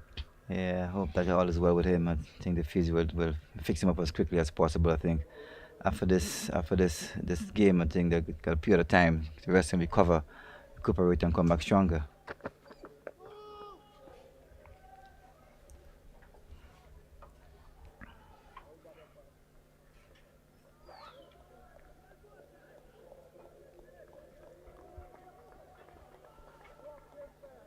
I think the rain interruptions has a lot to do with where we're at right now, because those interruptions yesterday, we had 11 interruptions yesterday in total in the match, 11 in the match. Yesterday we had about 8 actually, 8 interruptions yesterday, a total of 11 interruptions in the match, and that would have played a significant role, and also the time in getting the covers off the field more than anything else would have played a role, because a lot of time was lost in and between there. Yeah, a lot of time was lost, and I think it as I said, it had a part to play in what's happening now. But I think kudos to the work and the bowlers. I think they bowled well after tea and came back with and firing all cylinders.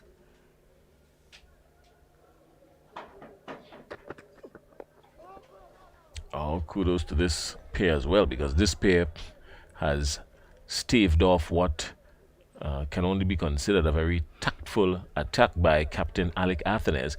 He has taken the new ball and brought on his quicks, but Kevin Sinclair and Ransford Beaton have been equal to the task for the Happy Eagles to this point. Yeah, I think Sinclair will be looking for a single here to get down at the other end. uh, and face for whoever fast bowler is coming on the other end. Well, the field is in, preventing the singles. McSween opts to go down leg side, nothing on it. So a disappointed Sinclair. You can see him just showing disappointment with himself that he didn't get at something onto it. And he is going to remain there on 64. It means that Ransford Beaton will be on strike, and Ryan John is already standing at the top of the bowler's mark, and he is going to fire down as soon as he has the opportunity. 237 for 9 are the Guyana Harpy Eagles, and time is not, well, time is the factor, really. Runs are not the issue. They still need 57 runs, but they're not really going to go after those runs, clearly. It is more of preserving this wicket. A little bit more from Junior Murray, and then John Ramsing will come in and take us home.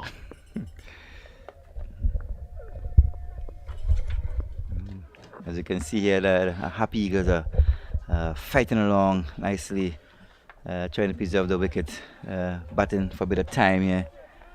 But I think Ryan John might have other ideas and trying to get a wicket here for his team and pull off what I think is a magnificent victory. Welcome back to the chair, John. Thank you very much, Junior. After this, just 8 overs to go. Whether light will permit, we'll have to wait and see. 1 wicket for the Volcanoes to create history. Got away movement.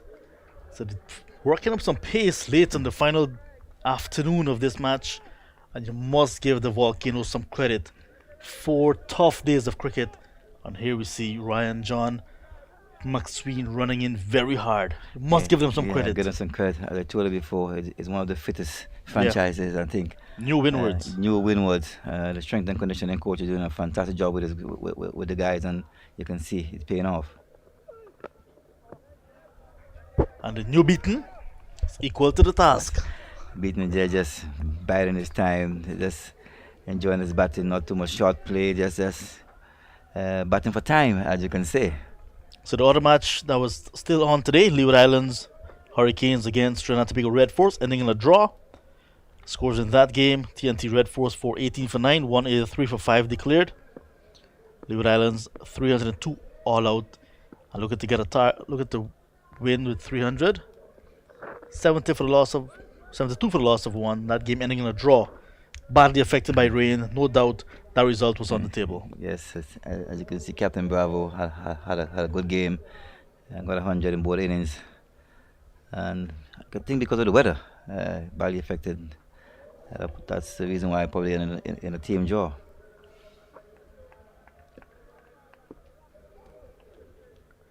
I was looking at some stats. Well, you can look back at some previous tournaments, the regional 4-day tournaments. And that's why I managed to share that bit of information with Jason moments ago. The last 12 times these teams met, Guyana won 9 times. 2 ended in draw. The last time these two teams played right here, that game ended in a draw. And then 1 game at Providence was an exciting tied match. So Guyana should have the upper hand based on stats. Yep. But at this moment, I think the Volcano was just there, trying to change it a bit of his stats there. But Beaton at the other end there is have other ideas. Survives another over, runs for Beaton. Still 8 overs to go in the day's play. Beaton they're hanging in there, not a shot being played, just walking the ball around the corner, just enjoying his batting. The man Sinclair himself just biding the time, 7 overs in the day's play. And they're really enjoying it and fighting hard for the country. Nice Saturday afternoon. Build up of spectators. Yeah, it's good to see some spectators in the stands. Yes, see some of the groundsmen, they're enjoying themselves in the stands there, and they're really having a good time. So I guess that's how Mashamani in Guyana started. Celebration after hard work, because they were pulling covers all day and doing a lot of work on the outfield. Now they're celebrating. They're celebrating. Mashamani on the 23rd of Guyana. Celebration after hard work. They're having their favorite drink. I wonder what that drink is. Tanya Nog. Could be. Preston McSween. I don't think it's Tanya Log. Tanya Log. That's I right. don't think it's Tanya Log, John. I think it's something hotter than Tanya Log. Mm. It's either the Clark's Court or the Rivers. Mm. These are two of the favorite drink you find out there on the streets these days. The guys love it. Native to Grenada, I must say. So, last 22 matches right here at the Grenada National Stadium. 8 wins for the Volcanoes, 8 defeats as well, 6 ending in draw. Oh, that one went over the stumps, very close. Nicely bowled by Preston McSween, hitting out lengths and ball in swinging back into Sinclair. He was equal to the task and taken behind nicely by the keeper Walcott. It was last year that a 10th wicket partnership held up the Guyana Harpy Eagles in Trinidad and Tobago, and then eventually they won by 1 wicket, the Harpy Eagles. So this time around, the last pair hanging on again. And they're doing a very good job of it so far. They're really, really fighting, and it's really good to see. They got together in the 74th over, and now it's the 89th over, so 15 overs of batting together. Not bad at all for the tail. Beaten, he's hanging on with his partner, who was all set and seeing the ball as big as it is. After this, teams will take a break. Round 3 will begin on the 15th of March. Short deliveries. He's trying it full, trying short, but still Sinclair not being able to really try to get that ball through. He's not able to get the ball through. Yeah, Preston is working very, very hard, hitting the deck hard. This late stage of the game, you can see lean, mean machine. Preston running in hard, trying to get a victory here for his team. But Sinclair is there on the other end, fighting for his Happy Eagles. Quick single. Chance for run out as well. Upon the resumption for round 3, TNT Red Force and the Guyana Harp Eagles will play. The Windward Islands Volcanoes will take on Jamaica Scorpions. Scorpions were badly beaten inside 3 days by the Barbados Pride. And then the Leeward Islands Hurricanes take on the Barbados Pride. So that will be upon the resumption in March. According to Dr. Kishore Shallow, plans are being finalized for some matches to be played in Guyana. So initially it was said that matches will be played in Trinidad and Tobago like it happened last season. So some adjustments can be made to that, and I'm sure everyone at home in Guyana looking forward to some first class action. You'll be there, John. Looking forward to that also. God's willing. God's willing.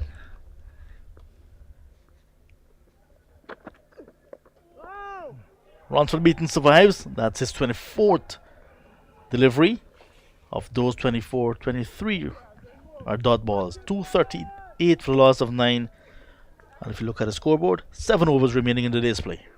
And it's really hard work by the Volcano bowlers, Happy Eagle batters, enjoying themselves, just fighting for their country. They're not going to give it up as easy. They're going to go there and fight, and they're doing a good job of it so far. When you look at the batting, Himraj had to retire hurt in 3, but look at the others. Nandu 60, Imlak 25. You can say quite an experienced player now, Imlak. Savory, second match for him, 7. Johnson, the captain, 40. Anthony Bramble, loads of experience, 3. Akshay Prasad, the concussion substitute, 24. Parmal, half century in the first innings, vice captain, 4. Shamar Joseph, second match, first ball duck. Niall Smith, fourth ball duck. So, some low scores there. Some low scores there. But good to see it beaten there. Fighting along with his senior batter in Sinclair. You're asking for Martin, here he is. Good to see Martin is back. He's senior fast bowler. Fresh, well rested for the day, and he should be able to come and give his captain at least a couple 3-4 overs of genuine pace.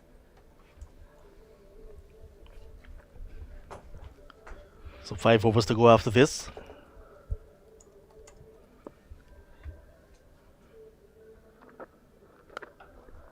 This one was pulled away nicely in front of square from a short ball that was served up nicely by Darius Martin. Sinclair helping himself to a boundary. Short ball outside of sub. And Sinclair just swivel on his back foot, as you can see it here now. Short ball, swivel on his back foot, and just pull him to mid wicket for 4. Good to see. The partnership goes up to 31. So earlier when we saw the roof of the stand coming across, covering the pitch, now we're seeing the opening between the seats and the roof on the pitch. So you're seeing some light now on the pitch. Some light on the pitch now, some light peeping through there at the moment. And with this exciting game taking place here. Yeah, the guys at Everest, they're really looking at this game. They're really looking with fingers and toes crossed, hoping for a miracle. Nice bounce and carry, but that's one thing, Junior Murray. The National Stadium here, the pitch remains a very good pitch. Look at that. Late on day number 4, nice bounce and carry. Yes, I think the Gunsman did a fantastic job. Chief Gunsman, Holas and his crew did a fantastic job preparing a good pitch, good 4-day pitch.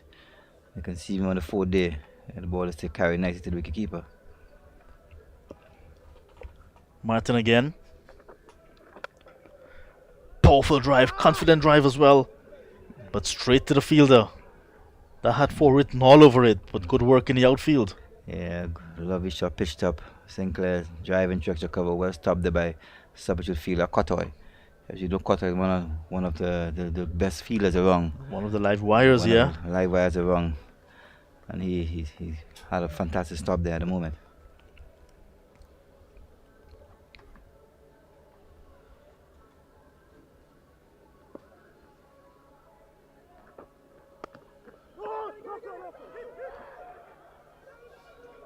Does not throw. Darius Martin could have easily had his man, but I wouldn't mind throwing at this stage. I would wonder why he didn't throw the ball Nothing to lose. nothing But to you lose really need there. a wicket.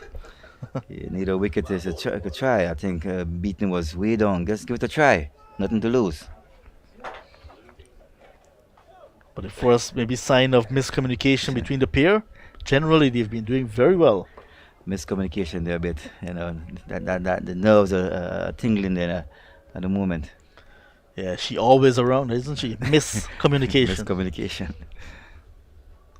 Sinclair on 69. This is a much better performance than the first innings by the Harpy Eagles. They got 169 in their first innings, 242 for 9.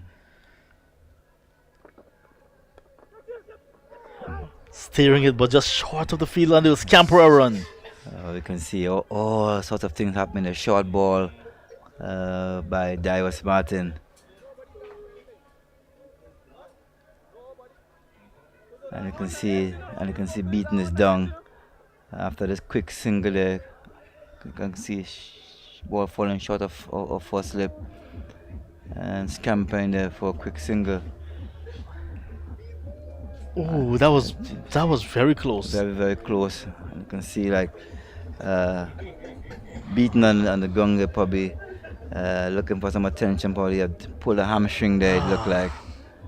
He's down. He's down. Could be genuine, could be trying to waste some time. We will never know. Umpire Gregory Brathwaite is right over the physio and Ransford Beaton supervising what's happened. I saw Gregory Brathwaite saying to the physio, "Do not come, nobody has called for you," but she's there. Angelica Holder giving Beaton some attention. Looks like his hamstring indeed. Yeah, he look at the hamstring muscle. He's a big guy, and you can see getting a bit of a stretch on the hamstring there now, and hope nothing too serious. Well, I'm not a medical doctor. I cannot say. Yeah, so I know the physio's there. She has the best seat in the house. The umpires are looking on very closely. So it looks as if he's in a bit of discomfort there at the moment. He But had as you to- said before, we don't know whether it's an injury or not, or just tactics to waste a bit of time. Yeah. So the top score so far of the innings, 70 from Sinclair. The target 294. Guyana had lots of time to get there, but the day badly affected by rain. Derek number 6, I can see the name now. Derek number 6. And some support for the visiting Guyana Harp Eagles. I can see the Guyana flag there is flying very high there. Johnny should be very proud of that colorful flag. The golden arrowhead. Right, so like I said, the top scorer so far runs Kevin Sinclair on 70, Matthew Nando made 60, Tevin Imlak 25, Leon Johnson 40, Savory 7, Akshay Prasad 24, Anthony Bramble, the wicketkeeper batsman 3, Pramal 4, Joseph no score, Niall Smith no score. Leaving it now to the number 11 batsman Ransford Beaton to hang on with Sinclair the all-rounder. With 6 overs still to go in fading light here in Grenada. Yeah, I see. As you can see, Beaton is up on his feet now, having a drink. Let's hope that he's fit and ready to go now. See, I can having a bit of some tablets there, probably to kill the pain. He should be fine. So McSween as well was supervising the repair work. He's eager to run in again. He's eager to run in. Probably having a few words with his fellow fast bowler Beaton. It is getting a bit dark now, Junior, but on the field itself, some of the light shining through still. Yeah, it's Dark in some parts. getting a bit dark. It's now going 20 to 6.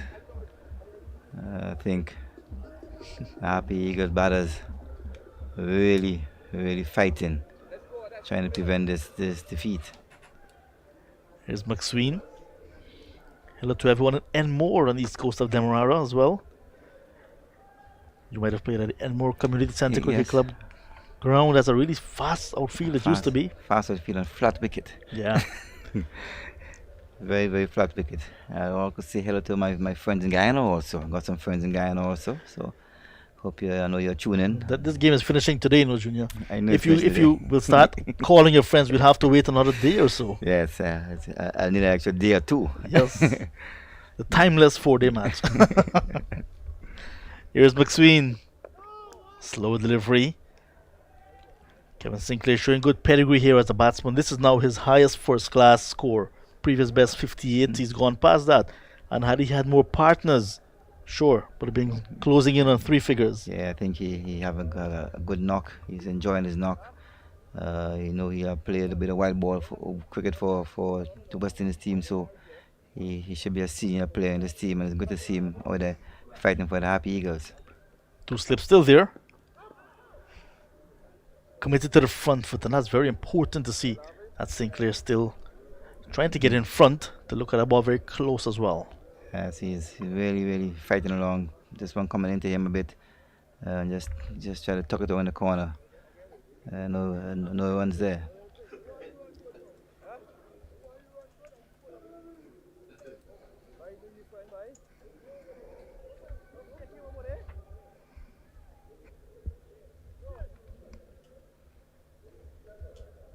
Tomorrow, West Indies and Zimbabwe. Looking forward to that one, Junior. Yeah, looking forward to that. And get up early and have a look at it and see the boys put in a good show again. Half-hearted appeal with that one. Missing leg. I can see that one going along the leg side. Close call there for Sinclair.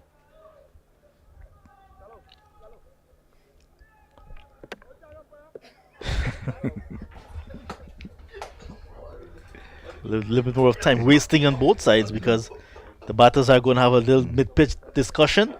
Then the fielder throwing down the stumps, giving the umpire some extra work. Both teams are hungry.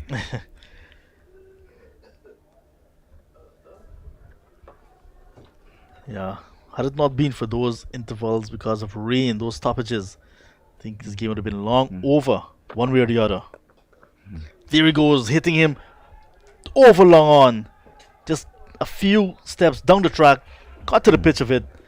And there's Sinclair getting a maximum. 6 runs to him. Preston McSween just get into that slot. And Sinclair in that mood, in that vein of form, just lifted him over long on for 6. I think Preston may have other ideas. I know what his captain is thinking. But something has to be done here sooner or later. Volcanoes 294 in their first innings. The highlight 141 from Captain Alec Atenes. 4 for 70 from Pamal. Drives through the covers now. This one is going to go very close to the boundary. The chase is on. It may very well stop just in front of the ropes, just in front of the ground staff. It looks as if it's going to stop there. Yes, will not get to the boundary. And Darius Martin just puts his big size 14s in front of it. Ensure it doesn't get to the boundary as well. So over completed. And 250 on the board now for the Guyana Harpy Eagles, who batted some 63 overs on one ball in their first innings for 169, with Pamal getting 53. 5 wickets to Justin Greaves, 5 for 24. The Volcanoes in their second innings with a lead of 125, 168 all out. The top scorer, Justin Greaves, with 27. 5 for 41 from Shamar Joseph. And the Guyana Harp Eagles batting a second time with a target in mind, 294. At the moment, 250 for a loss of 9. Dying stages of day number 4. Final session is on. And lots of strategies being employed now at the moment. We just saw umpire Nigel Duguid, third umpire, with the light meter. And the light meter is being placed on the stumps here now. And Gregory Brathwaite puts back on the bail, so it means that they will continue playing here today. Very interesting things happen here at the moment. So the top score so far is Sinclair on 77. We had 60 from Machunad in just his second game, and we got 100 in the first game. Half century this game. Now one of 4 batters to be in the 200 plus club. 40 from Leon Johnson, and he felt he should have carried on a little bit longer. Bowling so far for the Volcanoes, 3 wickets to Preston McSween, 3 for 58 from 21 overs, 2 each to Justin Greaves and Kavim Hodge. Greaves 2 for 35 and Hodge 2 for 36. 1 apiece to Kenneth Demba, 1 for 36, and Darius Martin 1 for 44. Umpire Jonathan Blades and Gregory Brathwaite, they're consulting again. And it seems as if they're gonna go off. Junior, what do you make of this? It seems as though the light is not in favor of the batters. Seemed like they were making a serious decision there, checking his time there. You can see umpire Buffett is going on. And they're hugging. And it's going on 10 minutes. They're hugging. They've offered them the light and they've accepted. Yeah. So a draw here is like a victory for the Guyana Harpy Eagles. And we can see the spectators supporting the Guyana Harpy Eagles also celebrating this draw. It means so much to young Kevin Sinclair, unbeaten half century, and what an innings it has been. Really made a big difference with the Guyana Harpy Eagles suffering a defeat and holding on for a draw. You must feel it for the Windward Islands Volcanoes at home here in Grenada. They wanted to take maximum points. They've done everything in their hands possible, but it was just not to be. 2 matches here in Grenada, 2 game ending in draw. Had we not had those rain intervals, that could have been a big difference. In the end, 250 for 9, the Guyana Harpy Eagles in their 4th innings, 44 runs away from victory. That doesn't matter. 1 wicket was needed by the Volcanoes for a long time, and they did not get it in the end. A drawn encounter, Junior. Yeah, what a game, what a game. I think both teams have played, gave the few spectators in the stands good footage of cricket. I think we saw some good bowling, some good batting, and I think all in all it was a good footage. The Volcanoes were striving for a victory, close to the finish line, but the Happy Eagle batters stood out there and fight all the way. And you can see the game ended in a team draw. An exciting draw for me, Junior. Yeah. Anytime I'll take that. 77 from 138 deliveries, 9 fours and 1 6. But the man at the other end, runs for beaten, just a single, 24 balls, and loads of time he took getting that single, but showing good support and giving good application as well to Sinclair in that last wicket partnership, that match-saving partnership. Yeah, the partnership of 39, I think it was one of the partnership of the game, and beaten. Wasn't concerned about runs. He was just trying to stay with his partner Sinclair, and I think he did a fantastic job of it. And at the end, the game ended in a team draw. He's maintaining that word team. Yes. Many persons had their hearts in their mouths, especially with those anxious moments coming down towards the end. But light indeed. This is the latest we have played. 5:48. We have played in all 4 days in this match, and I can see even the umpires were trying desperately to get the result one way or the other. It was not to be. In the end, Guyana Harp Eagles, 250 for 9 from 91 overs. There were still 5 overs remaining in the day's play, but it was very difficult to get those in. And in the end, the Guyana Harp Eagles holding on for a draw. And that draw, like I said, is like a victory for the Guyana Harp Eagles. Jason Skeet wants some of the action as Junior Murray vacates the seat. So, Jason, it was an interesting battle, and it went down to the wire in fading light. See, I've been making the point earlier on that winning is a habit, and so too is losing, and it would take something extra to always get over the hurdle.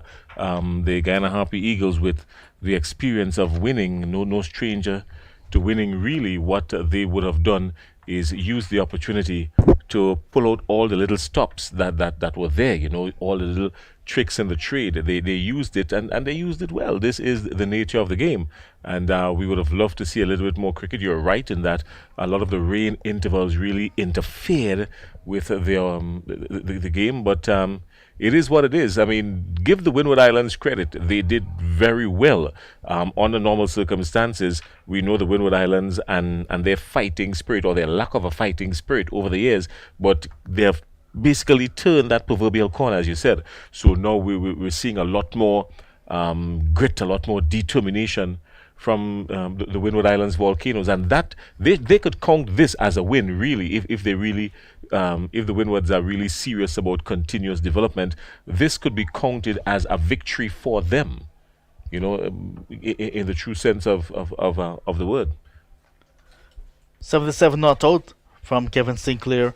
9 fours, 1 6, 138 deliveries faced. Runs were beaten. 1 from 24 deliveries. 39 run partnership for the final wicket. And that really is a match winning, well, you can say a match saving partnership for the Guyana Harpy Eagles. Bowling for the Volcanoes, Preston McSween. 21 overs, 3 maidens, 3 for 58. Darius Martin, 13 overs, 2 maidens, 1 for 44. Ryan John, 14 overs, 4 maidens, none for 35. Justin Greaves, 21 overs, 4 maidens, 2 for 35. Kenneth Demba, 11 overs, 3 maidens, 1 for 36. Kavim Hodge, 11 overs, 1 maiden, 2 for 36. The bowlers used. In the end, we expected more from Demba, maybe a little bit more from Ryan John as well. It was not to be. And what is for you is for you, Jason.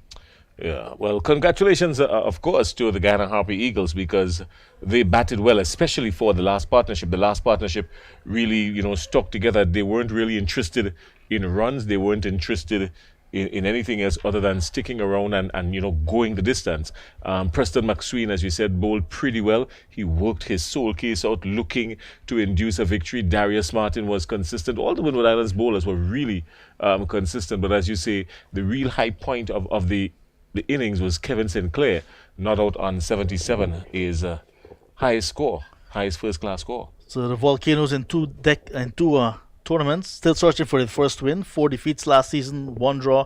2023 now, 2 draws so far.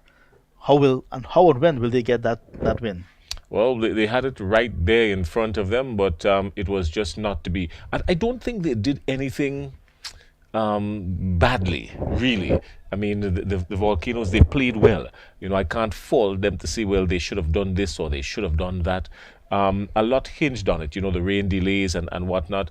And the Guyana Harpy Eagles really, fought things out. So it's not that the Windwards did anything badly, right? So all credit to them. They can walk away knowing that they did their best, and the Harpy Eagles were just a little bit better in this circumstance. The tournament will take a break and will resume on the 15th of March with 3 more matches. Guyana Harpy Eagles will battle Trinidad and Tobago Red Force. Windward Islands Volcanoes will take on Jamaica Scorpions.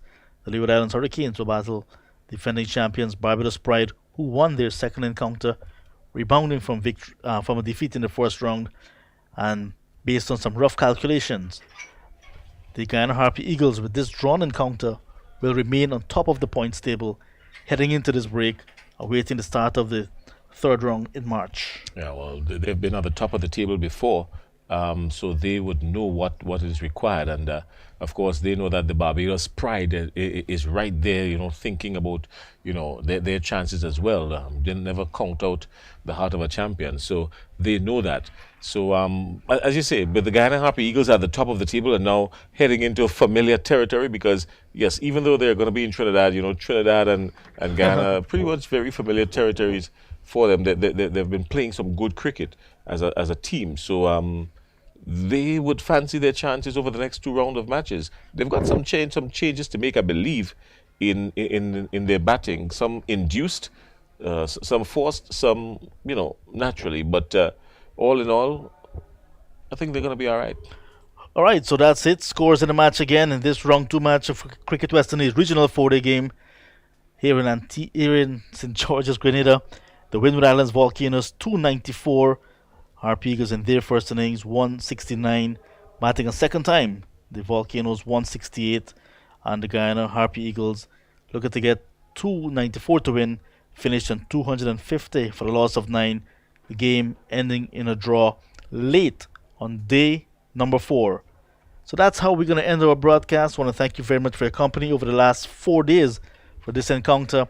Thank you on behalf of Clyde John, Junior Murray, Jason Skeet, the entire technical team from TNR Comms. My name is John Ramsing, wishing you well. I want to thank Grenada, thank the Volcanoes for the hospitality as well. We have to thank you as well, John, because you came in here and you really, took us and carried us and supported us along the way in your commentary and bringing us to this point. So we too here, we got you a little gift and we just want to say thank you. I know it wasn't something that you were expecting, but of course when you come into familiar territory or when you come into territories like this, we like to treat our guests with gratitude and respect. So we just want to say thank you as well.